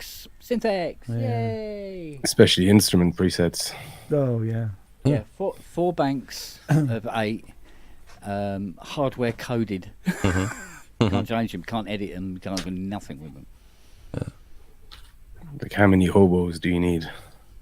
In fact, True enough. when But there would again, you... every single Synthex has the laser harp on it.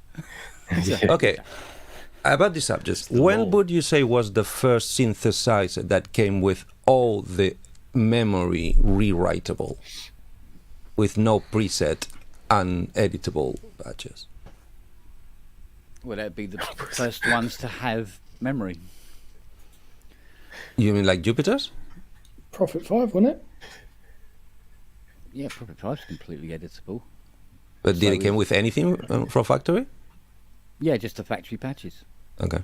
It was standard to have factory patches. Okay, Yeah. then let me rephrase it. Which was the first one having tens of patches that gave you the option of rewriting every single one? That would be the PPG Sonic Carrier 1003. Is that the model of the year? That's the model. And the year? Around? Christ. 90s, noughties, 10s? 73, 74. 74? Yeah. Wolfgang Palm invented a CPU using logic ICs stacked on top of each other. I think I've heard that story. Yeah. Wow. He was a bit of a genius, and he etched the boards in the bath in his flat and all this sort of shit. And Jeez. I definitely but heard that this story. thing was like, oh, for God's sake, don't turn it on; it'll break it. Don't look it wrong.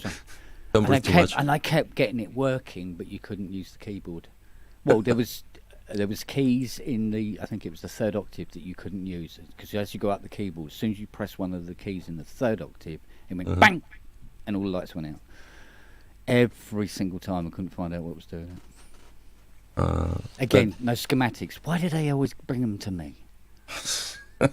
That's exactly why, because they know you're resourceful. I actually contacted Wolfgang. I said, "Look, I got this Sonic Carrier here," and he went. I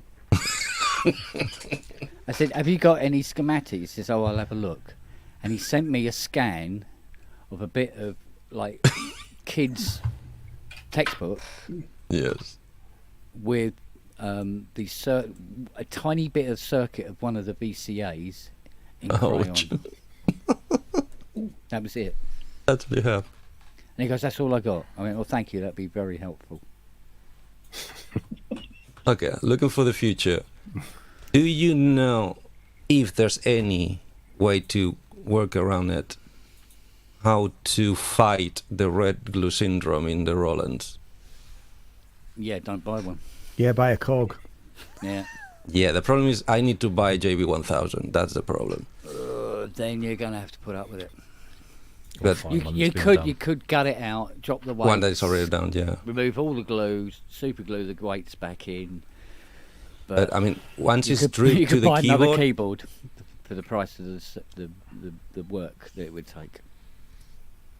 It's like Do you buying a have- car, checking if it's had its cam belt done. When you buy a JV, check it's had the keys done. If not, avoid. Yeah. because it's... any of you know anything about that keyboard? Yeah. What a is- bit.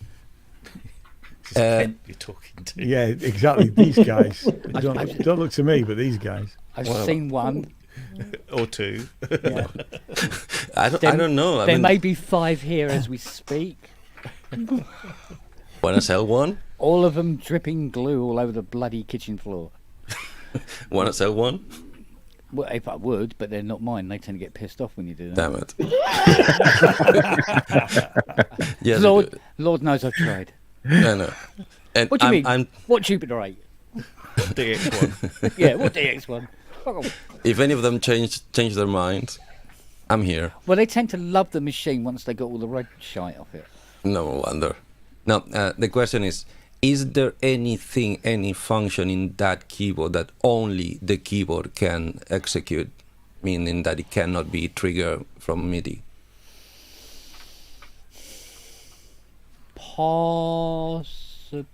No, not even the Artitouch. Because I know the JB1000, to my knowledge, is basically a 1080 plus a sequencer. Yeah, well, I know a lot of people who have the JD800s, and they've gone, oh, do you know what? Fuck it, I just won't use the keyboard. It's one piece anyway. You push one key down and they all go down together. Literally, they've all stuck to each other. Right, I wonder. And they play them remotely. Stand them up, MIDI cable in the back. Just because I don't have it out, Korg didn't do that thing with the weighted keys, did they? With weighted keys. What do you mean? Did Korg the glue? any? Yeah, the red glue for the weights on the weighted keys. No. That was that was rolling along. One-off. That was So a was it? one-off. Was it just the JD that suffered the red glue? No, there's tons of them. All of apparently all of the keyboards from that decade with weighted keys had the same, because they did it the same way. They put little pieces of lead glued on the back of the I've only ever on the seen back of the JDs key. come in with it. Only JDs. It's The not only lead. No, it's, Because I think it's a badly cut bit of steel. At best. Okay, not even lead. Fuck. Korg did a weighted keyboard. Something about the 800s or 8000s. That's no, a JD, right? Yeah, but the only red glue incidents I know of are in the JD800s, and it's one of those. Wasn't there things, a controller as well? I think there was one of their controllers at the There time. might have been, but I don't think they've sold enough of them for it to be treated as an issue. But it was almost like a third-party company went to Roland. You know those YouTube videos you get. He goes, "This glue is destroying the glue industry. It's taking the world by storm." And Roland gone, "Yeah, we'll have 30,000 gallons of that. 3 or 4 tons of it. Yeah, that'd be cool. That will. It's nice and cheap." Oh dear, 25 years later. Mm-hmm. Yeah, but I heard that is kind of a fluke. Like, it's when used, it goes solid. It's been for 25 years solid. Then they can explain what reason goes liquid, and after it goes liquid, it goes solid again forever. Yeah, pretty much. What the heck? Yeah. It's an intermittent glue? It's got a ludicrously long curing period. That's all. just either that, or just wait for another 25 years for it to liquidize. Yeah. Science, bro. And the other way Science, round yeah. it is Bitch, it works. if you buy a JD800 and the keys are working, but it does have the red glue, you just put it on the keyboard stand upside down and play it that way, and you'll be fine. No problems, mate. I know. Well, it can't be any harder than playing it the other way up. No, I know I'm doing it. But Yeah. collections are collections. Yeah. So, but theoretically, you should be seeing, JD800s coming up for sale on eBay with no keyboard in them. Do you know the worst thing? Jeff Toman offered me a JD800. He'd taken the red glue off for 500 quid. Yeah. Well, there you go. And about 4 years ago as well, 4 or 5 years ago. I know.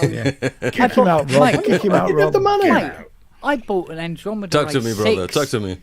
I bought an Andromeda A6 for 500 quid. I bought you a can do DX5 it. for 400. Got all away for nothing. Or DS1 for nothing. I'm keeping that photograph of that walled away posterity. The way it was rotting into the pavement was brilliant. Yeah. I've just had an Dog interesting pissing up it. email from a guy that's just contacted me via the website. So he's currently writing an article for a German online review platform, Amazona.de, on the TX816. And apparently, in his research, he stumbled upon a concept that was being developed by a soundware company called PA Decoder. PA used to do voice banks for various synths of the day, DX7s and so on. Apparently, they come up with this is around late 80s, they come up with a piece of software that could translate audio samples into FM patches using component synthesis methods, similar to those that are used in the montage, where like Manny reverse engineers a piano, sort of like that. He was told that this software would not be commercially available, but had been used by Michael Jackson's sound designers for the Bad tour. And he's wondering if I've ever heard of it. I've never heard of anything that can translate an audio sample into an FM patch. Dr. Manny is in the chat, so there you go. Is he? I thought he'd gone. Is he back again? Well, it was there 5 minutes Oh, ago. there he is. Might be back. Manny. Screaming, Manny. snake oil, snake oil. Actually, well, no, Manny, because this email says that he's reached out to Manny and hasn't had a reply, but Manny's a busy man, so... Yeah. Manny's gone, I don't know. Yeah. It's beneath my pay grade. So... But I can do or he said, yeah, right. Yeah, well... it's one of the other. I'm with that second option. But this is, I mean, to have something in like 88 or 89 that can translate audio samples into FM patches. Yeah, but it doesn't say how fast. Yeah. No, it doesn't say anything about it. It just said it takes 9.5 PA weeks. Decoder had come up with something. It's still translating the first attempt now. Yeah. That's why you haven't heard of it. 42. They've died waiting. Well, they invented the software, but they're waiting for the quantum computer. Yeah. To be able to For the crunch the glue to numbers. dry. Yeah. No, I mean, I you suppose hear it- something like that and you go, But I suppose that's No, like the resynthesis but function you don't know, on a do you? Fairlight or even a Synclavier. You can Yeah. take an audio sample and it will analyze it and create multiple harmonics from it. And I guess it's doing something like that similarly with FM. Yeah. Which I think is the same technology behind Melodyne and Autotune. No, it's completely different. No? Completely different. No. It has to scan the voice so it can reproduce a digital voice that sounds the same but on Yeah, a but different it's- frequency. The way the resynthesis thing is completely different. No, sure, but I mean, with my null knowledge, sounds similar. Oh, it functionality, but the actual process and the outcome. No, it's totally different. I know. Yeah. It's interesting because, as Michael's just pointed out, Synclavier was all over the Bad album. Of course, Synclavier had FM, and maybe that was what they were doing. Maybe it was a Synclavier thing rather than Okay, a and DX. that's the quiz question. Did it have real FM or Yamaha FM? Synclavier had sub-licensed the FM from Yamaha, who had licensed it from Stanford. Not real frequency, but phase modulation, right? I don't know that much about the Synclavier's FM implementation. Michael will be able to elaborate on that, seeing as he owns one. But the original FM functionality in the Synclavier was created under license from Yamaha because they were still working on making something that was affordable. So.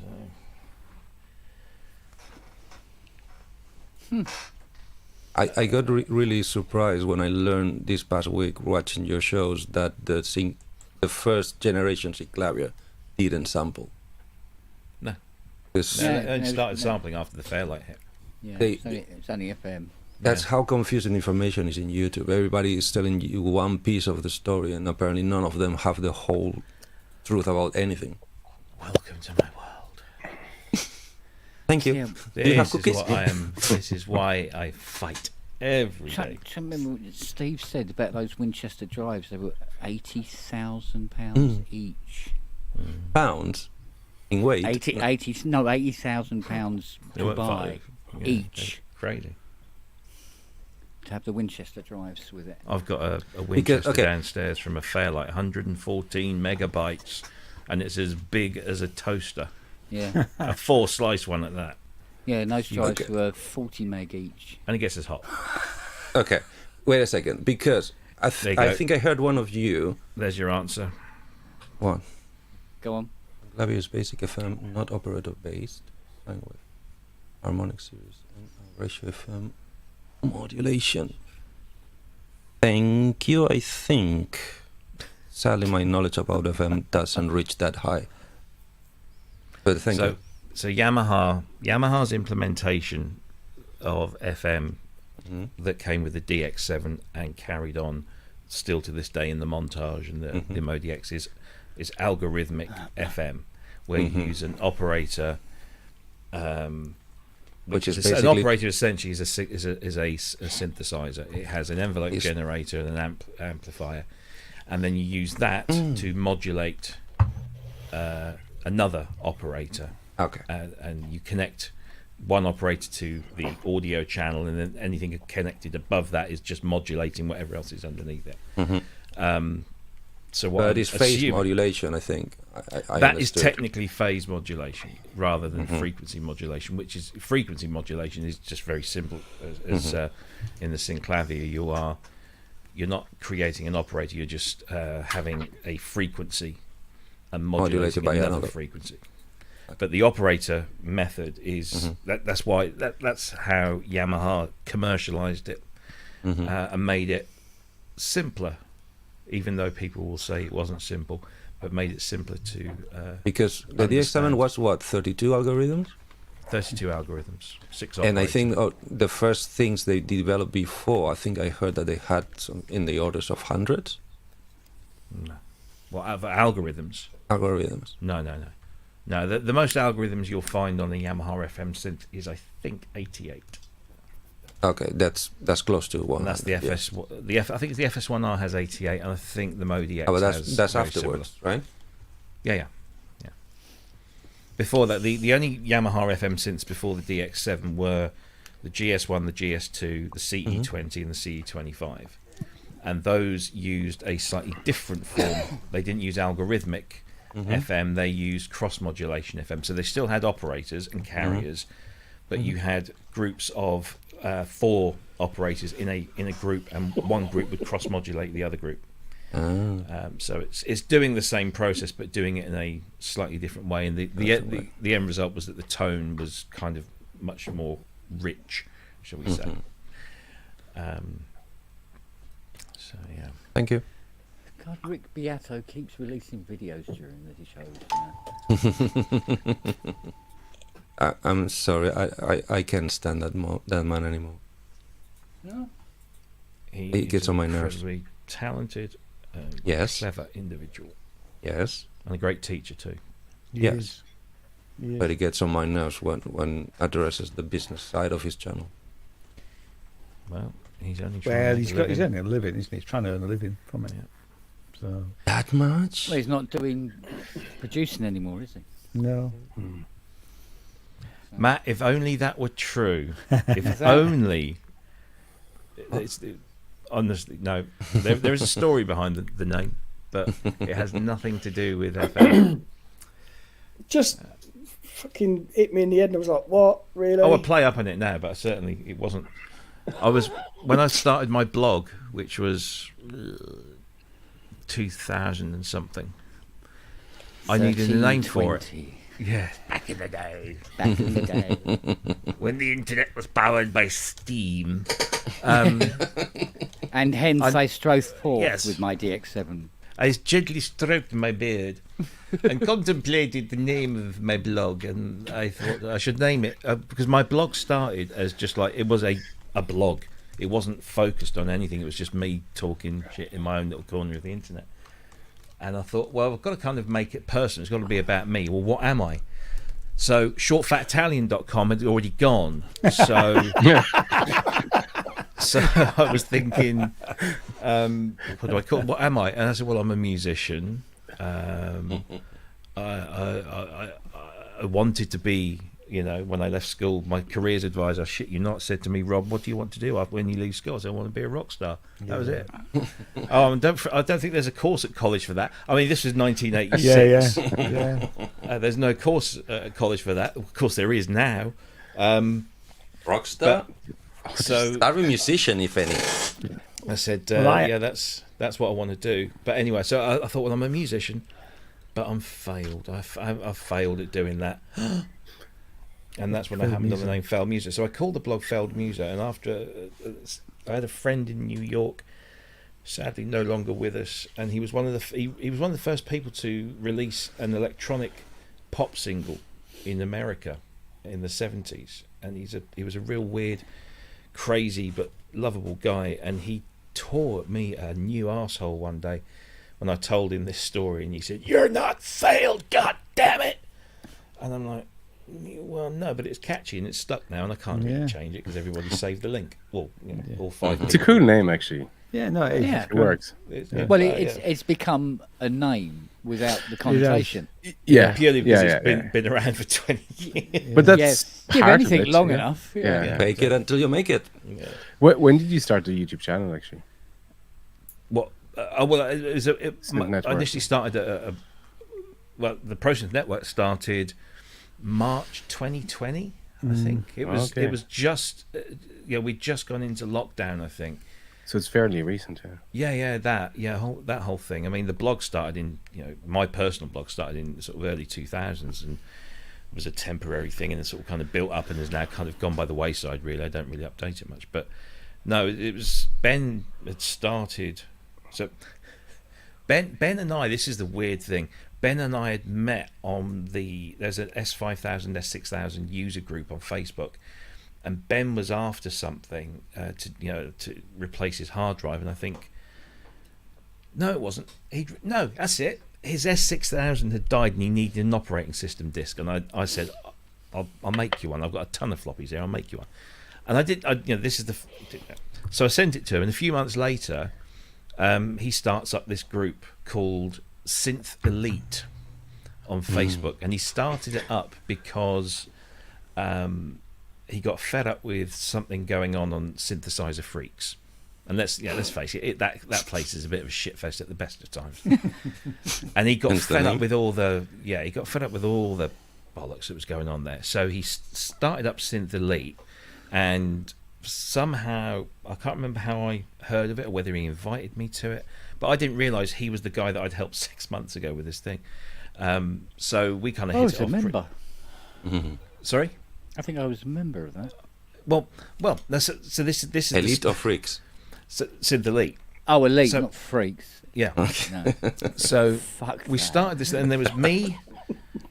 So Ben started it, and he said, "Do you want to help moderate it?" And I'm like, "Yeah, why not, go for it?" Because we sort of had a mutual grumble about the other places, and then he invited Chris, and then I invited a guy called Tim, who's a producer out in LA, which is a bit of a mistake because Tim, I love him to bits. He's actually my twin. We were both born on the same day in the same year, same month, within literally like an hour of each other. It was weird.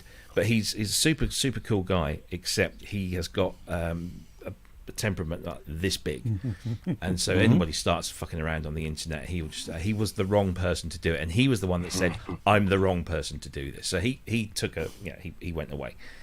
So it was me, Ben, and Chris were just like moderating the group, and one of the first I started inviting all of my friends and contacts and colleagues, and Tara Bush, I invited Tara in. I've known Tara for years, and Math, and she came in and she said, "Oh, Synth Elite. Oh, it's just a whole bunch of, middle-aged white men, and it's just going to be just like every other synthesizer group." And I'm thinking, no, but it's not. And she'd gone, and I was like, oh fuck, she's right. It could actually be. And then I looked at the name and I thought, oh, Synth Elite. That sounds a little bit. It's not inviting, yeah. It's not, is it? It's not welcoming. So we all kind of had this big call one day and was like, what the fuck do we call it? And we came up with a whole bunch of names. And I think it was me that came up with ProSynth Network, because I think Ben wanted it to be focused on people, not professionals, but people who were serious didn't want to fuck about and just wanted to, have a good natured, welcoming, inclusive, place that you could talk about and share stuff. So I think we came up with Pro Synth Network, and it seemed to have a ring to it. So that's what it was, and luckily we were Like an able to arse. change. Yeah, that's what I like to change the name of all of that.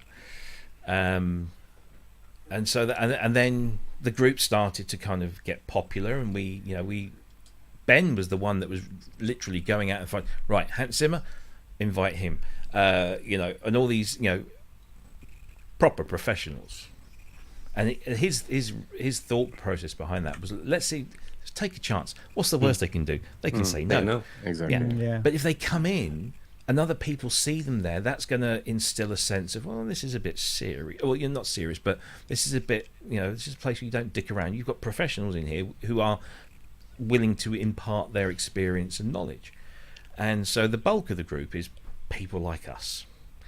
But there's a small number of people on there who are professional musicians, producers.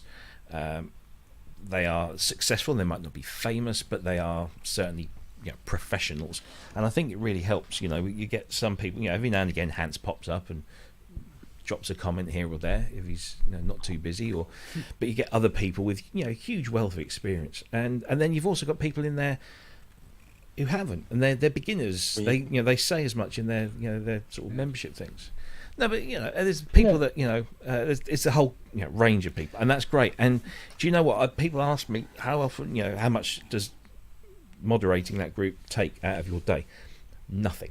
It is almost completely self-moderating. They're very well behaved. Yeah, It's very welcoming though, as well, isn't it? It's unbelievable, and it's really welcoming.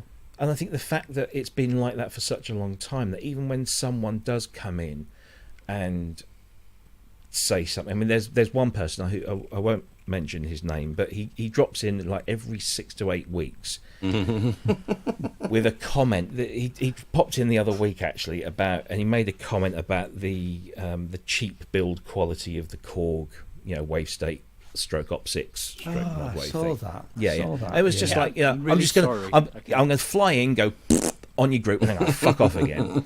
And then some people respond, but most people don't go, oh, they just sort of say, okay, whatever, and they move on. And he's not getting the traction he wants, and that's great. It's not getting conflict. Exactly, and that's all he's after. He's anyway.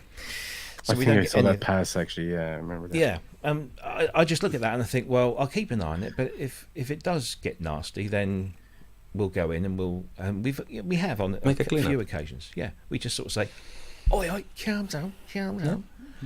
And most of But the time, it's good that people aren't taking the bait as well. That's Oh, I mean, yeah. that's Yeah, a yeah. sign of a healthy community, because absolutely. especially online, Yeah. So Yeah, people I- mean well. I have I this almost policy in took my- the bait on that one. So did I. I It's easy quite to much do. like Yeah, that. I almost took it, but I thought, no, I won't. I'll leave it. I have this policy on my YouTube channel, and people call me on it sometimes, but I just delete anything negative or people saying or and the reason is not because my ego is hurt, is because I don't want other people to jump in and start arguing. Yeah, and well- it derails and Reactions. it becomes Okay. a toxic Yeah. environment.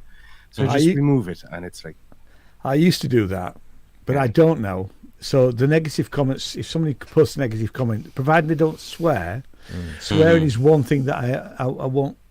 I'll remove it. Yeah, that's Somebody what I use an mean. F word or a C word, it's gone. The post is gone. yeah. Okay. Good to know. Well, yeah, I mean, No, if it's I don't like it because fine, and you know, but and usually it's people having to pop at me, which is fine. I'm big enough and ugly enough, and I've got broad shoulders. but You're what, not that big. what happens is like I used to be 6'1", but I'm getting smaller. Is the age. Rob, what can happens I... is sheer numbers. I got almost 60,000 people on that channel, so it's like Whoa. Well, there's that's well. there's a lot of people who just want to defend me, Yeah. as opposed to I just I don't want that hassle, and I don't want Right. that. Would you share your channel and one more subscriptions? It's somewhere. But that's the thing. I mean, I used G to on get it. really stressed. I used to get really stressed about numbers, and like I look at our Facebook group, it's got like 1.6 thousand people. which compared to many of the other synthesizer groups is a tenth, if not a smaller number. And the YouTube channel, we're at 2,080 something subscriptions, which compared to a bunch of other channels is paltry. And it's you look at Sonic State have just got 200,000 subs. I mean, that's some going, but he's been going a very long time. And the thing is with YouTube, in terms of its numbers, is that you've really got to work hard to get those first few thousand, then the algorithms start to kick in and do their things to start placing your videos in recommended. And then multiplies instead of adding. Yeah, and it sort of gets slow, and we're starting to see a little bit of that, and we see little peaks when we have a guest on, like like Steve Bacaro. We got a nice big peak when Steve, and the other one was Mick McNeil. Like all the Simple Mind fans just like came in. But it's always growing. It never shrinks. That's the way I take it, Rob, as well. I mean, mine grows about 50 to 80 a month, and I'm happy with that. That's cool. It's interesting that 80% of my viewers are not subscribers. And I don't know how. That's always the case. That's across. Is that always the case? Because I mean, I haven't bothered trying to do anything about that. It's just Many of us just fly between channels until we find the ones we resonate with. So, Rob, can I share my side of the story of the channel and the Facebook group? First thing, I didn't know at the time. Now reminiscing, I can join the dots. I found your personal YouTube channel almost on my one. Pale Muser. Okay. I'm sorry. No, don't. I was looking for wireless MIDI. Okay. And I found one of your Witty videos. So you had the channel before. Which I wrote down like, I need to remember this, but when I have the money, I want this. This looks like works and it's awesome, blah, blah, blah. But 5, 6, 3 months later, many months later, and everything looks longer in lockdown. I didn't link you with that channel, but I learned about your nickname in Ramses because you came and you chat around, and probably that was the time that I started talking to you about the Yamaha interfaces, MIDI interfaces, and because of that, I started linking. So this is this nickname. Oh, wait a minute, that MIDI thing. Oh yeah. Then I went back and said, oh look, it's the same guy. And then Ramses started promoting PSN and go, because it's a very good channel, go and crack. But then but the name it was Pro Synth Network. And I said, okay, YouTube, I subscribe, at least for a month, I subscribe to anything. I think it's 357 channels in my list. So let's give it a bump so it gets traction, as you said, and go as the threshold. At the same time, or parallel to that, in YouTube, looking for synth knowledge and looking for Facebook synth groups, one of the ones that suggested me was Pro Synth Network. I saw that and I said, not that one. I'm not a pro. I know nothing about synthesizers. I'm going to be totally out of my depth in a professional synth network. It's like the guy with the autograph book going into the Oscar ceremony award. Like they're gonna shoot me at one glance just because of the name. So you attracted the right people and you fobbed away the wrong people. I don't think that's true, actually, Eddie. At the beginning. I saw now that I know better, and for all the reasons, and because I think I've done something meritable to be in this screen with you all, which I always keep saying is the biggest honor in my life, is the peak of my achievements in life.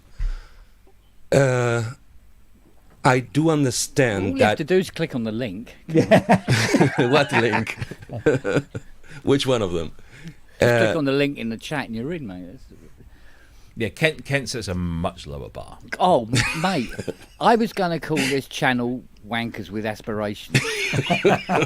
Oh well, that's why I feel so at home. Yeah, but then I thought it might like that. attract the wrong type of people. Do you know when we were talking about the name, you know, we started off on the wrong foot, and Ben held his hands up straight away and said, "Yeah, do you know what? I just wanted something that set us apart, and I wanted us to be better as a group, not better individuals. You know, we weren't, you know, he wasn't claiming that we were better people, but just it was a better group."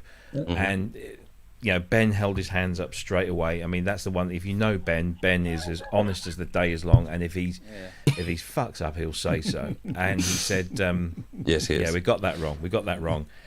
And so we thought, well, what we want to do is we want to create a Facebook group where it is different from everywhere else, but everyone is welcome.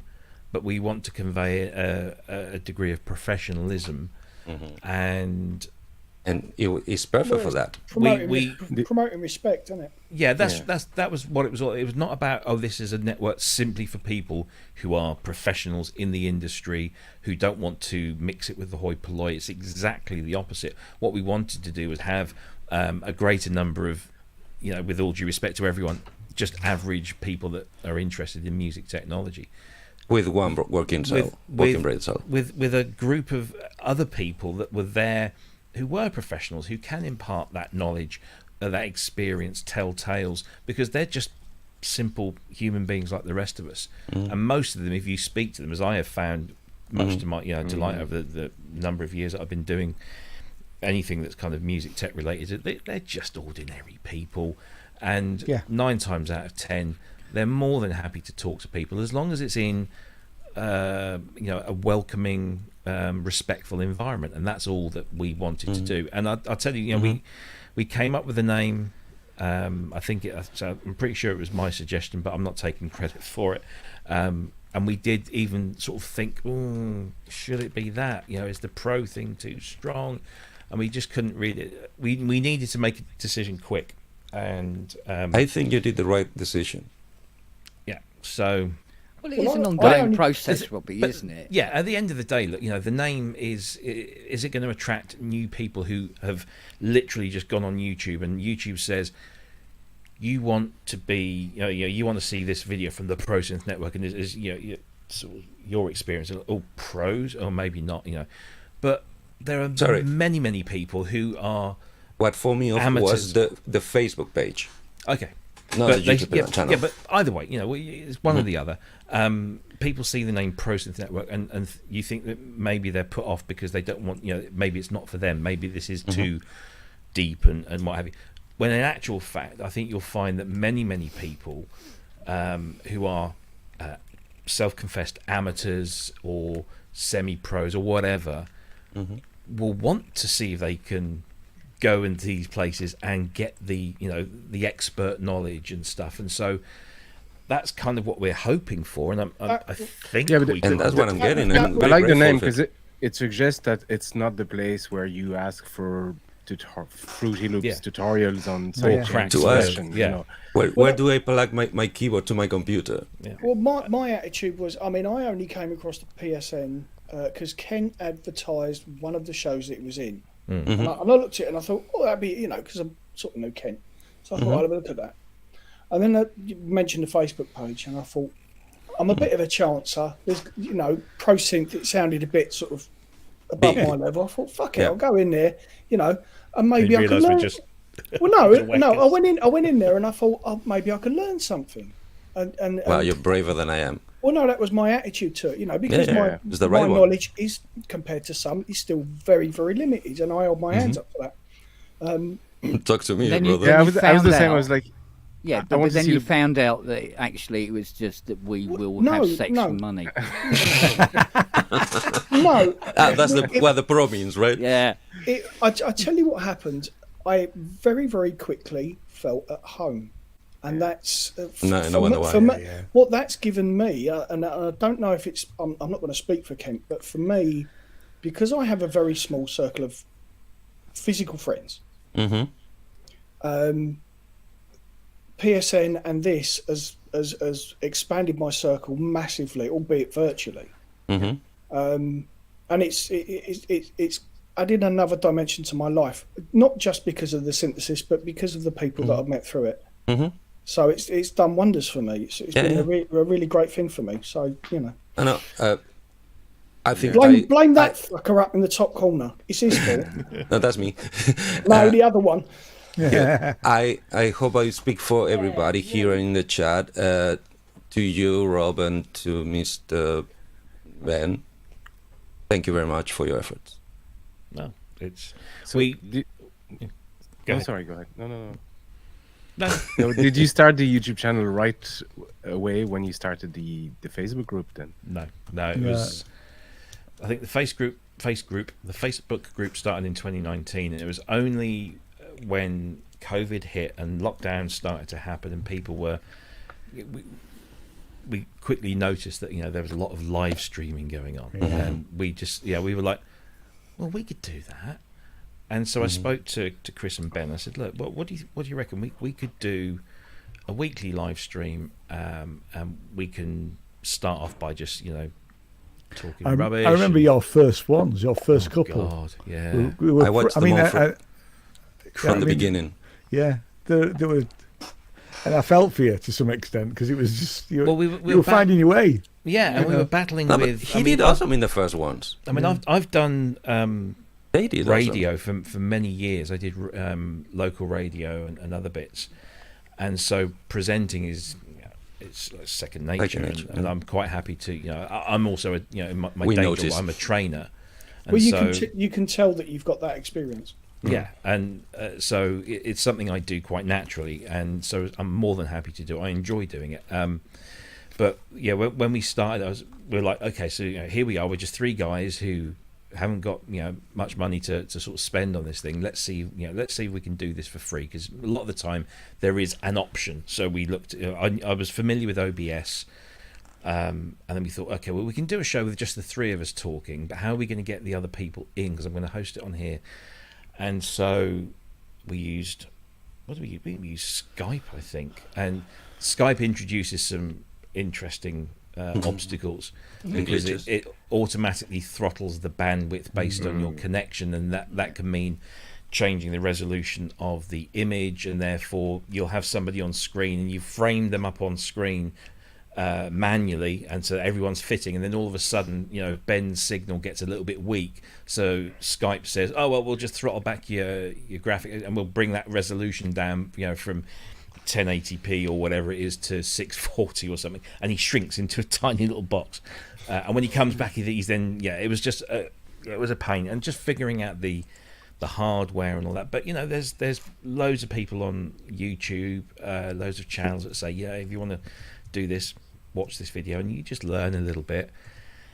And we started doing it. We started getting a little bit of an audience that was coming back every week, and people were enjoying it. And then I said, look, it'd be great if we could get some guests on.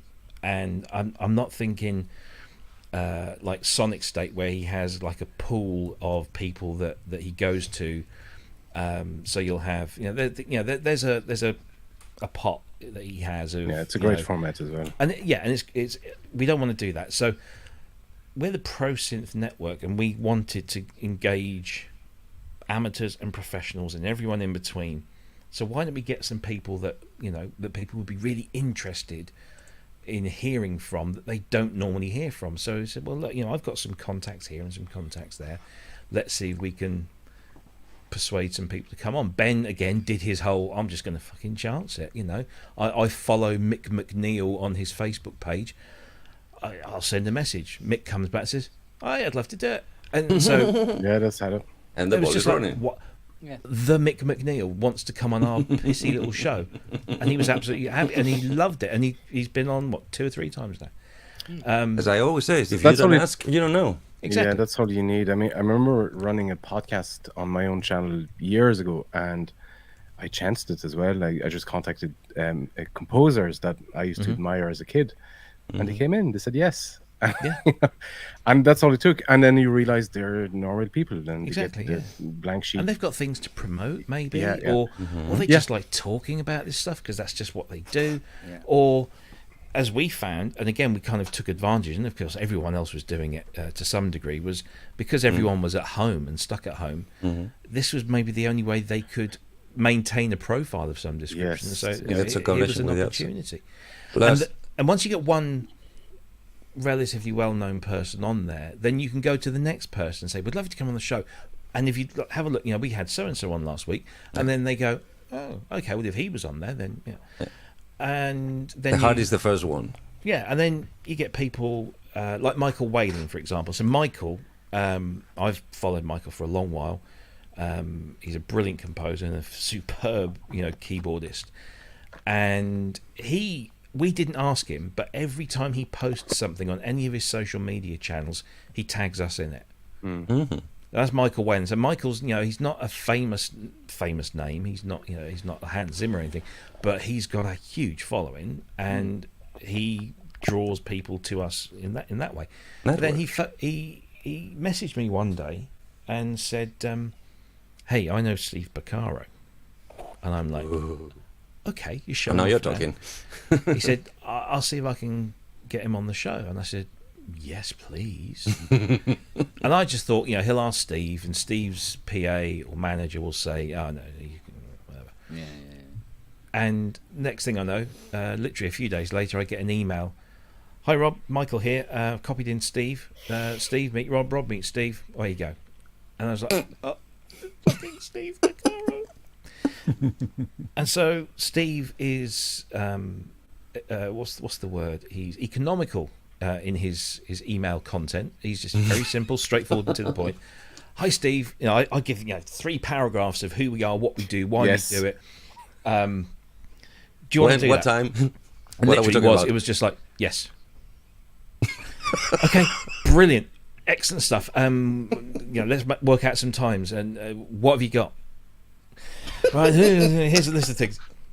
That one sounds good. Okay, we'll do it. And then he comes on the show, and he's the most incredible, warm, generous, amusing, brilliant guest. 2 hours of talking to a man who's played on and written some of the biggest records of all time. And he's on our fucking show. Please excuse me if I'm offensive to anybody. With all these people you're getting in that you're getting surprised that they want to join in your channel, in your live stream, PSN, you shouldn't be at this time because you're worth it. But are you always considering, before asking, what I call the geek factor?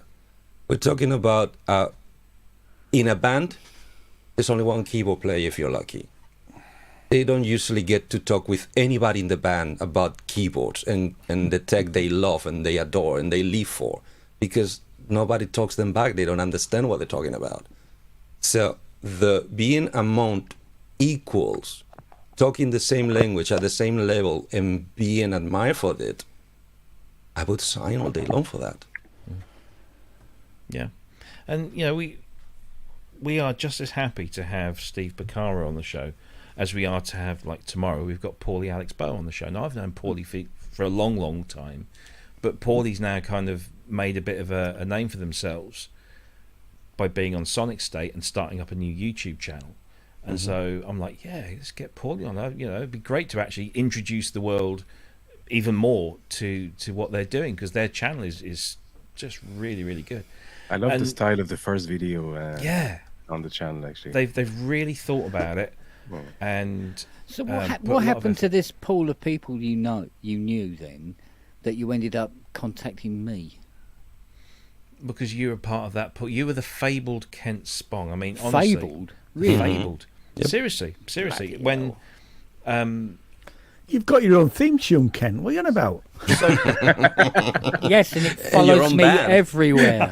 I'm trying to think of when I know what Peter Griffin felt. No, it was Homer Simpson, wasn't it? Yeah. And 3 album covers. When I first met Dave Spears,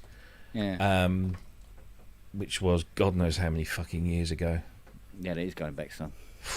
Anyway, he would always talk about Kent.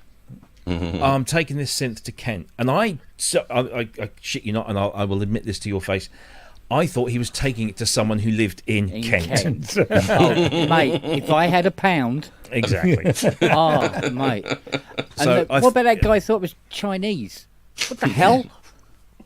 There's some So- bloke called Spong and lives in Kent. Yeah. And so he would, you know, so I think one day I actually said, who is this person that you take your stuff to in Kent? Because I might have some stuff to. Oh, no. His name is Kent Spong. And I'm like, sorry? His name's Kent Spong. I said, okay. Welcome yeah. to every day of my life. Exactly.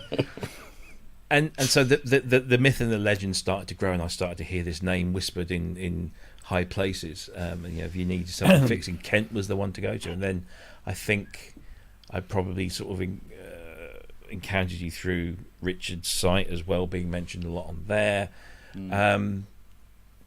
And I honestly can't remember. I think I don't know how. I mean, you just kind of started to appear a lot more frequent. I can't remember when we first ever kind of No, it's weird, isn't it? interacted. It's I mean, I lost knew in of bits you of for time. years as well, Kent. I think we indirectly met on Mr. Wiggly's show when I was Yeah. on it. But yeah, I knew of you, and I can't remember why or how. Yeah, it's weird, isn't it? I know exactly how I came across him. I got to know. over his face. No, my. Fuck off. Sorry. We knew we were going to get to the Painters Radio at some It point. is late. It was his tits, actually, but there you go. Yeah, No. yeah. It was. Cop that. I bought a few T-shirts off of Jeff Toman, and he only lives a few miles from me. Went over there to collect them, and he was doing a Jupiter 8 panel. He was painting up a Right. JP8 panel, and got talking to him about the restorations, and he Ross Lamond. He said, "Oh, there's three of us basically do it." He said, "There's me, there's Ross, and there's Kent." And I was Kent, so never mention it again. There's 2 techs and a county. And then I saw his name occurring here and there, and people say, "Oh, Kent's doing this for me," blah blah blah, and that's sort of how I got to know him. And then, like I say, he blamed Jeff Toman for all of it. It's his fucking fault that I know you lot. And like I say, because of Kent, I came across the PSN, and it's all sort of all my experience with you guys has come from there. It's been, Yeah. I love it. I think it's brilliant. Matt, sorry, here I'm a little confused. You're talking about Jeff Toman? Jeff Toman, yeah. Yeah. I'm going to assume has no relationship with the shop. No. No. Okay. Spelt Toman, not Toman, no. Jeff made a very good name for himself in synth restoration and customizations. Okay. So the many acts, world famous acts, have had their synthesizers customized. So like, for if you look, customsynth.co.uk is his. is it still going? It's still live, I think. You know what? I think I'm going to pass on that one. Because I'm sure I'm going to see something I'm going to want to have. Oh no, I can't Well, afford he's it. retired. He He's retired. retired. He retired a few years back. Don't do me. and this, Then I'm this is- safe. these are Jeff's workers, because Jeff has all of these things done, because he will literally strip everything back to the bare metal and then repaint Redesign. it and screen print it, and Who was the? Oh God, my memory.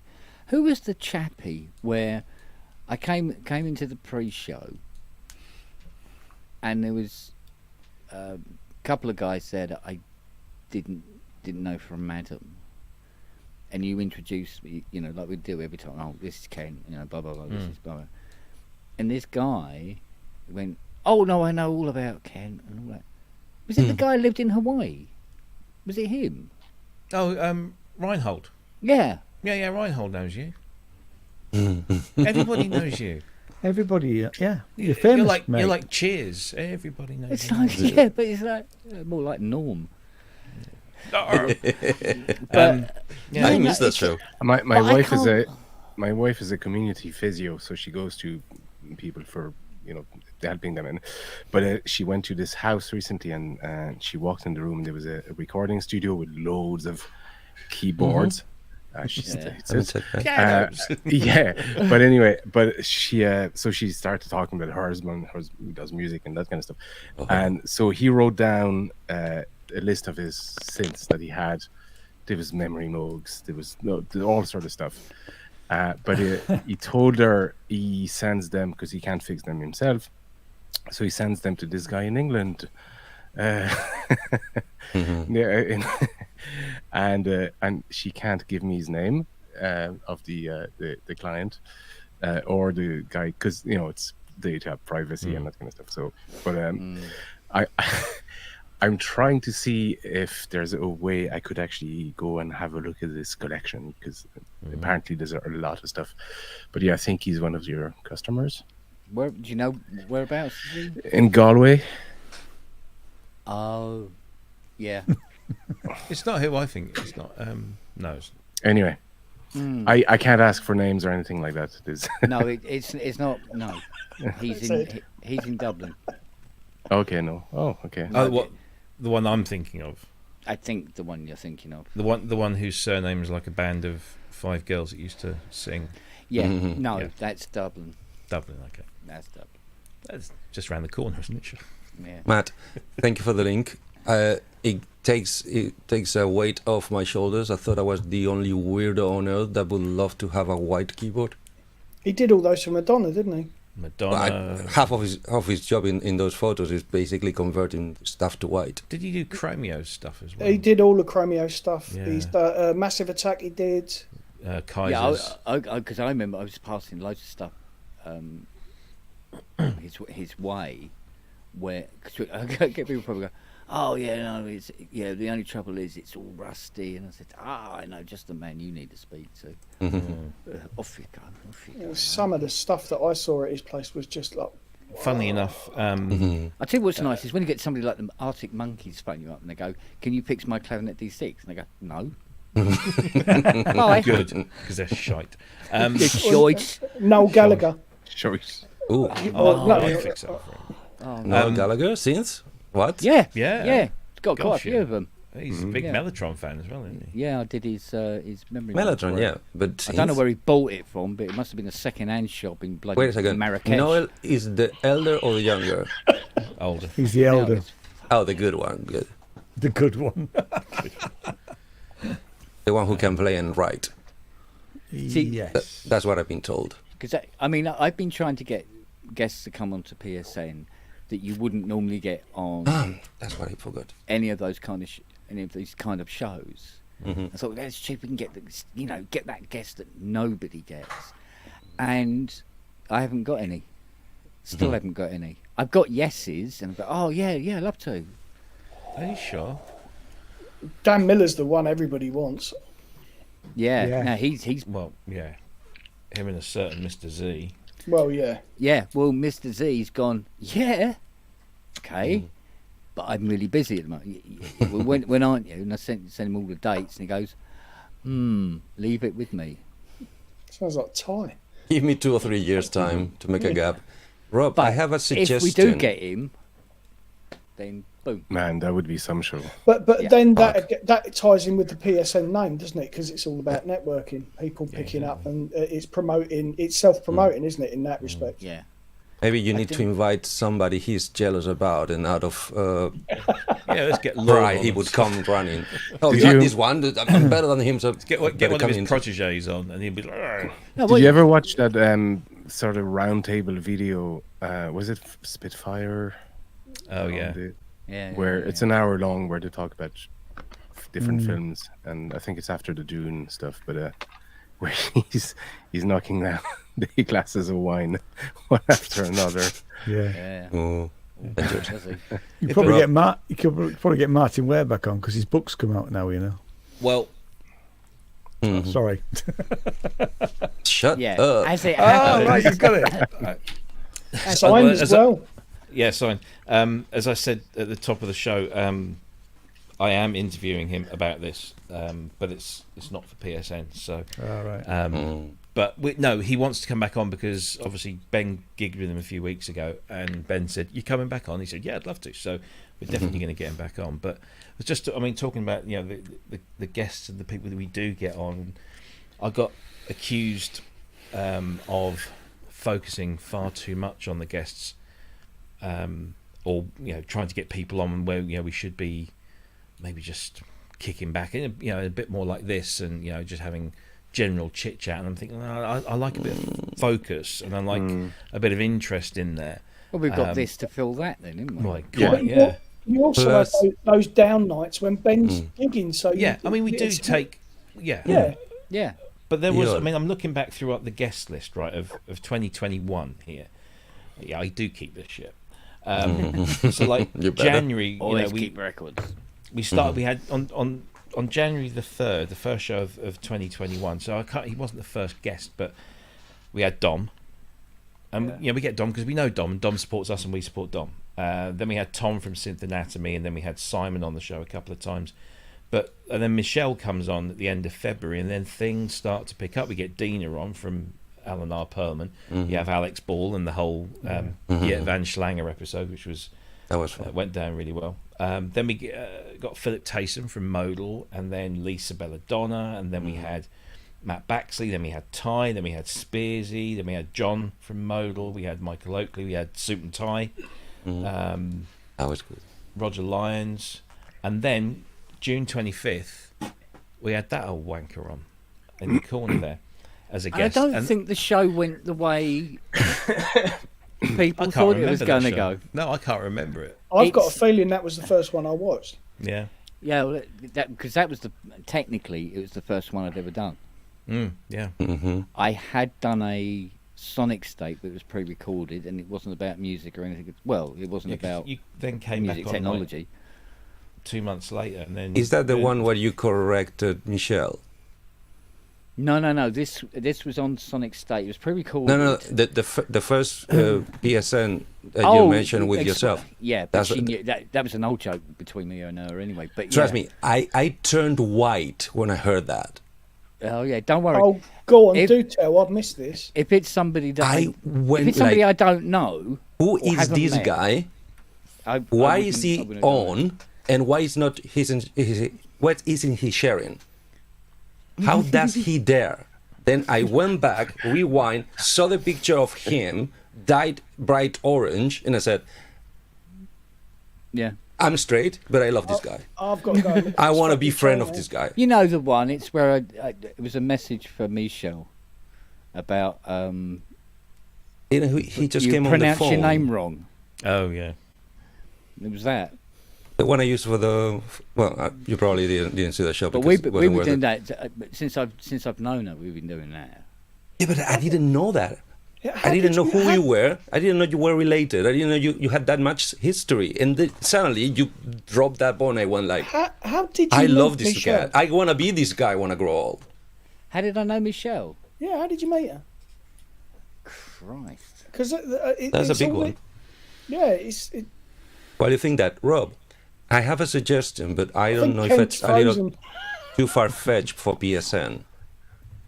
But I think it could be interesting. Have you ever heard of Would it be Ian- through Sonic State?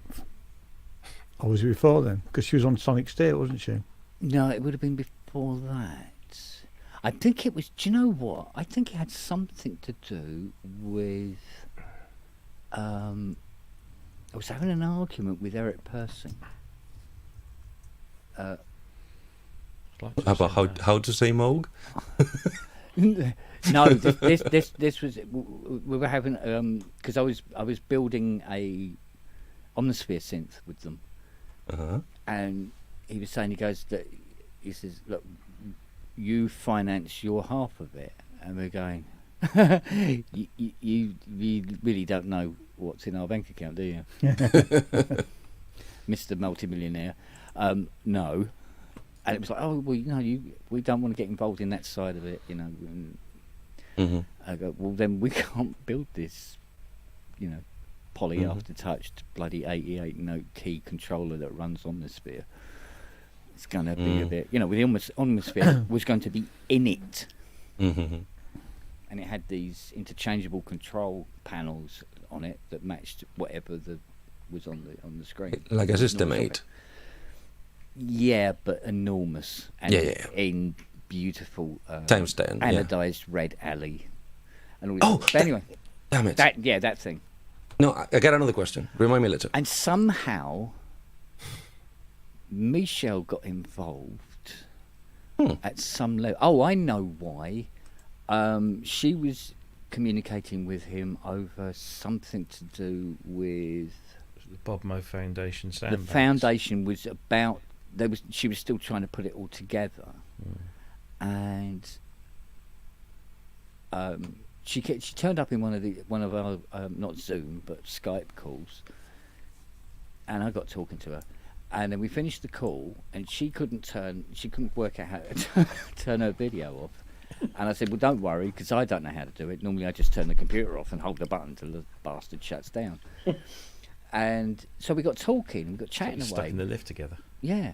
And then she was saying about she's got this foundation together a bit, and she wanted to do a raffle to help bring in extra money and all this sort of thing. And then she wanted to be able to put a board together. And I went, well, I'll tell you what, we'll send you 2 of our Embosca controllers. And she goes, oh yeah, but I can't afford to buy anything. And I went, no, you can have 2 controllers and we'll pay for the shipping. Right? And she's gone, that'd be brilliant. I said, yeah, I'll square it up with Richard tomorrow, don't worry about it. And she goes, that'll be fantastic. I said, well, give us a couple of days, we'll get everything sorted out, and then you can say you're going to be doing these controllers. She went, yeah, that'd be brilliant. So, and then I told Richard, and he's gone, oh, right, he goes, he says, we're in debt. I went, yeah, but, it's advertising, and advertising's good. And he went, yeah, go on, because he's a Moog fan anyway. So I hit her back, and we got talking, and then one day I was just talking to her, and the next thing we know, we'd been talking about 7.5 hours. Oh, That's good. About everything and anything and all the rest of it. That's awesome. And she was Love telling me about all the background, about, what Moog were trying to fuck the foundation in the arse for the first few years, but she couldn't say anything about it. And, let's just say Moog Inc. wasn't doing the foundation any favours. Well, in the end, they pulled all the material out from under them. But anyway, and it was all a bit shaky and everything like that. So No wonder she did looks this so raffle. stressed every time. Yeah, and she did these. She did the raffle and to do these 2 controllers and promoted it, and that's how I then got to talk with Mark Doty more. And so there was all this stuff going on in the background, and then we used to have a show, not a show, but just a meet-up like this, and it would be me, Michelle, Eric Persing, Richard Hilton, like that. And we're just talking about stuff. Like, oh God, I stubbed my toe last night. Fuck me, did it hurt? Oh, mate. And all this, and just about anything and anything. That's cool. So that's how that all came about. But no, it's very, very weird that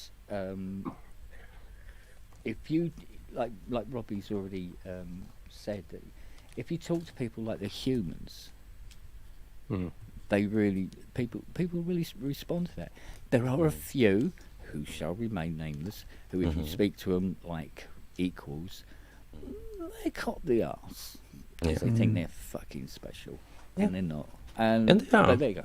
And it happens, they but are. that's fine. That's fine. I've gigged with a few of them. Yeah, exactly. Yeah. Exactly. Yeah. And And support slots for some of Kent, them. yeah. Kent, question. What is the synth on the thumbnail of your last stream? That red thing. That was what would have been the Omnisphere controller. Because the I Omnisphere cannot synth. enlarge it. All those things on top are sliders? No, the idea was, it was going to be, Spectrasonics TM. No clue. It's rails. And you'd Rails have- for? And you'd have these stands, if you like, Uh-huh. that sat in the rails. Uh-huh.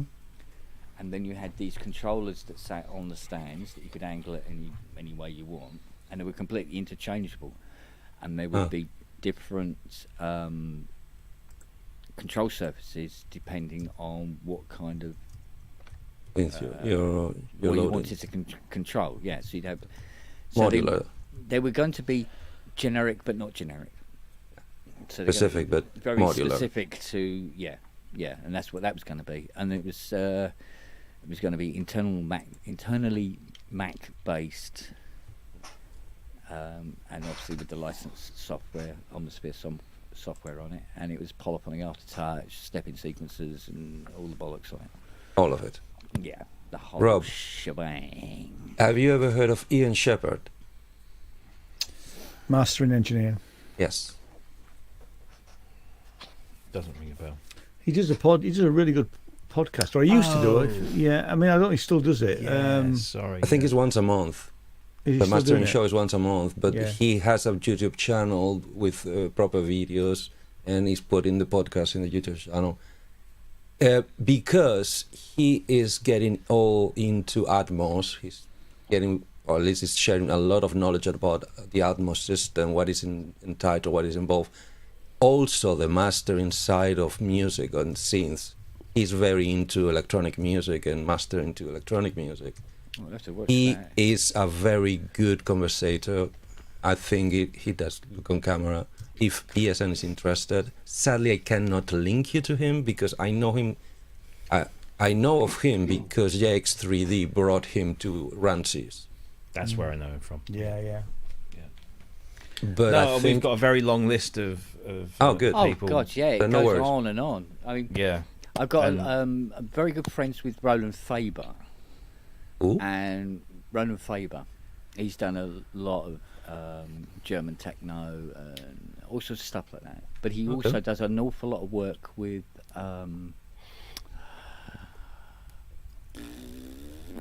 Boy George, and that's Okay. where the Boy George connection came up. And I've put out, He's been on here, hasn't he?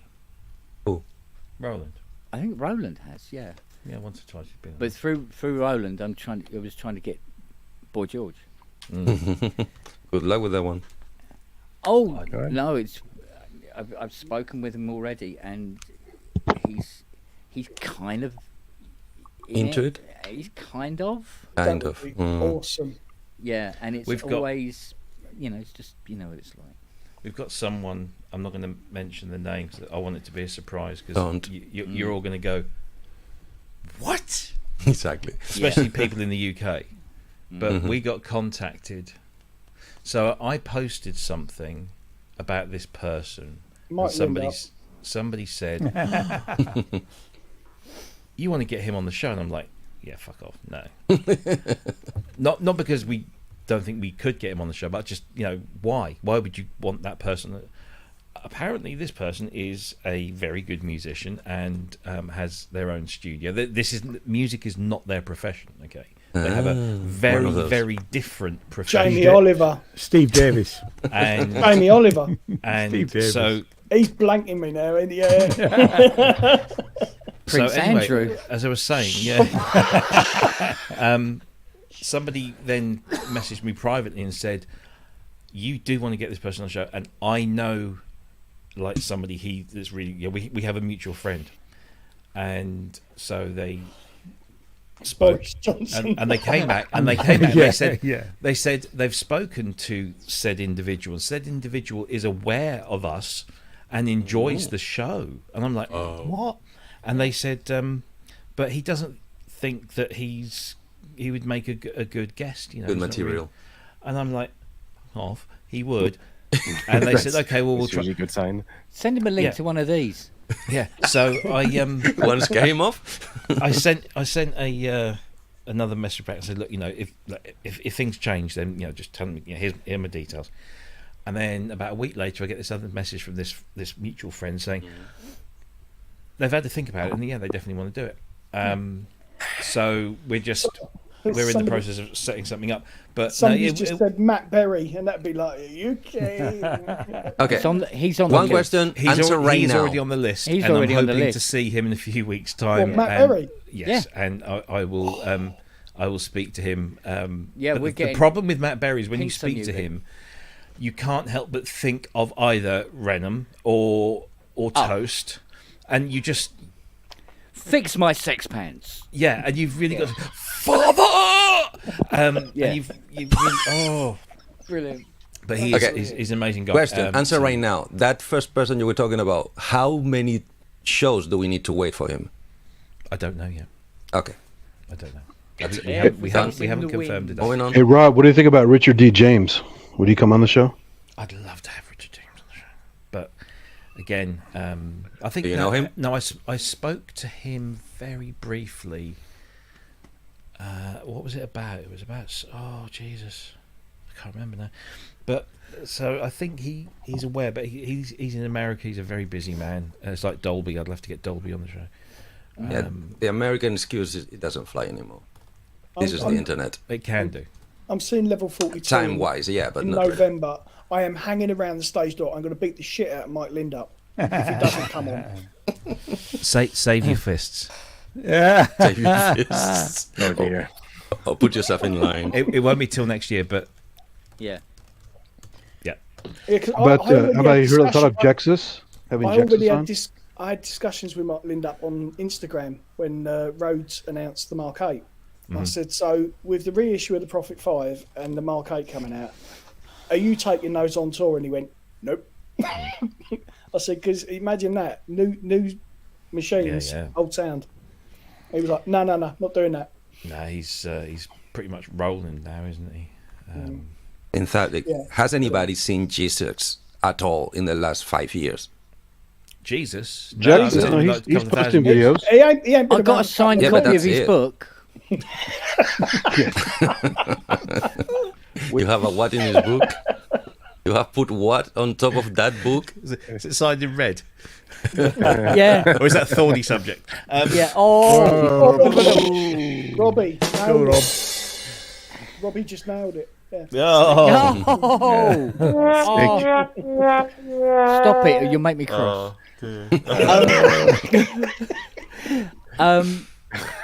You're so lucky. I don't understand half of the things you say. One of the guys I was chasing after, who's quite a synth nut. I've heard about you. Yeah. Gary Barlow. No. And his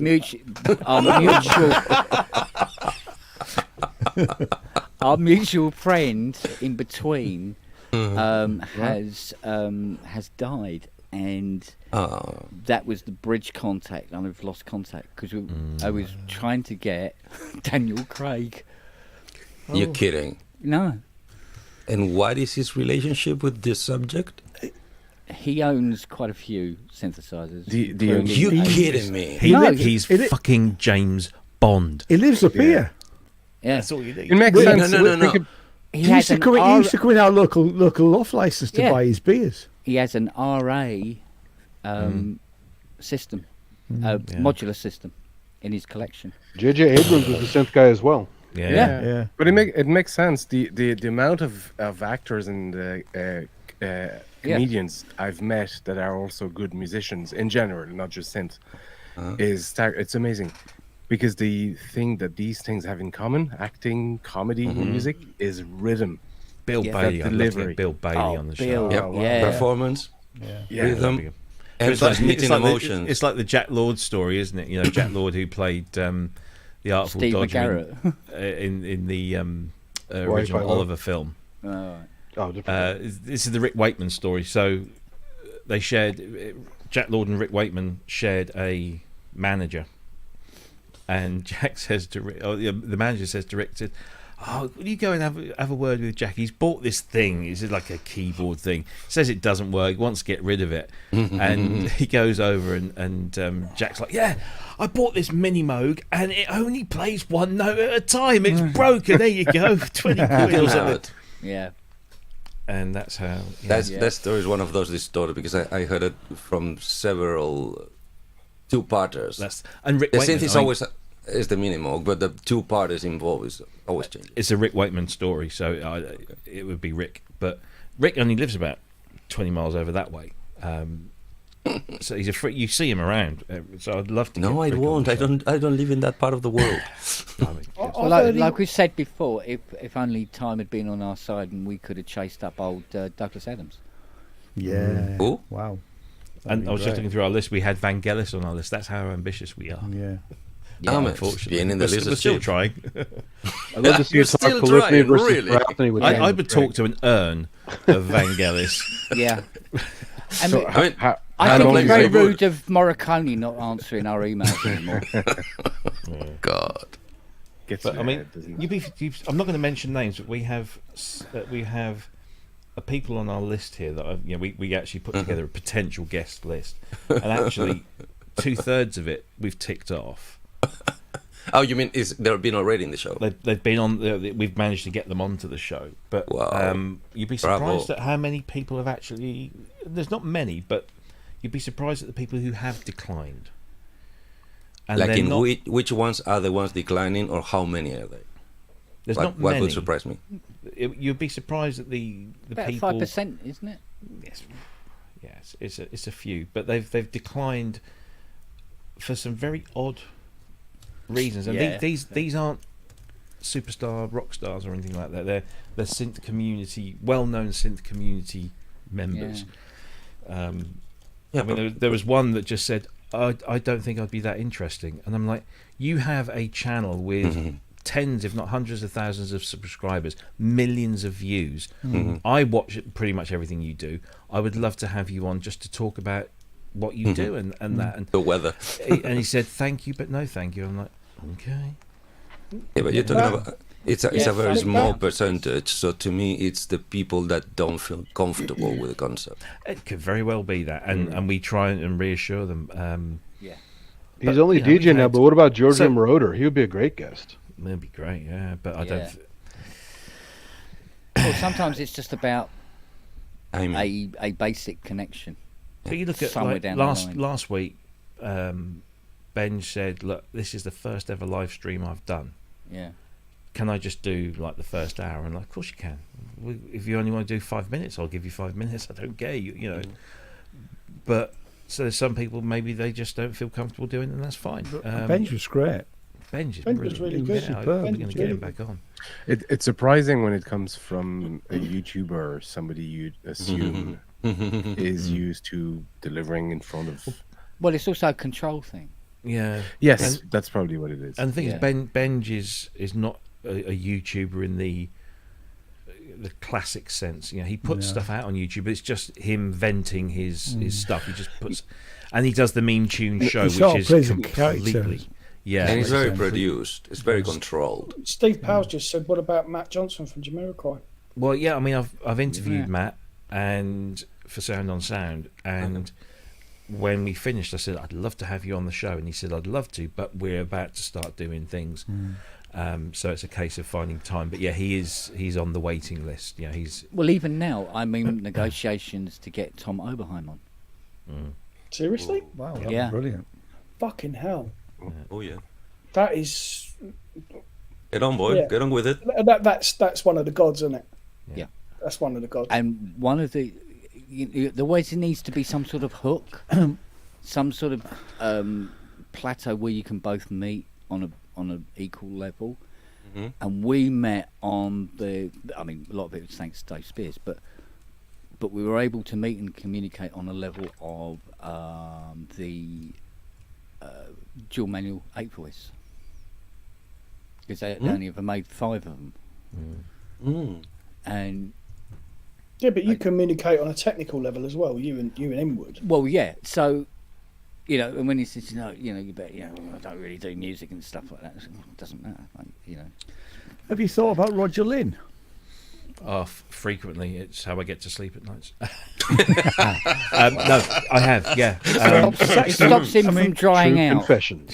No, it's, There's I mean, another- he's a lovely bloke. I mean, Yeah. we were at one point we were toying with the idea of being an importer for instruments, and I had quite a few emails with backwards and forwards with Roger, and he is just a lovely bloke, and I think he'd Yeah. be great to get on. well, I think he would do it. Actually. Yeah, he would. I can get to him through the guys at CME because he's done a whole bunch of stuff. Yeah, he loves Widdy with his instrument. Yeah, yeah. Yeah, absolutely. Love to get Roger on. Oh yeah, there's so many people, and I don't want to burn through we've got such a list, and I'm sure it's that we won't ridiculous. Okay. run out of people. But How many shows until the Fairlight show? I don't know. Well, the thing is, I would love to get Peter and Kim on the show. Christ, But the problem is, they're in Australia, time difference. so it would have to be a pre-record, and Yeah. nailing those guys down together is quite difficult. I mean, if you saw that little Fairlight doc that came out, that was brilliantly done. That was. I heard by it. I Tom. couldn't see it. Tom's done a fantastic job, and he got Kim and he got Peter, and he got Peter Wilk, who's the guy that I do the Fairlight restorations with, and he managed to get them, but all individually, because Peter is now a very busy lawyer, basically because he had to sue the Fairlight Company of 2011 that was around at the time, and they countersued, and so he couldn't afford a lawyer, so he trained to be a lawyer whilst defending himself, and he won. And so now he's representing Bravo. lots of other people with technology IP cases and that kind of thing. So Question. he's very busy in that, and he really doesn't want anything to do with the music business. He's happy to talk about the history, and if he can maybe do something with that, which we have talked about. Question. In this particular case, which is so uphill, would it be too much of a travesty to make an edited show? More like not a real time, more like a conversation edited, like one to the other, by putting together different things that you recorded on different times. To do that well would take a huge amount of effort on their part and our part. What I want to do at some point is I want to make the Fairlight documentary. That is on my list of things to do before. With capitals. The Fairlight documentary. The one 90-minute for all, feature shut up length- everybody else. A feature-length documentary to talk about not just. I mean, you look at that what Tom did for that little 18-minute thing for the Sydney Morning Herald. It's the most accurate piece, Really? even though it's only 18 minutes long. It's the most accurate piece in terms of the story. But unfortunately, in 18 minutes, you can't go into the details. And talking about people like Tony Furs, whose name very rarely gets mentioned in the Fairlight story, but if it wasn't for Tony, we might not have got to where they have got when they got there, if that makes sense. They licensed his technology and then merged it with what they'd done and came up with the CMI. He doesn't get the credit he deserves. And there's a funny story behind that as well, but maybe that's for another time. There's the people that worked at the factory, because everybody talks about Peter and Kim, and of course it was their invention, it was their company, but it really took on a life of its own with the amazing developers that worked. It wasn't at a Fairlight. big factory. What I saw in the images. What we're talking It about? was 50 people. Oh yeah, it wasn't an industrial thing. It was everything was hand built on a few floors, But I mean, I spent a number of hours talking to Paul Schlusser, who is the Series 3 project manager, and just the stories he had from the Series 3 were incredible. But the Series 2 stories, I mean, you can imagine some of the stuff that those people did to get it doing what it was just incredible. So that story needs telling, like the Moog story, it gets told, or like the Alan Perlman story, or whatever, because they fucking invented digital sampling for the masses, and without digital sampling and without on-screen sequencing, where the fuck would we be today? And that was them. Can you say And- that they were the fathers of DSP? Kinda, yeah. I mean, they DSP, were up there. DAWs, everything we know nowadays digitally. It can all be mangling mostly sound traced back digitally? to the Fairlight. Yeah, They were the seeds. The And seeds. everybody talks about, and absolutely correctly, they talk about the Dave Smiths, they talk about the Tom Oberheims, they talk about the Bob Moogs, they talk about the Alan Perlmans. You don't hear Peter Vogel often mentioned in the same breath of that, and I think that is an absolute fucking travesty. Many people jump straight to the emulator. Well, even Dave Rossum doesn't get the same sort of credit, although Dave didn't necessarily invent a whole new form of synthesis. He took something and really made it very, very good. But obviously Dave has got a history, and actually if you come to Synthfest in Sheffield, there's a to big Much Better. EMU modular seminar that's going on the day, which will give a lot of background to what Dave was doing before emulators and all that kind of stuff. It's kind of But- the same with Chris Huggett as well, isn't it? I mean, Yeah, I mean these people are often. a lot of it was tried and tested technology, but they were just bringing it to people in a different. Yeah. Tim Moore. Yeah, Wasn't for Tim Moore, I would never And have got David a Cockrell. synthesizer when I got it. Yeah, exactly. Tristram Carey. Yeah. Yeah, even Peter Zanofiev. And actually, if you haven't listened to it already, the Peter Zanofiev Sound on Sound podcast that came out the other week is probably the best thing you'll ever listen to about Zanofiev, because it's told from somebody who really, really knew them. I missed that one. I need to listen No, to that. I thought I get it, subscribed to yeah. their podcast because Yeah. I've heard you on it. 'Cause I mean, Bright Sparks was done at just about the right time, wasn't it? Yeah, it was. Yeah. Yeah. But I Yeah. sat down with Dave and Chris on 2 or 3 occasions to talk about Bright Sparks, and I said, look, I want to do what you did, but about the Fairlight. And they said, yeah, you should do it. I said, yeah, but how much is it going to to me? And then they took me through the budgets, the 10,000? timings, the traveling. Oh no. They Yeah. Talk about a labour of love. that's all it ended up being was Yeah. a labour of love. It was They had a good not Peter segment in the Delia Derbyshire documentary. Yeah, I mean, there's all these little things. It's Lots like- of stories need telling, but unfortunately, this is a niche subject area, and you go out and make the film, like the film that I've been invited to introduce, which I'm still like, what? The Sub-Hardcore movie, Yeah. which is being shown at the end of the day at Synthfest, is a film that I first saw rushes from that film in 2014. And it's only now, so in the UK, it's getting its first screening. It only had its first kind of proper. It's just these things don't get the distribution or the funding No, they don't. because they're niche. There's not an Just- audience, you know, or they there's get a- asked to cut it down. You know, there's this Belgium director who did a documentary on Talk and Mark Collis. That's finally going to be shown again because it was on a couple of years ago. Mhm. It's finally going to be shown again this month. Apparently, you'll be Good. able to stream it.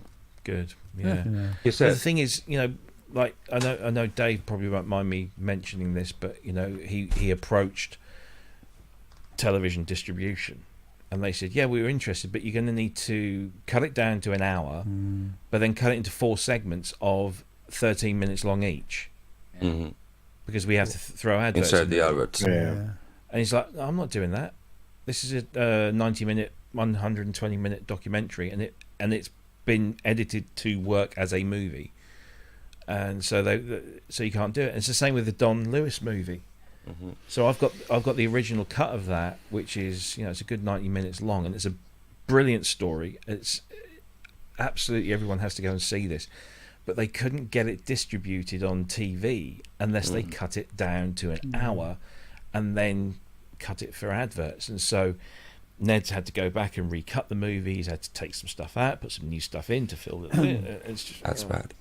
Yeah. Rob, there you go. silly question. So, to make this type of docu-films more interesting and more broader spanning, more people interested, the Fairlight, I think, is the one that leaves itself more to make an inverse approach. Instead of trying to explain the tech and what did it develop, what about explaining, starting with the results, the albums, the tracks, the particular improvements on every album that the Fairlight made possible, and then backwards explain where the technology came from. There's numerous ways to skin that cat, and you can tell. You would have to write a story, and then you could start at the end and work your way back to the beginning, or do a Tarantino and go all over the place. You'd need people like Kate Bush and Gabriel. But you would, and, absolutely. you need would all to of those secure people. those that people. You do it like an episode of And permission Connections to with use James the music, Burke, where you yeah. start with the beginning Yeah. and go back to the end and go through it. That's it. But no, you would need to secure interviews with those. Yeah. And I was talking with Tom about it after he put his film out, and I said, look, what we need to do is have your production values and somebody, my knowledge and some other people's knowledge, and create this story. And I've also spoken with Peter Vogel, you know, he's got a fascinating story as an inventor, because what most people don't realise is that once Fairlight, the first incarnation and then the second incarnation, which went bust a couple of years after the first one did, Peter said, I'm done with the music. You know, he was never into it anyway. You know, he didn't know who half these people were that were buying Fairlights. It was just like, so he then went into, so hands up who uses an electronic program guide on their satellite TV or TV. You know, everyone's got an EPG on their box. Yeah. Thank you, Peter Vogel. Yeah. Because he invented the electronic program guide. And he then went on. He said, "Well, I'm not going to stop there. What else do people want? Oh, they don't like adverts. So let's make it so that you can record a TV show and it cuts out the adverts. So when you watch it back, there are no adverts." And they took him to fucking court. ABC in Australia took him to court, and so he had to, kind of relinquish that idea. Wait, was that on VHS? No, it was all digital. Okay. I remember those VHS being like in a Spark. They're here, no, they're not. Yeah.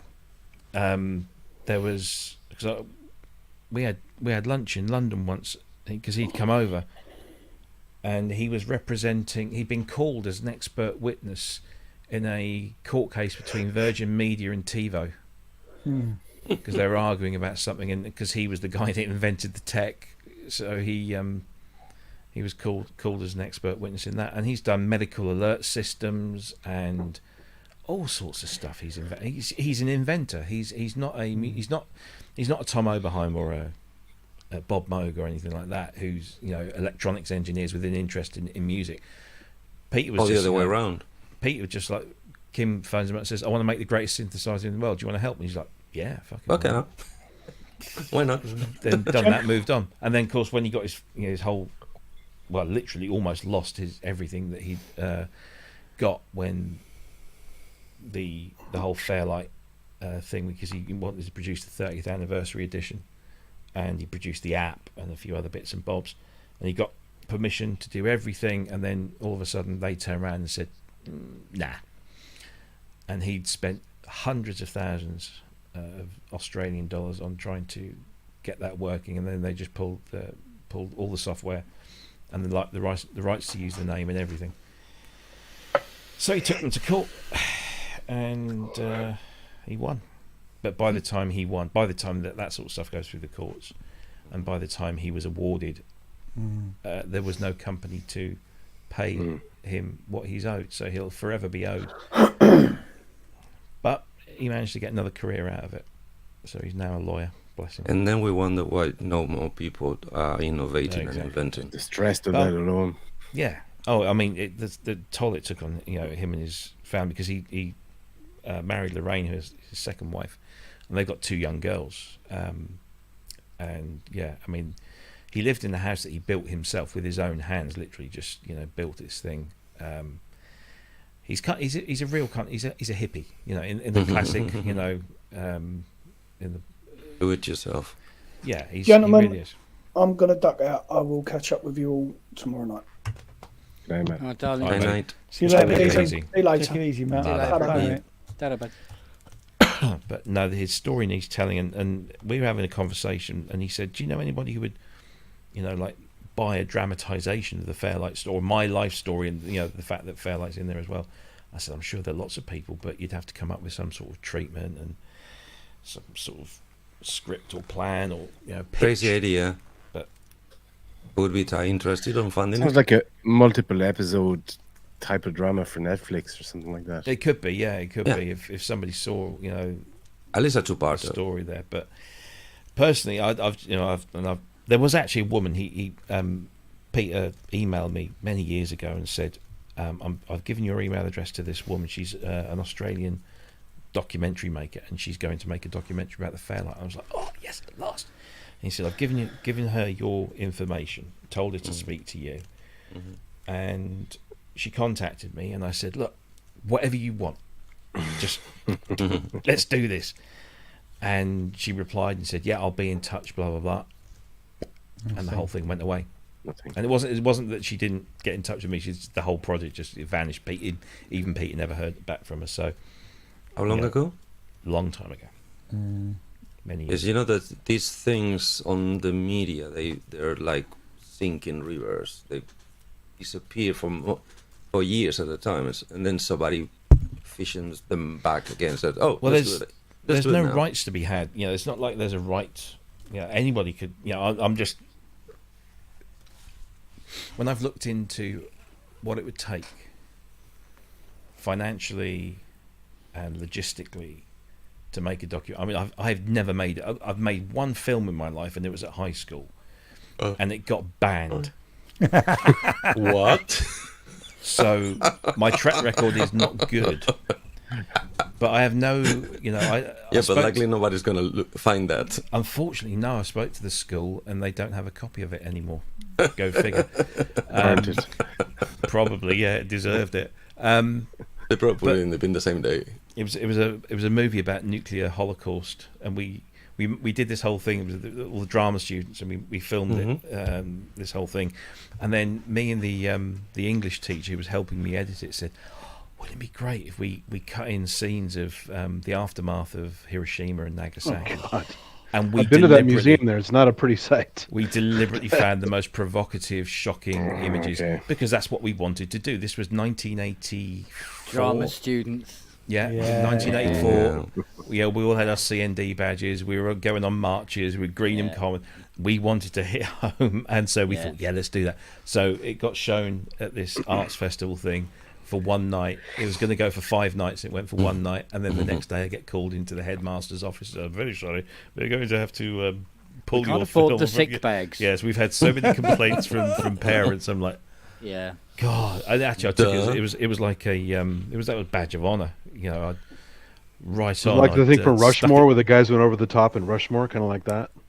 No, it was you know, very amateur sort of amateur dramatic sort of thing, and then intercut with, you know, documentary footage of people with skin falling off their faces. And Wait, blood. but you're You talking got 84. cancelled.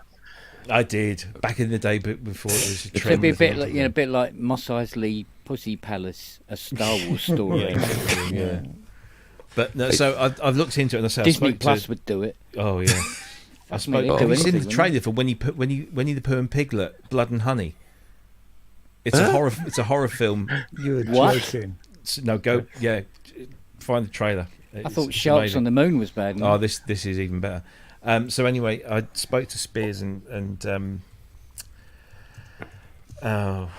Chris. I can't remember his surname now.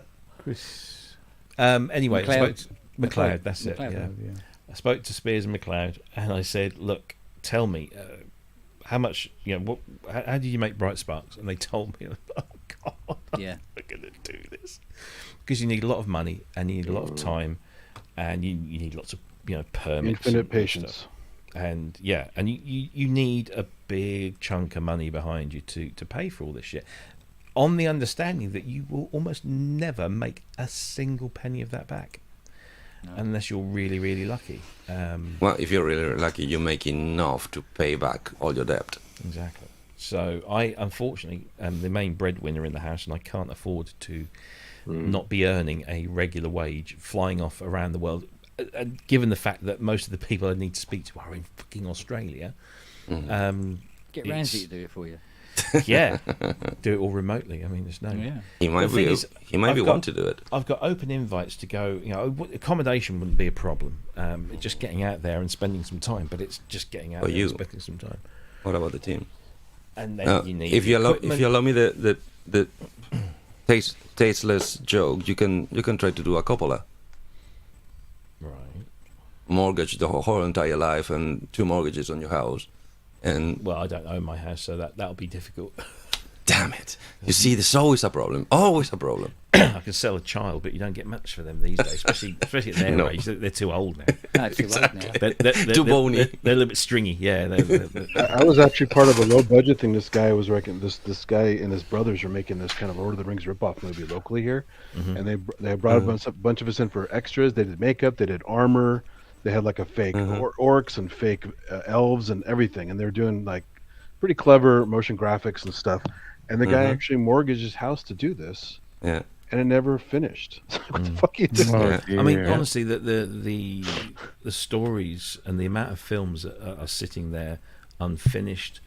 I mean, you take Electronic Voyager for example. When so Electronic Voyager is made by the same company who made I Dream of Wires, which is a brilliant film, very niche. Got a very limited release when it came out on like broadcast. You could buy the hardcore edition Blu-ray. It's like 4 hours long or something, and it's crazy.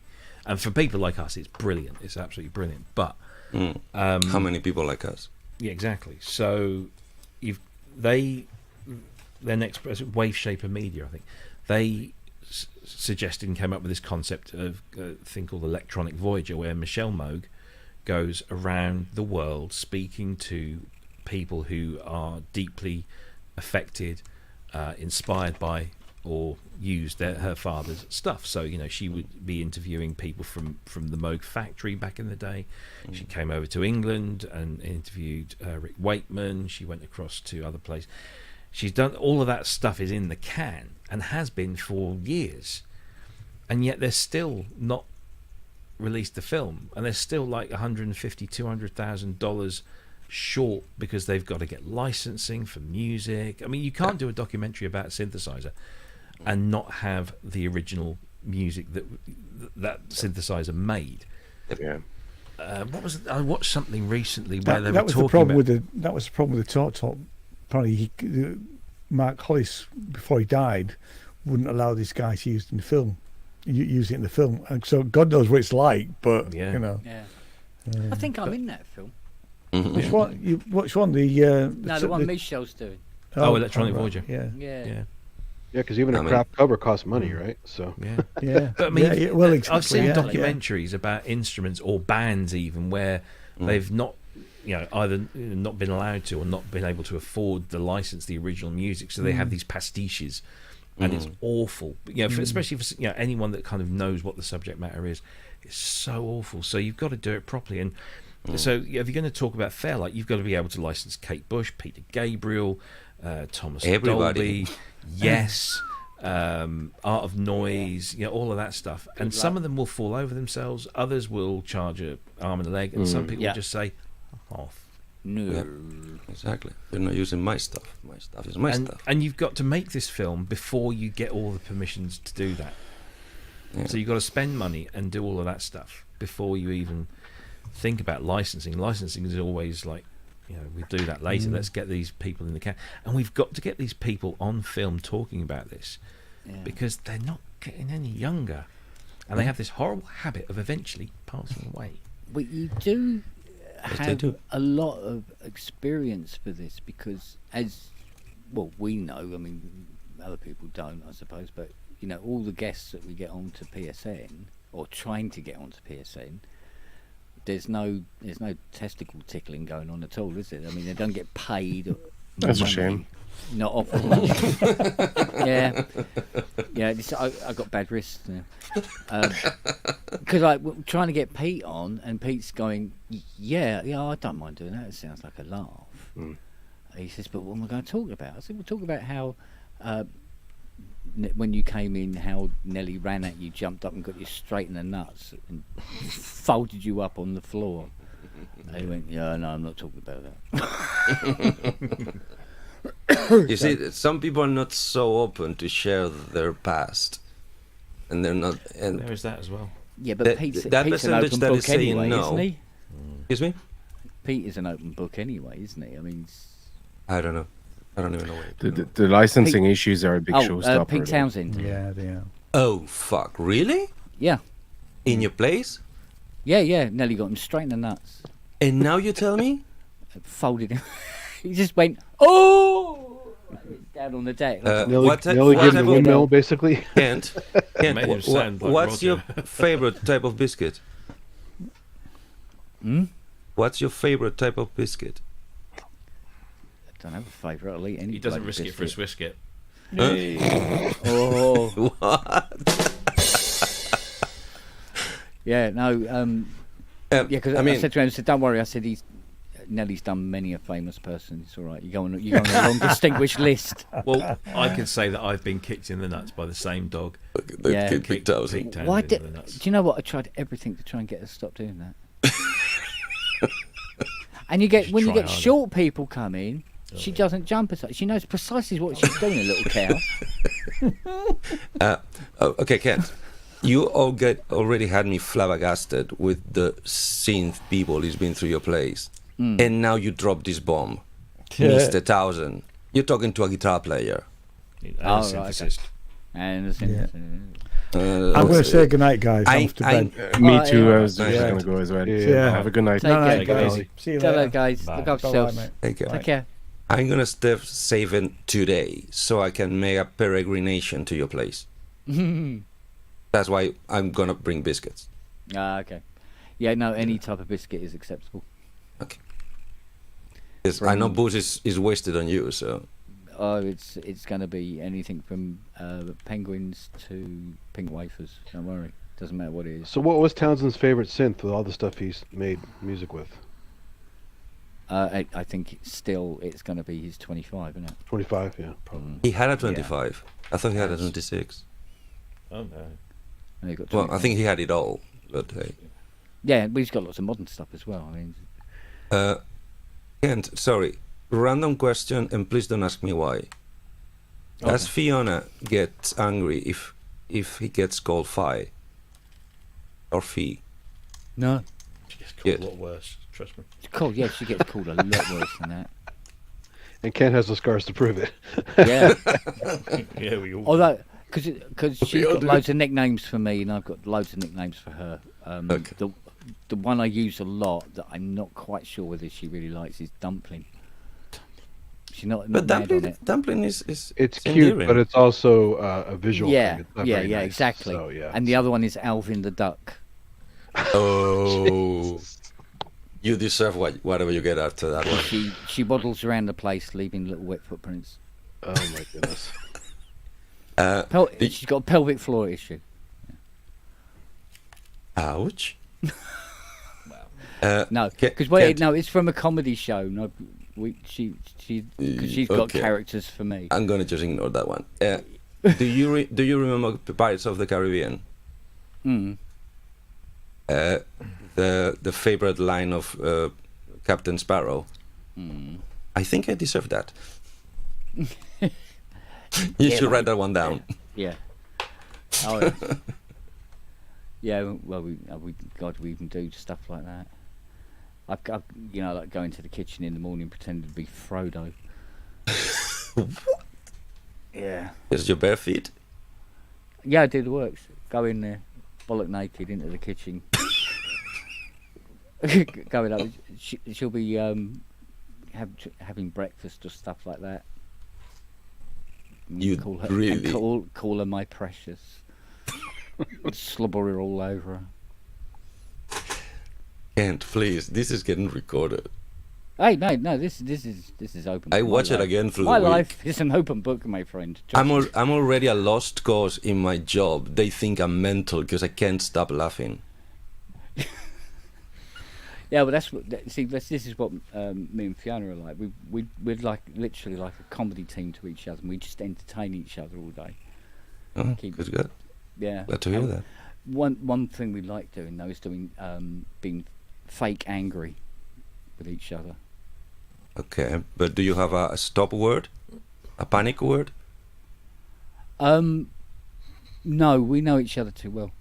Good.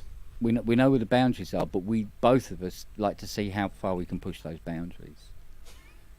You know that one I mean, of those days. So we have like arguments and stuff like that, and we call each other names and stuff.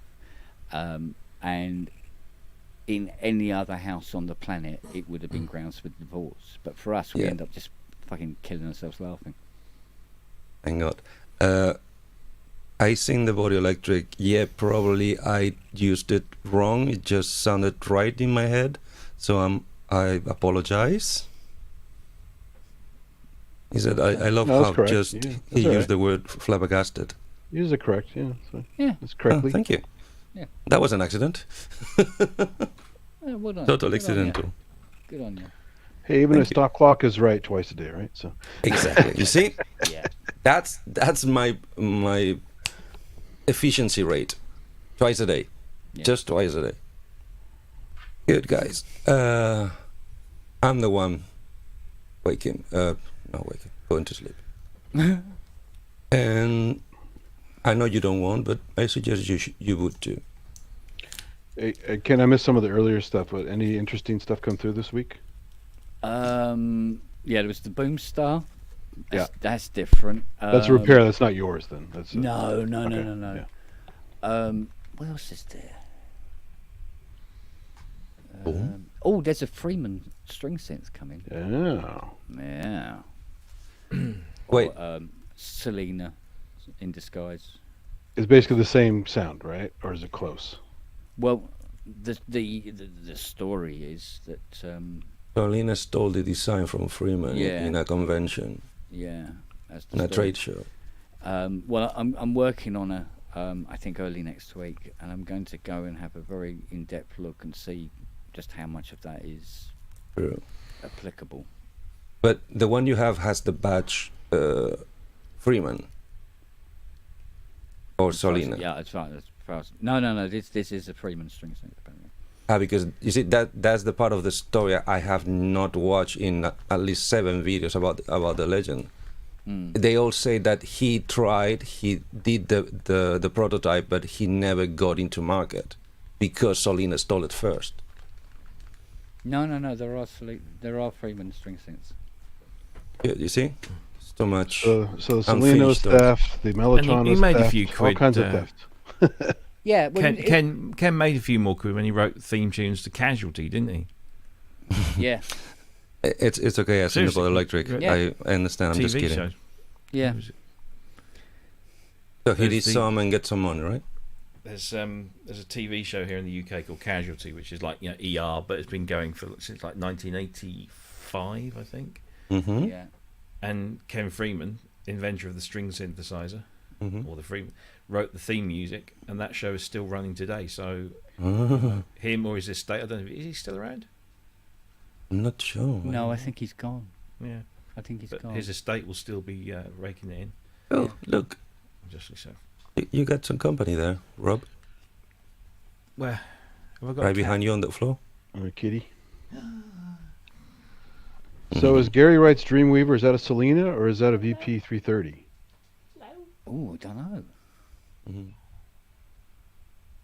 That's the first time I've really remembered hearing that very strong string sound when I was a kid. Yeah, if it's very strong, 9 times out of 10 it's Selena, Selena. Yeah. because Selena is a very strong, coarse string synth, whereas Freeman and VP 330, Yeah. and the other one, not Omni. Hell's Teeth. The Melody. String Melody 2 one. What's that? Who did the String Melody? Why have I forgotten who done I know where you want to go. Is that Logan? String Melody? Logan? Thank you, Logan. Yeah. Hey, I Is just it remember like- because I think that's the one that Kebu has. Yeah. So, Because Hello. but they're softer and warmer. Oh, Buddy. He wants to go outside. See, we didn't have David on tonight, so we didn't get. Oh, because a boy. That's why. the typical cat just runs out of there. Yeah. Yeah. My Hi, guess is everybody. the other way around. Hi, everybody. Fuck off. My guess is the other way around. The boy is the one that comes and begs for pets, and the girl is the one that runs away. Because we live in the countryside, they love going outside. and Moths, mate. Staying out. Yeah, Hours of fun. mine's Moths. are I not wish it allowed. was moths. I wish it was moths. It's, Go on. It's mice and birds and Oh yeah. oh yeah. Wildlife. But that's yeah. fun for them. See, at the moment, I'm fighting Noah, who keeps eating acorns, and in their cups because they're all full, that big oak tree over the workshop, Yeah. and they're not good With the for spikes. Him. Yeah, no, not good for them at all. So. When I used to work at the zoo, the bobcats would catch the blackbirds as they tried to leave the cage, and they're just so quick and fast, and Yeah. their jumping is so amazing, like Air Jordan. They would always catch the fucking birds. It'd be a pile of feathers the next day. Yeah. It's kind of Okay. cruel, but it is also nature, isn't it? You It's can't- amazing. Yeah, just watch That, them. that one that was Yeah. in here, Milo, he found a nest Of? about a month or so ago, birds. Uh-huh. And he brought one little fledgling. He brought it to us. He said, "Here, look what I've got." And we're like, "Oh, bad cat, take it away."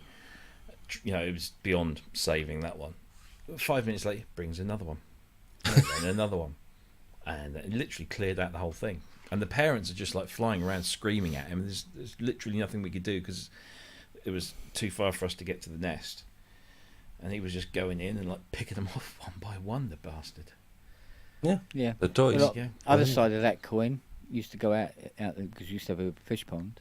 You go out in the morning, and there's a heron standing in the pond, going, "Yeah, thanks, mate, for the fish bell. That was really nice. Yeah, I like yeah. that." Yeah, you go, I think that goldfish was 14 years old, you bastard. I had a guy come. So we've got a pond here in the back, and when I moved into this house, I said to the landlord, "I see you've got fish in that pond. So what's the deal as the tenant? What do you want us to do with that?" And he says, "Whatever, don't care." Okay. Because he Fry up. inherited it. Yeah, he did. They were koi, but they were only about this sort of big, Yeah. and there was about numbers varied. I mean, they're all very inbred. Yeah. But we didn't put any in, but they kept breeding. And so anyway, yeah, we thought, we'll feed them and keep them going, and so we did our stuff. And then last year, our neighbour cut down the trees that divide our properties. They cut them, sort of down by about 20 foot, so they're still there, but they're just a lot lower. And now we've got much more sunlight coming in, and that encouraged the growth of the algae, Yeah. which again then starved the pond of oxygen. And literally every day there was another one just floating up to the surface. So eventually they all went, and we're like, okay, well, fuck it. And so eventually, over the last year or so, that pond has just kind of become overgrown with that green, I don't know what it is. It's a plant of some description, but it's just like horrible sort of weedy sort of thing, just sits on the surface. Oh, I know the stuff, yeah. Does it have nice flowers, or is it just a mess? No, it was just kind of like a bed of green. It was It's not purple hyacinth or whatever. It's not the. no. Yeah. We've got a couple of plants in there, big sort of reedy things. Yeah. But so anyway, Sounds summer like a starts. 70s pond. Yeah, the summer starts, and of course everything starts to evaporate, Yeah. and we're not filling it up because there's nothing in there to, So we just thought, oh well, maybe we'll just let it go down. We started scooping this stuff up, and we got some of it out, but especially when we had the big heat wave, it all went, and so now there's like this much of just like thick sludge. Yeah. Now sitting in the middle of the pond's pretty empty, but it's just sitting in the middle at the deepest point. Yeah. And we're like, oh, it smells a bit. It's going to go a bit funny now, and we need Yeah, to it's get called rid of it. eutrophication when the thing gets stagnant and just basically eventually die. Everything dies in there except for Yeah, the exactly. Yeah, Yeah. and there's lots of you get lots of those little sort of flies, not like house flies. Yeah. But lots of fly things going. So we thought, like, okay, we need to get rid of it, and the thing is, it's getting rid of the stuff. So we thought, I said, well, why don't you just chuck it over, the flower beds? Surely that must be a food for flowers or something. That should do something. And Jackie's like, no, it'll stink the place up. So, all right, well, what do you want to do? Do you want to bag it up? And because of our slightly odd waste management laws that we have here, you've got to have a certain type of bin to get rid of garden waste. And we don't have one of those bins, and you have to pay for one of those bins. So 40 quid a year, isn't it? 60, I think. Oh, right, okay. Yeah, which is not, in the grand scheme of things, 60 quid over a year, but we'd only use it a few times. Yeah, we've got to get rid of our one. Especially we haven't got a bloody when garden. they will take garden waste without a brown bin, but you have to buy the green bags. But you can put 2 bags a fortnight out with your normal household waste, and they'll take it with that. So as long as you space it out, you can get rid of most of it. But this is big, thick, heavy, smelly shit. Yeah. Are you guys So- required to put mosquito fish in your standing water? Sorry? Mosquito fish is called gambusia. Are you guys required to put those in your ponds and stuff? Not that I know of, no. Because then you get full of larvae. It's just a nasty breeding ground for mosquitoes. No, I don't really know, to be honest. But so I said, well, let's just pay someone. You get somebody come around and just scoop it all out, they'll have somewhere that they can take waste to, trade waste. Or not. And we paid, so we'll do that. So we got a guy around, he come around today, and he's like, yeah, we can do that. Yeah, no problem at all. But he started talking about legislation about we have to do something to it first, and then make sure that there's nothing alive in there. I'm saying everything fucking died. It's no. Oh, but we have to do it by law. We have to wait a certain time, and then we have to come back, and then we finish the job off, and that'll cost you 200 quid. Fuck off, mate. So we're gonna put. You know, all tarpaulin these over it. laws, mate, disappear Yeah. out the window if you get a skip. Ain't quite. So Suddenly, we're going to there's put there's no Well, regulations. What we started to do was that around the edges it had all dried up, so you could literally just like pick it up and break it off like cardboard, and that's fine. But it's the stuff in the middle. So what we're going to do is we're going to put a black tarpaulin over it and then completely dry it out, and then pull all the stuff out, and then we'll decide what to do with it. But yeah, it's just a You not pain, just really. bury it. Well, yeah. On a lighter note, Kent, Mm. would you be so gracious to give me a Rick rundown on the scenes behind you? Behind that one? the back. Oh, yeah. That one. It's behind you. Let's have a look. The bottom one is Bottom one is a Studio Logic SL88 controller. okay. Then you've got a Korg Oasis That's the Oasis, right? HydraSense. That's the Hydra because that big glowing knob looked like the one in the montage. Yeah. Pro 3. Sequential Pro 3? Yeah. And a Rolly? Toboggan. Ellie. Sorry, Sledge. Toboggan Ellie. Yeah. Then you I got don't know that one. our Hydra Deluxe here. You forgot the mod wave. Oh, Another one in the corner. and the mod wave, yeah. And That's the then- other one. What is that? Oh, Complete Control 88. Okay. The native instrument. Yeah, MPCX, Mobile, Argon, various drum machines. The camera's not showing it, so you're pointing to empty space Yeah. to me. And a Timberwolf. For good measure. I love Rob's face. No, I got it to see if it was as bad as everybody said it was. And I turned it on, and it was. It was. And we all are waiting for you to circumvent it to see what can you squish out of it. I'm seriously considering just It's filling not it worth with the straw. bucks. Just fill it with straw and buy a hamster. That might And be you got it. some organ in the corner, haven't you? Eat hamster. Yeah. Because you see, the funky thing is, yes, I listen to 40 hours of YouTube a week, but I don't see the pictures of the images. That's why I'm kind of immune to the advertisement, because 50% of advertisement in YouTube is just music, because they're expecting you to read. So I have a 30 seconds musical interlude in the middle of the video.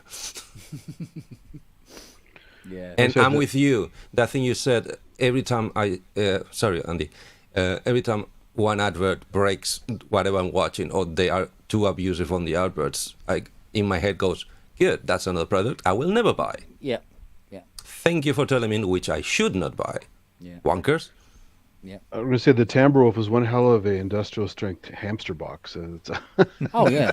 Yeah. I mean, bugger's not getting out of that. and it's very decorative too. So it's, Yeah. It's a high security hamster cage, really. yeah. I mean, that thing, if you run, obviously run through effects and stuff, it sounds okay. It's just that Yeah. It's most videos don't do even the best settings justice on it, because it really is not a great unit. But the question is, and this is another of my crazy theories, how much was it? oh god. Ballpark. They were as cheap as $200 here. I just didn't get it. So, No, I mean secondhand, brand new. yeah, $200 brand new. They were blowing them out. So they were, okay. Yeah. Nobody Yes. was buying them. And another my theory, many of the history flops and many of the things that people hate they weren't really bad, like completely useless. It's like they under-delivered or they just overcharged for them. It's like what is happening now to the new MPC keyboard. It's not a bad product, but for $2,000, ouch. I mean, basically, all it is the baseline synth sound from the Rhythm Wolf times 4 with a decent sequencer. Yeah, but once again, if you think that Not you've very never had good sounding in general, and really easy for it to drift and sound like really, really nasty. And Yeah, I Yeah, mean, but it's this 200 big heavy quid, box mate. for very little functionality. each voice sounds like a broken SEM. Yeah, it's not broken, great. fuck. Yeah. But with effects, it could be okay, and the sequencer's decent. So Yeah. you know, If it I've was heard- a dinner guest, it would be wearing jeans and then it'd take a shit in your soup. But you see my point. It's all relative to the price of admission. It's like it's well, like it was $500 and it dropped down to $200. So I mean, that's that's exactly why I asked. Yeah. What was Yeah. the brand new price, the launch price? Yeah. That thing for $500 is a travesty. For and all you have to do is 200, watch the famous Nah. Akai Dan meme about it, and it tells you mostly what you get out of the thing. It's unless you really dial it in, it sounds like crap. for instance, my Behringer 26. Obviously, I don't know how to use it, but what I've been able to take out of it is I'm utterly unimpressed. I think the extra 100 quid for the Spring Reverb is a scam. It's not worth it at all. I got digital reverbs that sound 1,000 times better than that Spring Reverb. I have one Spring Reverb in the amplifier that sounds 1,000 times better than that Spring Reverb. Why are you looking see, around? The thing is, early 2600s had a 7-inch spring reverb. Yeah, it's a tiny spring reverb in there, right? Yeah, it So was it's- tiny, and it wasn't great sounding at the best. Of You're times. talking ARPs. Yeah, the real one. Yeah, and the later ones, I think it was it the G-Clef ones had a 19. I think no 17-inch. I think it was a 17-inch Wow. twin spring reverb in them. That's some mighty that was stuff there. better. That was better. But I mean, the way they said, "Oh, it's stereo." It wasn't. It was twin mono. Well, even the Just- grandmother one is pretty small, right? Yeah, yeah. But I think maybe it was just the age. The transducer technology wasn't wonderful because the little 7-inch ones were like, oh god, it didn't help matters. I tried a Synthier, and it's the fun trick where you can bang it and set the modulation on it and get like rattlesnake effects on it. It's pretty Yeah. cool, even though it's tiny. It sounds pretty cool. Yeah, Yeah, But for that. you can do the same thing with the 26. Yeah. Yeah. Give it a smack and get all that. It's like having a Yeah, any real maybe a spring kid tongue, with a you can do giant that. piano. Yeah, actually, I think But- that's still on the. But I have the one that came with the Coma Field Kit, which is quite nice. And it has open springs, so you can scrape them and drop stuff on them. And Yeah, the 2600's still on the landing there. I must make but that. so Ken, what are you saying that Behringer just did too good of a job replicating the first mark? I don't. Do you know what? I haven't actually listened to the Behringer one, but I must admit the reverb you have to buy separately that's a bit of a rip off, isn't it? Sorry? It's having to buy the reverb separately. It's a bit No, of a no, no, rip-off. no. They launched the Christmas tree one, blank with orange silver screen and multicolor LEDs on the faders, and then they launched the limited edition, the blue Mini and the gray Marvin, I believe, or the other way around. I always get them wrong. And those came with improved components, bullshit, and a spring instead of digital reverb. And they were £100 extra from the Oh, Christmas I see, tree one. I see. Well, that's weird because the blue and grey Marvins were designed differently than the G-Clefs and the Tonus ones, Mhm. and their components were worse. So they've done it Do the way around. done it the wrong way around. Yeah. And They can't even do that right. Huh? Is that what you're Yeah. saying? So they've cloned. They've sort of like cloned it arse over No, tit but- somehow. it was bullshit. The improved components is that instead of using 0.01 cent capacitors for the filters, they use 0.02 cents I read that capacitor for somewhere. the same Yeah, it's filter. probably bullshit. Yeah. It's you can hear a little difference, but it's totally dismissible. Yeah. I bought it just because of the blue paint. I paid 100 quid extra for blue paint. Yeah, but even that, if that tolerance difference on Oh, on sorry, and one single color LEDs. Yeah, The well, whole panel is one single LED color. that tolerance difference on the capacitors wouldn't matter. I mean, you just calibrate it in. I'm not To- talking microfarads. I'm talking cents. I'm talking money. Oh. They Okay. put just the next step up in price in better capacitors. Which means you'll break in 4 years instead of 3 years, right? So- Exactly. That's exactly what it means. Or not break at all. Yeah. We're talking Well, Behringer it's here. Behringer, Please be yeah, so serious. it's- yeah. We Well, know they what we're might- paying for. They're They might designed dry to break. joint and fall off, but they'd still be working. No. Behringer, once again, Behringer is the disposable mentality of electronics. They're designed to break on a certain period, so you buy it again because I it's find cheap that- enough. I found their 19-inch rack stuff to be actually quite good, actually. You mean the rackable stuff? Yeah. I mean, I mean, I have an I'm old pre-Midas mixer that's okay, but it is not totally, it's okay, noisy. the Midas preamps. You're listening to a microphone. Okay, my chain is Soundground Spirit preamp through a Behringer compressor into a Behringer Midas preamp interface with a dynamic microphone.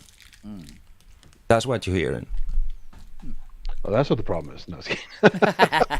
That's what the problem is. Now I think I've got Behringer Exciter, I think it is, Oh, that was a snake oil. and a I've been told. Valve mic preamp. I think that one too. The valve is actually doing nothing. You can plug it off and it won't change the sound. Well, I bought them about 5 years ago. I've yet to plug them in. So No. I mean, if you get a good unit, at least the professional range, the rack range, if you don't use them to a professional level, if you don't put them on the road, yeah. they got a pretty good lifespan. I Yeah, mean, I run shit it. on Behringer here and there, but I still buy their stuff. I'm not. Yeah, I'm yeah. not No. anti, I'm not Don't stop anti. Don't stop buying. Just don't And the get DeepMind full 12 thinking. is actually pretty awesome. So Yeah, I mean, just I don't got get full unlucky with thinking the that mixer. you're buying something cheaper. They're not giving you the same quality for less money. They give you less quality for less money. That's like- it. That's the only thing you need to be aware of. The 32-channel mixer I bought, which has two Lexicon LX500s in it, built in. Hmm. The whole right-hand channel died. Yep. So that's in the cupboard, standing up there with the rest of This the one. stuff. I'm off, guys. I will see you tomorrow. See you Robbie. tomorrow. Indeed, sir. Good show. Take care. Where's it? Oh yeah, I'll Happy wind it up Twilight in a dreams. minute. Bye bye. Bye. See you later, mate. Take care. This one. Yeah. Sonic wise, basically two of the channels, numbers 1 and 2, for no apparent reason, suddenly they decided to go off. Yeah. But then they go on. But then they go off. Depends on the day and depends how hard I press on the on button. Yeah. I have one of their big mixers that's branded Eurorack and has Yep. giant power supply for it. It's decent, it's not Yeah. wonderful, but it's decent. If you're lucky to get a good unit, meaning it doesn't break in the first month, you're good. Yeah. Yeah. Don't expect brilliant quality, professional quality. Headroom is limited. Resilience is limited. Repairability is none. It I is the got flip of a coin, really. Yeah. Though. You know. I got a foot switch that is trying to replicate the Bose FS6, but it's not, because the FS6 is two foot switches, like in turn on and off, and the Behringer one is two AB boxes, two channels of AB that you could latch or not, but it's basically choosing one input or the other, going to an output or the other. Yeah. One of the sides died. I said, okay, how bad? It's probably just the that electric thing that you give a voltage and changes position. Relay? Relay. Relays, yeah. The relay. Let's try it and see if that is the relay. Let's change it. Good. Open it up. Turn up the PCB board. I could not even fit the solder tip of my iron without melting 3 other components around it. Because that was 60% through hole, 40% surface mount. The through hole components are so close together that you need to dismantle half of the board off to get access to the part you need to change the part, and then resolder the other half of the board. So there's no room even to put the iron in. Yeah. Wow. So Yeah, forget about it. In the other hand, it's a 30 quid switch. I got myself a Tamiya SMT soldering iron, and it's like a bloody sewing needle. Literally, it's so tiny. That's amazing. Yeah. So, but I'm, the thing is, I mean, surface mount is the way you got to go. In the other side, they say that they ripped off this one. Yeah, because I have the guys who make the original one. Oh, right, yeah. A cable tester, yeah. Yeah. Best job they ever did. Yeah. Almost flawless. 30 quid, I think it's 35 to 40 pounds, probably $45, $50 brand new. You need to basically drop it from very high to dismantle it. And it also has something that I had never seen before. Probably many higher value boxes do it, but this is the first time I did it. It not only tells you if the conductors inside the cable are broken, they also tells you if it has an intermittent breakage. Because sometimes the cable breaks, but it doesn't separate. Yeah. So when you move the cable, it's still making contact. Yeah. So it's measuring sparks of very, very, very short non-contact. And it's telling you which cable is doing it. The only thing this one doesn't do that better ones do is telling you at what distance inside the cable is the break. Is the only thing. Everything else does. And it doesn't do speak-on connectors. Yeah, I've got something very similar for that. We're working on wiring looms on these bloody CSAs. And all these other point-to-point jobs. Yeah, but it doesn't tell you where the break is. Yeah. Funny thing just happened on Instagram. I'm always bitching about those DW8000s I had that are toast. I found a guy in San Francisco who could probably fix them for cheap. Oh, okay. So that would be nice because they're just sitting there getting dusty. Yeah. And I love those things. They sound great. Yeah, you'll always find somebody who's a glutton for punishment. Well, there is a place, a famous place in the area called CAE Sound, where like Joe Walsh gets his stuff fixed, and a bunch of other famous people come through. It's like a small synth museum in there. Yeah. But and I got my D50 fixer, but their normal prices are quite expensive. I got lucky on the D50, so I don't relish going back there, even though it's closer. Yeah. Yeah, we've got simple solutions here. They can be quite pricey, but they get to do a lot of that kind of thing. Yeah. There's a guy kind of near Los Gatos here who's also pretty good, but he doesn't do digital mostly. So, but that's the future, repairing all the 90s ones. Yeah, but he's into the he's a micro purist kind of guy. Yeah. No, I'm finding that I'm having to move more and more into the SMT world through, being forced to, really. I don't have a lot of choice in the matter. Yeah. What level of SMT do you see in keyboards? Because I think there's 4 sizes.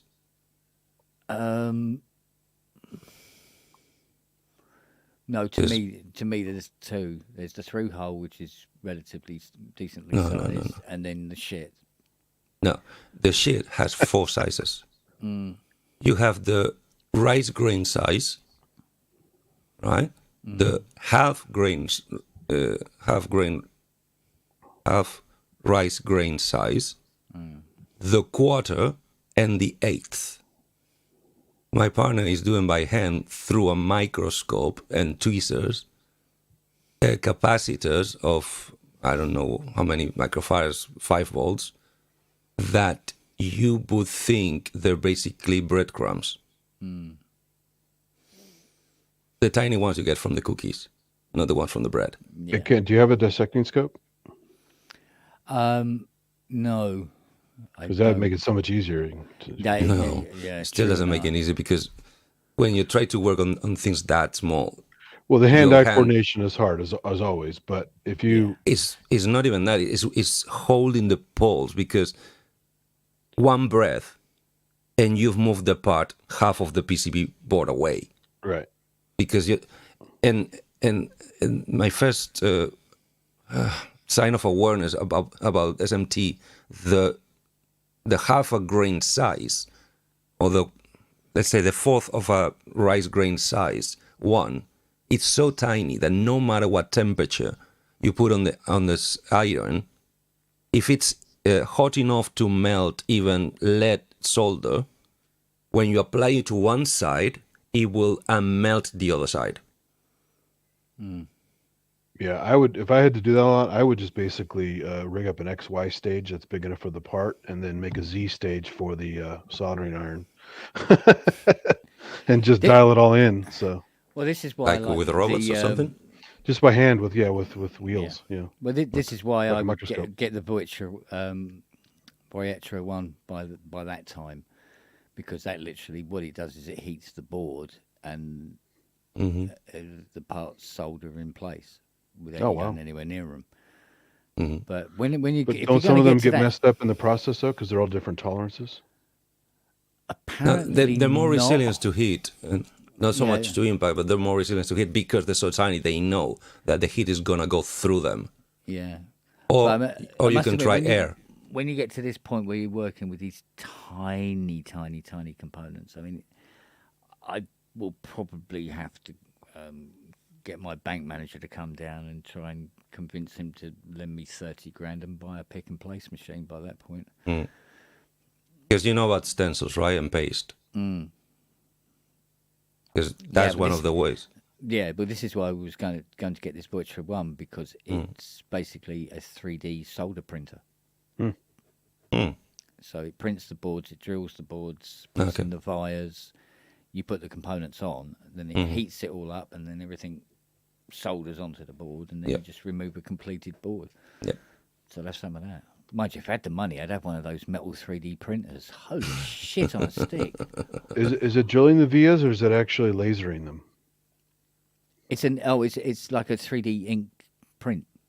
Because my company, part of their product line actually is like a VIA and a couple of things that have VIA in the title, because Yeah. it's specifically used for drilling those in circuit boards. Right. Okay. Yeah. Because I think what you do with the Voyager 1 though is it drills the holes, and then you just put these little brass through The hole rods. rivets, if you like, The rivets, yeah. through it. Yeah, because that's the other point. SMT is not only the surface thing. Problem is that some of this stuff is coming with laptop technology or cell phone technology, which is multi-layer with components inside the layer. Yeah. Yeah, I mean, once you get into these multi-layer boards, I mean, you're buggered. You're just going to have to get a proper firm to do it for you. No, I think that they're basically unrepairable. Because if you try to access it, you basically crack the traces. Yeah. But a lot of that technology exists simply so they can cram all that shit into an iPhone. Yeah. You know, so. Well, I'd everybody imagine wants more, are but the smaller. like the Behringer TD3s, are those surface mount mostly? I Because would they're light as a imagine. feather. They're so tiny inside. Yeah, I I bet. would imagine. Yeah, yeah. So that's why you just throw it away. Yeah, part of the course is like that's very light and clever. Therefore, Yeah, careful with light and light because, and please correct me, Kent, if I'm totally talking shit. 60 to 70% of the weight of many of the keyboards is the PSU.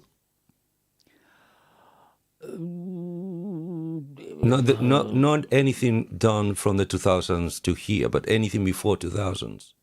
No, not really. Chassis and PSU. No. If you were to take CS80, for instance, the keyboard. Yeah. Take the keyboard out, and you can pick up an 80 and walk off with it. Okay. If you take out the power supply as well, it's easier as well. Again. But the keyboard is pretty much.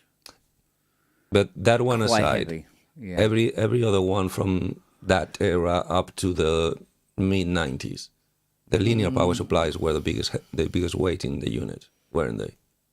No, not Okay. really. Does, not really. does the 80K bed come out as a single unit?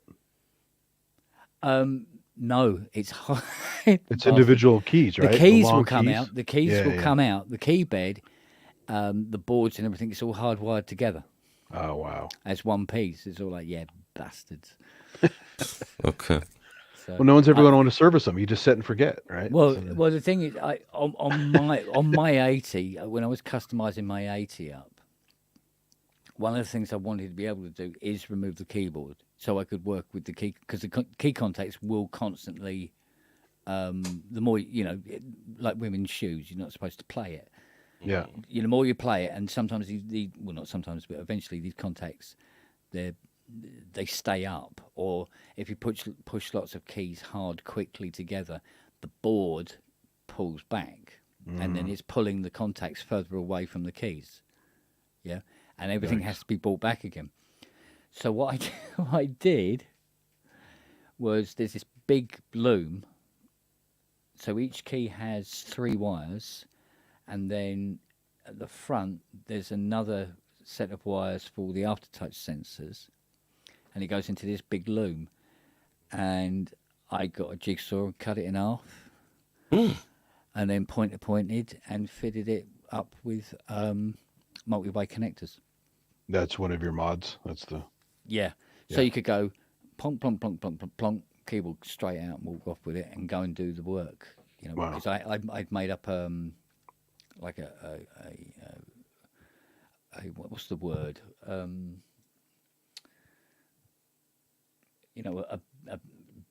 bench for it to be able to straighten up all the key contacts and bend all the boards to the correct position so everything worked light and beautiful, and then bring it back and whack it back in, put all the keys back in. And so I was able to do that. It's sort of like every 6 months I was able to do that.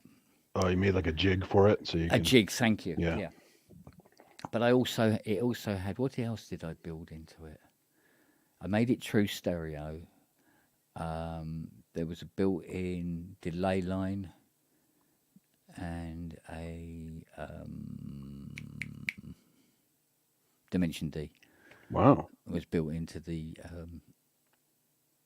signal path of it as well. That's cool.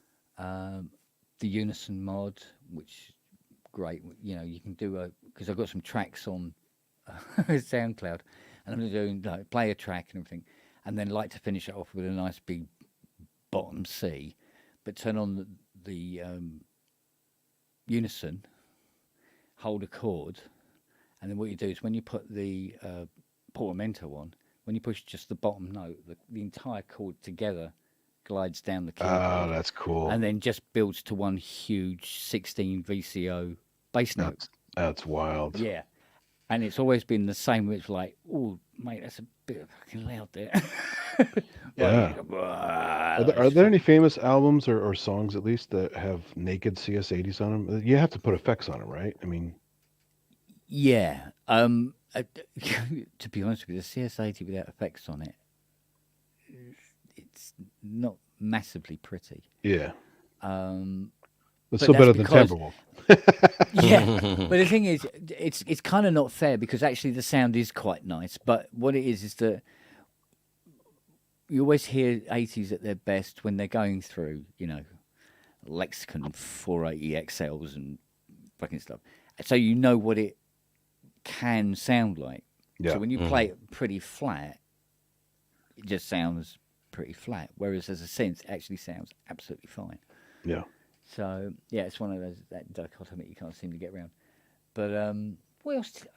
I put so many different weird mods in it. Is it always the same amount of mods, or you get custom? Like, I don't want this one. I want this one.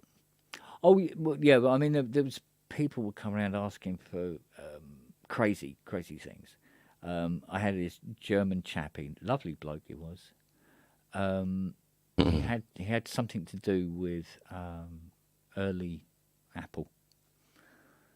Made a tidy sum and retired, and he had his 80, and he asked for. He says, "Can I have an LFO per voice? But I want them to be free running. But and here's the trick: I want you to be able to switch between 16 VCO, 16 LFO, independent, and the standard single LFO system." Wow. And I've got, yeah, but do you want each one to have its own aftertouch control as well? He said, "Oh God, yeah." Okay. Yeah, don't make it a MoDX, right? Yeah, but then he turned around and said, "But I want it to also have its own trigger boards made from original components, and all the LFOs have to be original LFOs. So they all have to be IG00150s, as opposed to, I don't know, with some digital LFO that you could just slip in, I'll do it, mate. You know, single chip, does everything, yeah? He wanted me to make up individual subboard circuits for each voice. So it had Like it was modified at factory. Yeah, so it had a stack of VCA control cards, and they all had to be individually wired. And Is that like months of work, or what is that? oh, that took 18 months. Yeah. Oh, well, a lot of it was a bit on and off because you go, mate, I still need 4 LFOs. I've contacted Yamaha and they've gone, mate, you've got all of them now. So I had to go. I said, right. He says, oh, well, what can I get these LFOs out of? I said, CS70s. Well, most of the CS range. I said, but you only get one. You know. Yeah. But I said, if you get CS50, CS60, I think there's 2 in a 50. And So you had to cannibalize other CSs. You couldn't get something that's so equivalent. he was going on eBay and buying these working machines. He says, "Yeah, I'll break that up." I go, "Okay, what about the rest of it?" He goes, "You can have that." I go, "Yeah, I am. Thank you." And and built this system for him. And he came down, he tried it, and he goes, "Oh, it doesn't sound quite like I thought it would." I said, "Well, how were you expecting wasn't designed it to that way, sound?" yeah. Yeah. He goes, "No." He says, "I thought there'd be." He said, "I thought it'd be more movement." And I went, "Well, we can wind up the amount of waveform it receives." I said, "But then you can be pushing the VCAs too much." He says, no. He says, "I want it to be big and strong, you know." Well, he's got So it external was effects. modular. He wants movement. He can do whatever he wants to it. Well, he wanted me to push it. He wanted me He to had the push money. it. So he wanted 4 volt waveforms out of them, and they are 3 max. Hence the amplifiers. And he says, "No, I want it to start at 4 volt at least." He says, "I want big movements on it." He says, "But I do it really, really slow, so it's all moving around." I said, "Mate, you want a modular?" But no, he wanted it to do it. So I gave him his 4 volts. He tried it out. He went, "Lovely, thank you very much." Paid me a shitload of money. Did you ever hear what he made with it? Oh, well, he took it back to Germany and started using it at this 4 volt, and it started blowing VCAs. After about 3 months, he drove it back from. Where was he? Wow. I think it's Frankfurt. Drove it back and said, "Can you remove the mod?" I said, "Yeah, how much you got?" Because we're talking about. I built a lot of digital switches. Yeah, You to know, undo individual everything. switches. Yeah. And I hadn't really noticed at the time, but when I removed the mod, the power supply was kicking out 20 volt on the plus and minus rails. because I'd been winding it up and winding it up because adding more and more electronics to it, and the voltage from that dirty great big power supply was sinking. So when I took mod out and it went right up, and I was like, "Oh shit, wind that down quick." Wow. So yeah, and yeah, and then it actually, I think it took longer to put it back to Original. Yeah, because Did he play you any kind of music he made with it, so you had an idea what he was trying to do? What the hell Not was a he note. Not a note. Yeah. No. More movement. I mean, Jesus. Yeah, I know. Needs a bowel movement, if anything. Yeah. I mean, don't get me wrong. I'm all eyed for pimping up stuff that allows to pimping up, and I think that's how I kill my pedal board. I asked for the guy to change the bulb in the LCD backlit LCD screen because I could not read it on daylight. Yeah. And I said, okay, but I was asking, can you put up newer, better technology, like pimp up change the old technology screen for a newer one? I don't know, some matrix dot or whatever thing or self-lit or something like that is brighter. I said, no, I think I can do something. I think they got just desoldered the original, I don't know how you call it, bulb.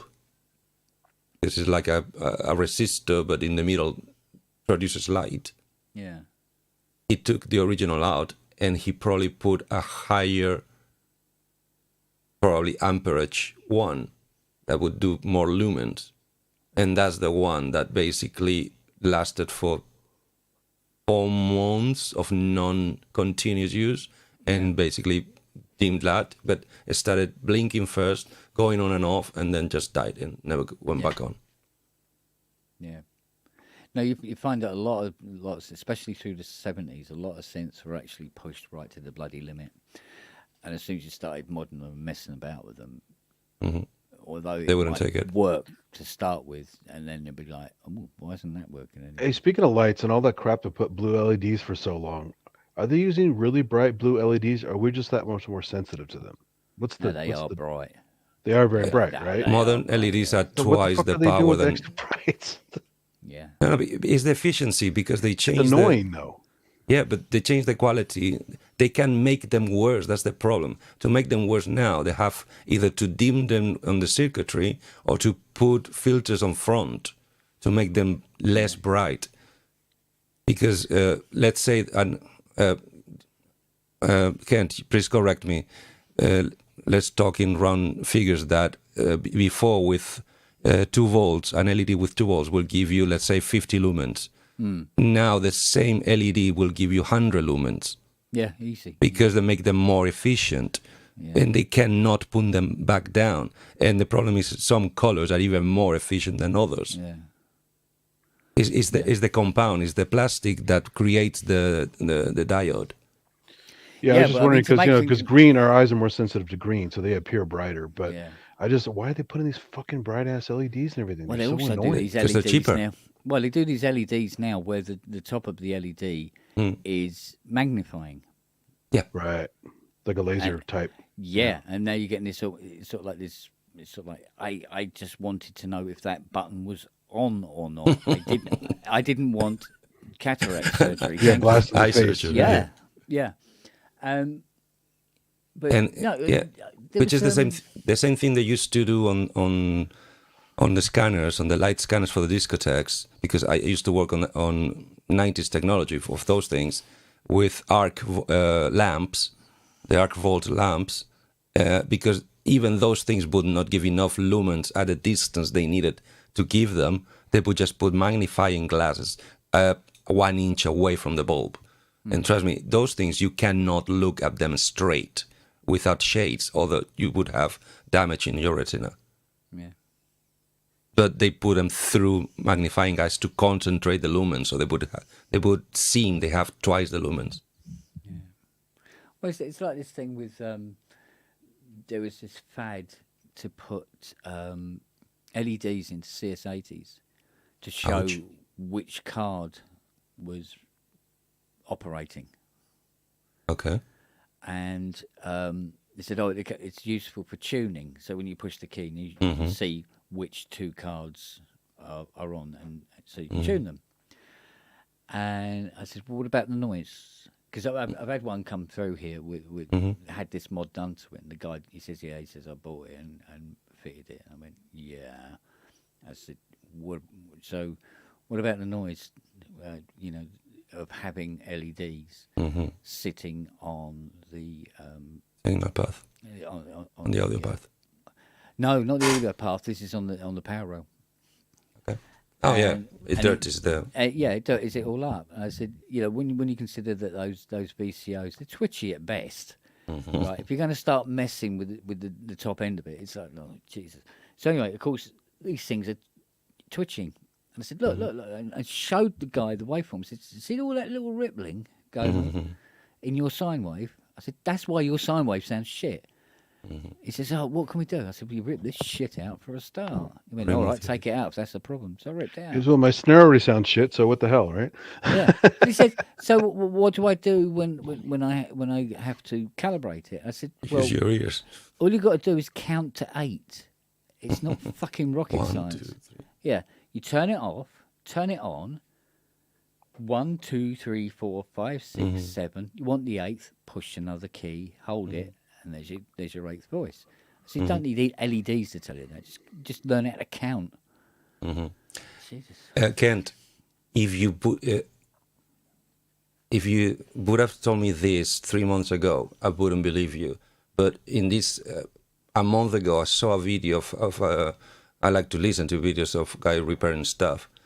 The guy was trying to repair a bass amplifier head, right? Who has a graphic equalizer, a 5-band graphic equalizer with LEDs on per fader. Yeah. Right? And the guy could not find the source of the only thing he knew that every time he switched off the parametric, the noise would go away. Could not find the reason until he Googled it, and through a Google forum, they told him, hey, that background noise that sometimes appears in these circuits, there's no way to get rid of it. It's the LEDs. The only way is to turn the LEDs off. Yeah. Well, I mean, I had an Oscar here, and when you turned it on, it just made this noise like that. And he goes, "Oh, it's just playing one note." I turned around and went, "No, that's not a note." I said, That's a current. That's not even a DCO, mate.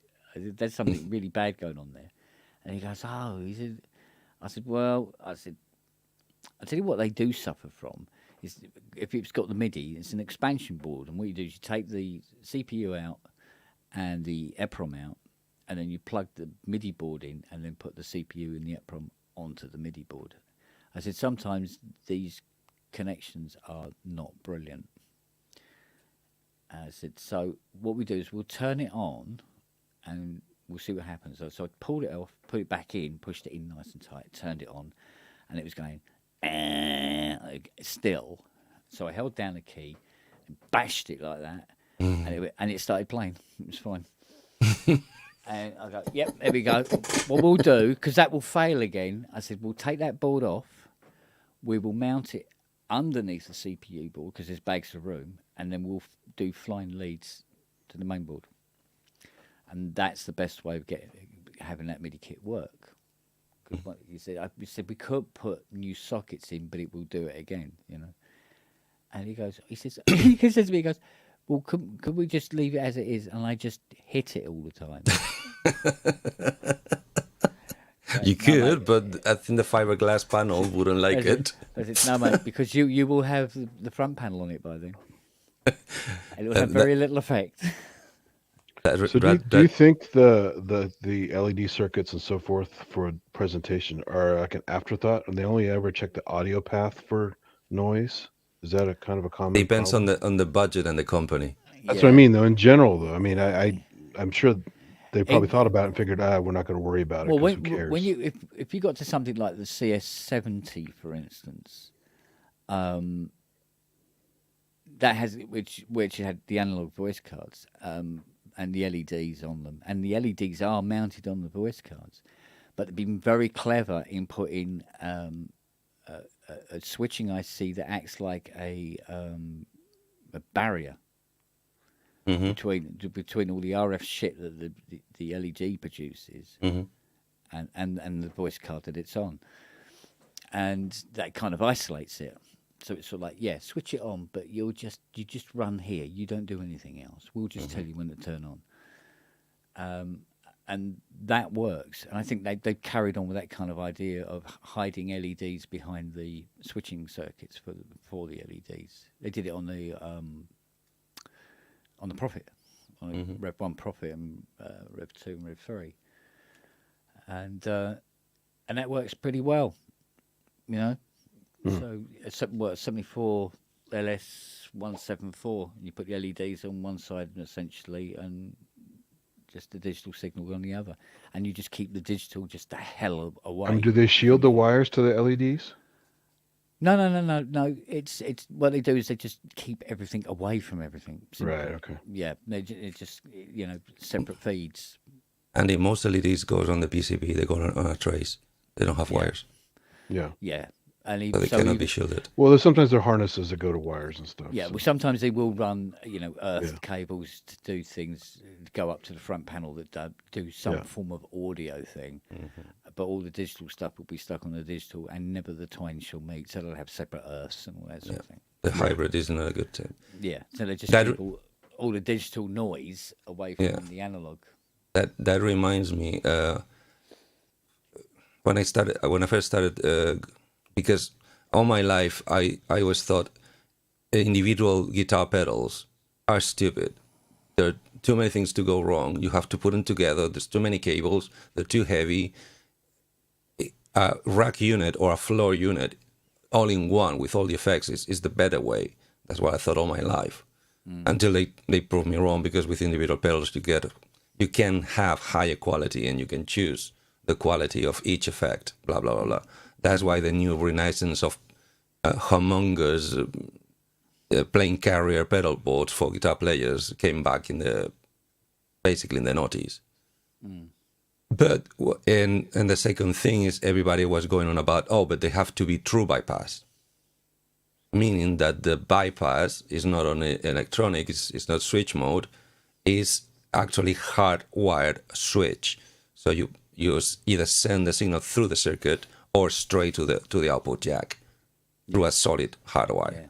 Yeah. The problem with those is that you end up with impedance issues.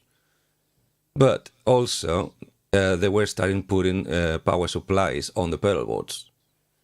And then came that habit of the pedal train style, which is a grill of aluminium that it goes slanted against the floor, leaving kind of a air gap between the top of the pedal board and the floor. It's like a wedge, right? So because that space was there, they were starting to put the power supplies for the whole pedal board underneath those.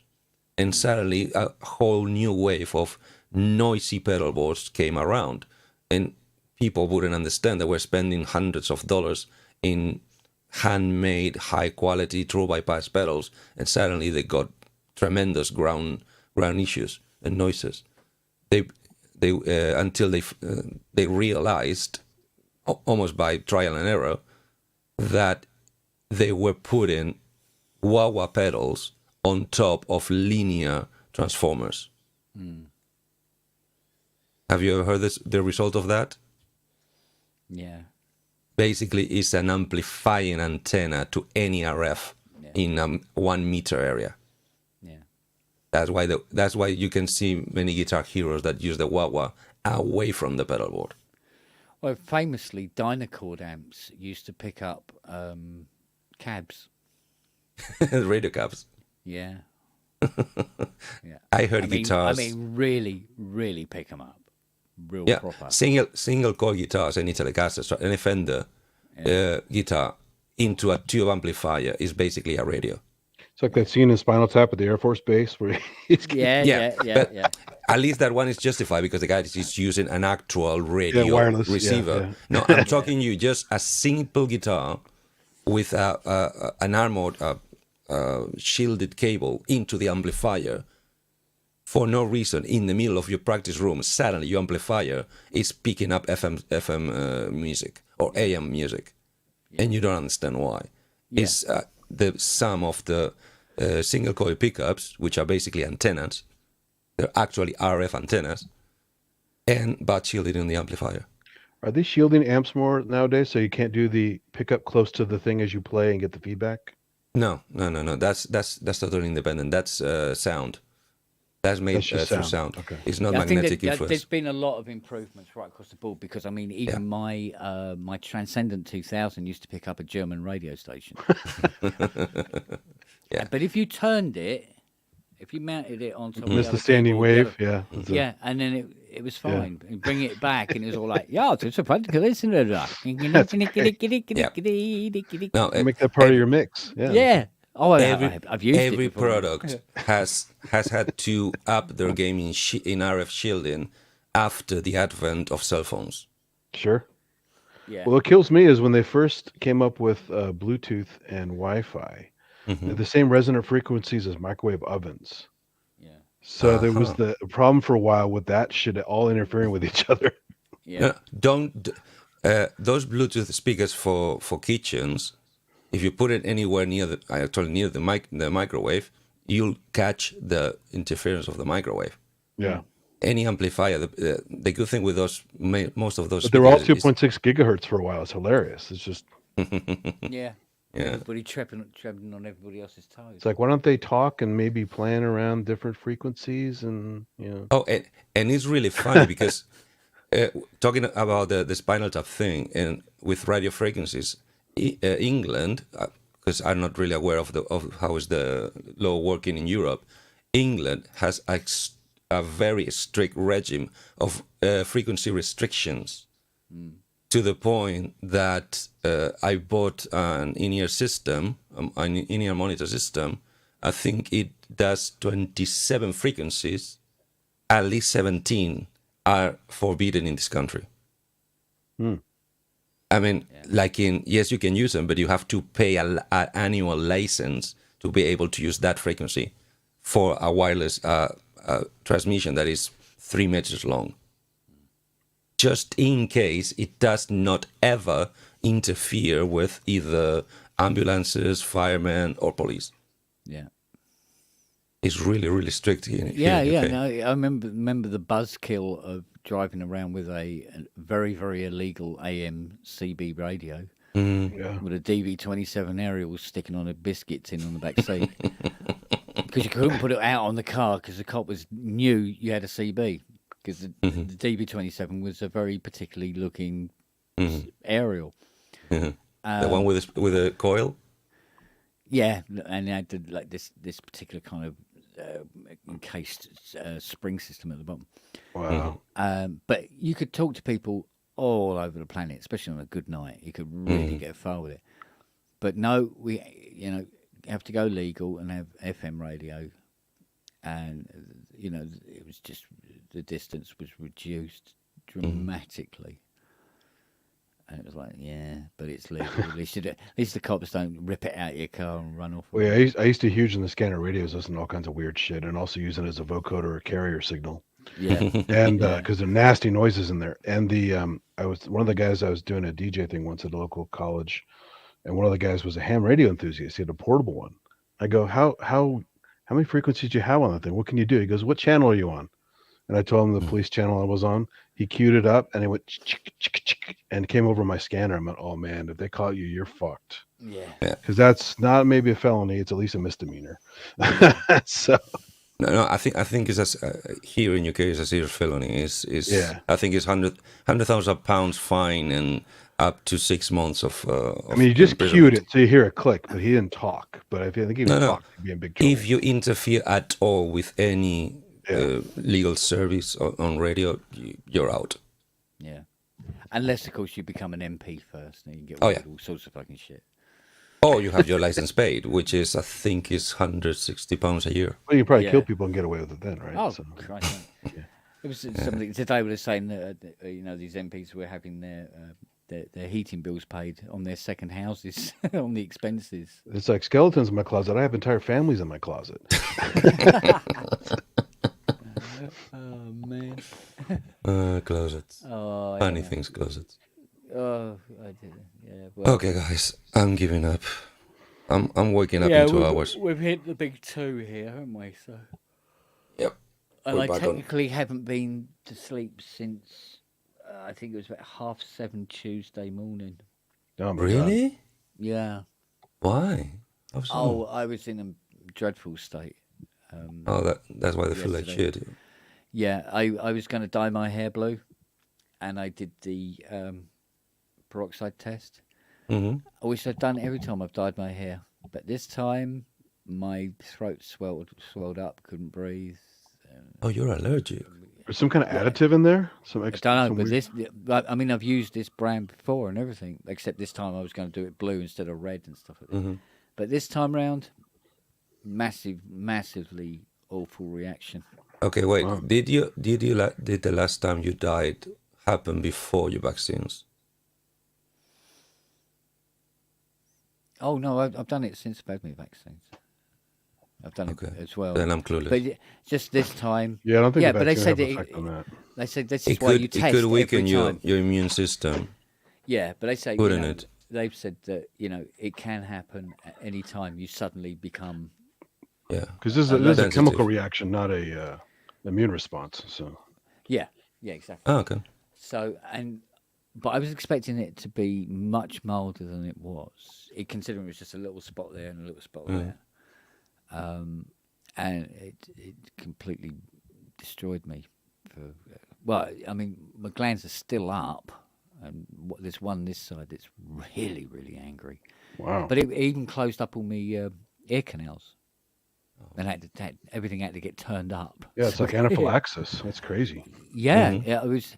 So, like I said, I mean, Fiona said, she goes, "Oh, I think I have some antihistamine." She goes, "I'll go and find it." And I said, "Sell by was like 2008," and I said, "No, Okay. probably not. Yeah. It'll make okay. things worse." I said, Yeah. I'll stick it out." But I was up all night with it. It was like because you couldn't lay down because as soon as you put your head down, it was like Oh, no. every gland in your neck hurt, Mhm. So. Sorry about that. So, okay. Damn. Yeah, that's Thanks it. for hanging Go in to there. bed. Matthew. I didn't know you were Oh, so yeah, sleepy. no, That's terrible, yeah. man.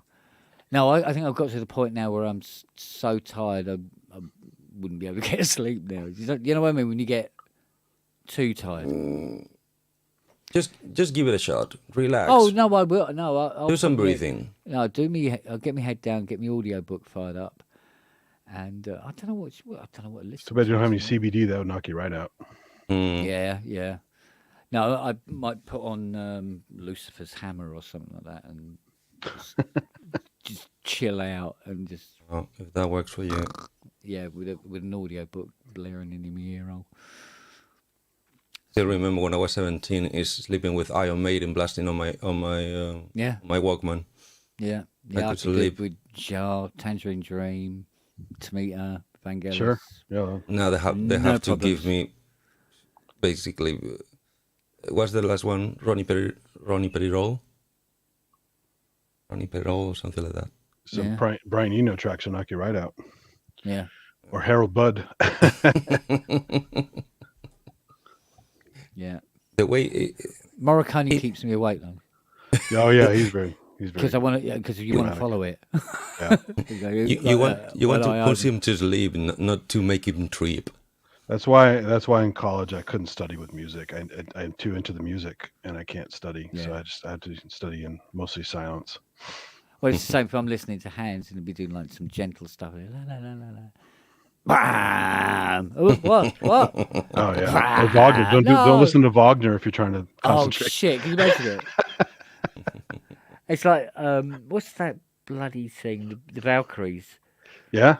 His whole thing, the Every- whole ring cycle, Yeah, is no, dramatic, like the most dramatic dynamics ever. but every single time I hear it, I just do the Bugs Bunny lyrics. Oh, totally. Kill him Yeah, out of it, yeah. every single time. Oh, Gumhilda, you're so lovely. And every know time I what? hear Siegfried's funeral march, I think of Excalibur because that was most of the soundtrack of the movie. Yeah, exactly. Yeah, I'll- talk about I'll by tell you what- association. I'll tell you what used to work for me. 24. Yeah, Have you heard of the show? wasn't that quite tense? The 20. Yeah, but 24 that's show the you're point. talking It was so tense, all the episode at 10, that after 3 minutes, I basically just like it had no ups and downs. about? Who did the soundtrack for that? I don't know, but it was really bad. Not musical. Or it was all the soundtrack was about the action noise kind of stuff, frenetic stuff. Yeah, right. It's like, Well, whoever it was, he was exhausted by the end. Of He was not the just episode. like on coke all the Yeah. time, yeah. and so I was. Jesus, blooded stumps. You know. The full first season, I was sleeping by the first commercial break. Wow, 24 to go to sleep with. Jesus. I thought Fiona. I have to confess bad. that I also was starting with my medication, but really, that show did it. It was putting me down to sleep automatically.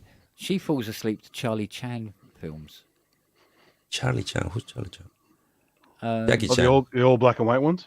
Yeah, Yeah, yeah, it's white guys playing Chinese people. So yeah, Ah, okay. Ouch. yeah.